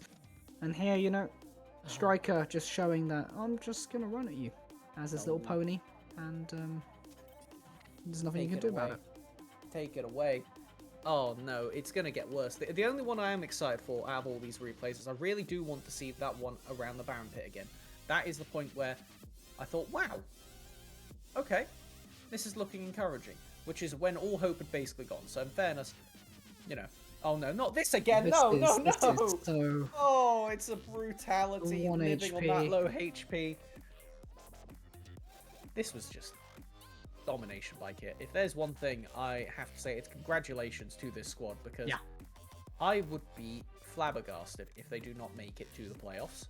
I would be astounded if they do not finish 8-0 at best, or at worst 7-1. And that means that we are really going to have to be keeping our eyes peeled next week at what groups C and D have to offer. Because combined with that and the last chance qualifier, we do need to find some serious competition if Kit are going to drop a game this tournament. And you have to put this into context. These are teams that won or did incredibly well in their regional leagues, which is meaning that they were the best in their region, and they're getting bulldozed by Kit. This is like you're smurfing in Clash is what we're looking at right here. This is, you're playing a tier 1 team, but you're all on bronze accounts. That is how it feels just looking at these games. They are playing out of their mind good, and even when they are playing poorly, or even when they are making mistakes, it still doesn't matter. They still just consistently hit those marks. I think that overall, we were talking a lot about Gentleman Hero before this game, but now it's really Striker and Redeemed that I'm just debating who I want to give my unofficial MVP of the day to, because Striker had some killer games, but Redeemed, I think, is the one I'm going to settle on. What about you? Well, I mean, I can't, after that last Hecarim game, I just can't not give it to Striker. Like, that was Both are understandable. Yep. something else. All right. That is it for us for this weekend, but let's take a look at what's to come, because we have got the schedule ready for next week that I am very excited to see. Oh, wow. Okay, we've got a lot of games, because these are the 16 groups that have got to come for C and D. This is going to be on the 26th, which I believe is next Saturday, 11 AM CET. That is exactly it. One more game each round off stream for the group. This means even more chaos and even more interesting matchups to think about when it comes to deciding who actually makes it out of the group. As you can see, we have the other UK seed versus the French seed, and then Grey Warwick playing again versus the second Italian seed, playing versus Ireland afterwards. In terms of the off stream games, first off, I see it's not lined up properly. That's what threw me off. Poland versus Ireland in round 2, as Grey Warwick versus Ireland round 3, and then that is Lithuania versus Italy round 4, and then France versus Poland round 5. Really good at flags is what I learned in the process of that. I was sat there like, dear God, please don't make me explain, because I am awful at geography. But one thing I am not too bad at, talking about League of Legends, and I am excited to get to see what we end up doing for next week. I believe it's It's going to be Black Boxer and Kachka as far as I'm aware. But we will Mm-hmm. find out about that because we got 2 days of games next week. 2 sets of 5 again. On the 27th, there will be even more that we'll get to finally see what Group D has in store. And then we'll have seen all the main teams, all the teams that are currently in. Everybody will have had their time in the spotlight. Very excited to see if we can find any competition to kit. And I'm also kind of curious to see if we have completely the same scores in these 2 groups of 5 teams. Waiting to find out if we know yet who won between IST and Pesigod. Currently going to just leave that one for a moment and see if we can find out if that game has already finished. I'd be surprised if it had, in fairness. Now that I say it out loud, it was Kit really ruined a our very schedule. fast game. Yeah, absolutely. I guess I don't know. It's actually, I think the name, the moniker of the speedrunners is very much coming true right now. It's how many games can you play and what is your total collective duration or average game duration throughout those. I actually do want to start tracking that. I need to find out how long their off-stream game was so we can see what their any percent speedrun actually turns out to be if Kit do end up going on another perfect run. But that's it for today. I'm feeling good. How are you feeling?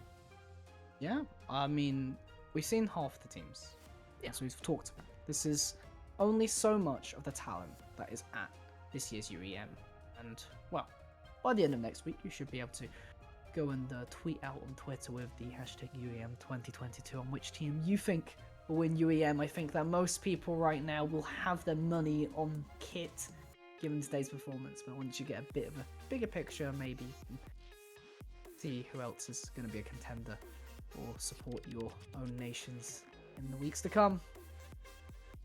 Going on, for sure. Remember, they are fighting for a hell of a prize, that 14.5k euros, and who is it that brings it all to us? That's it. There's a lot at stake, of course, and all of it is brought to you by lovely Twitch student and Intel make everything possible here.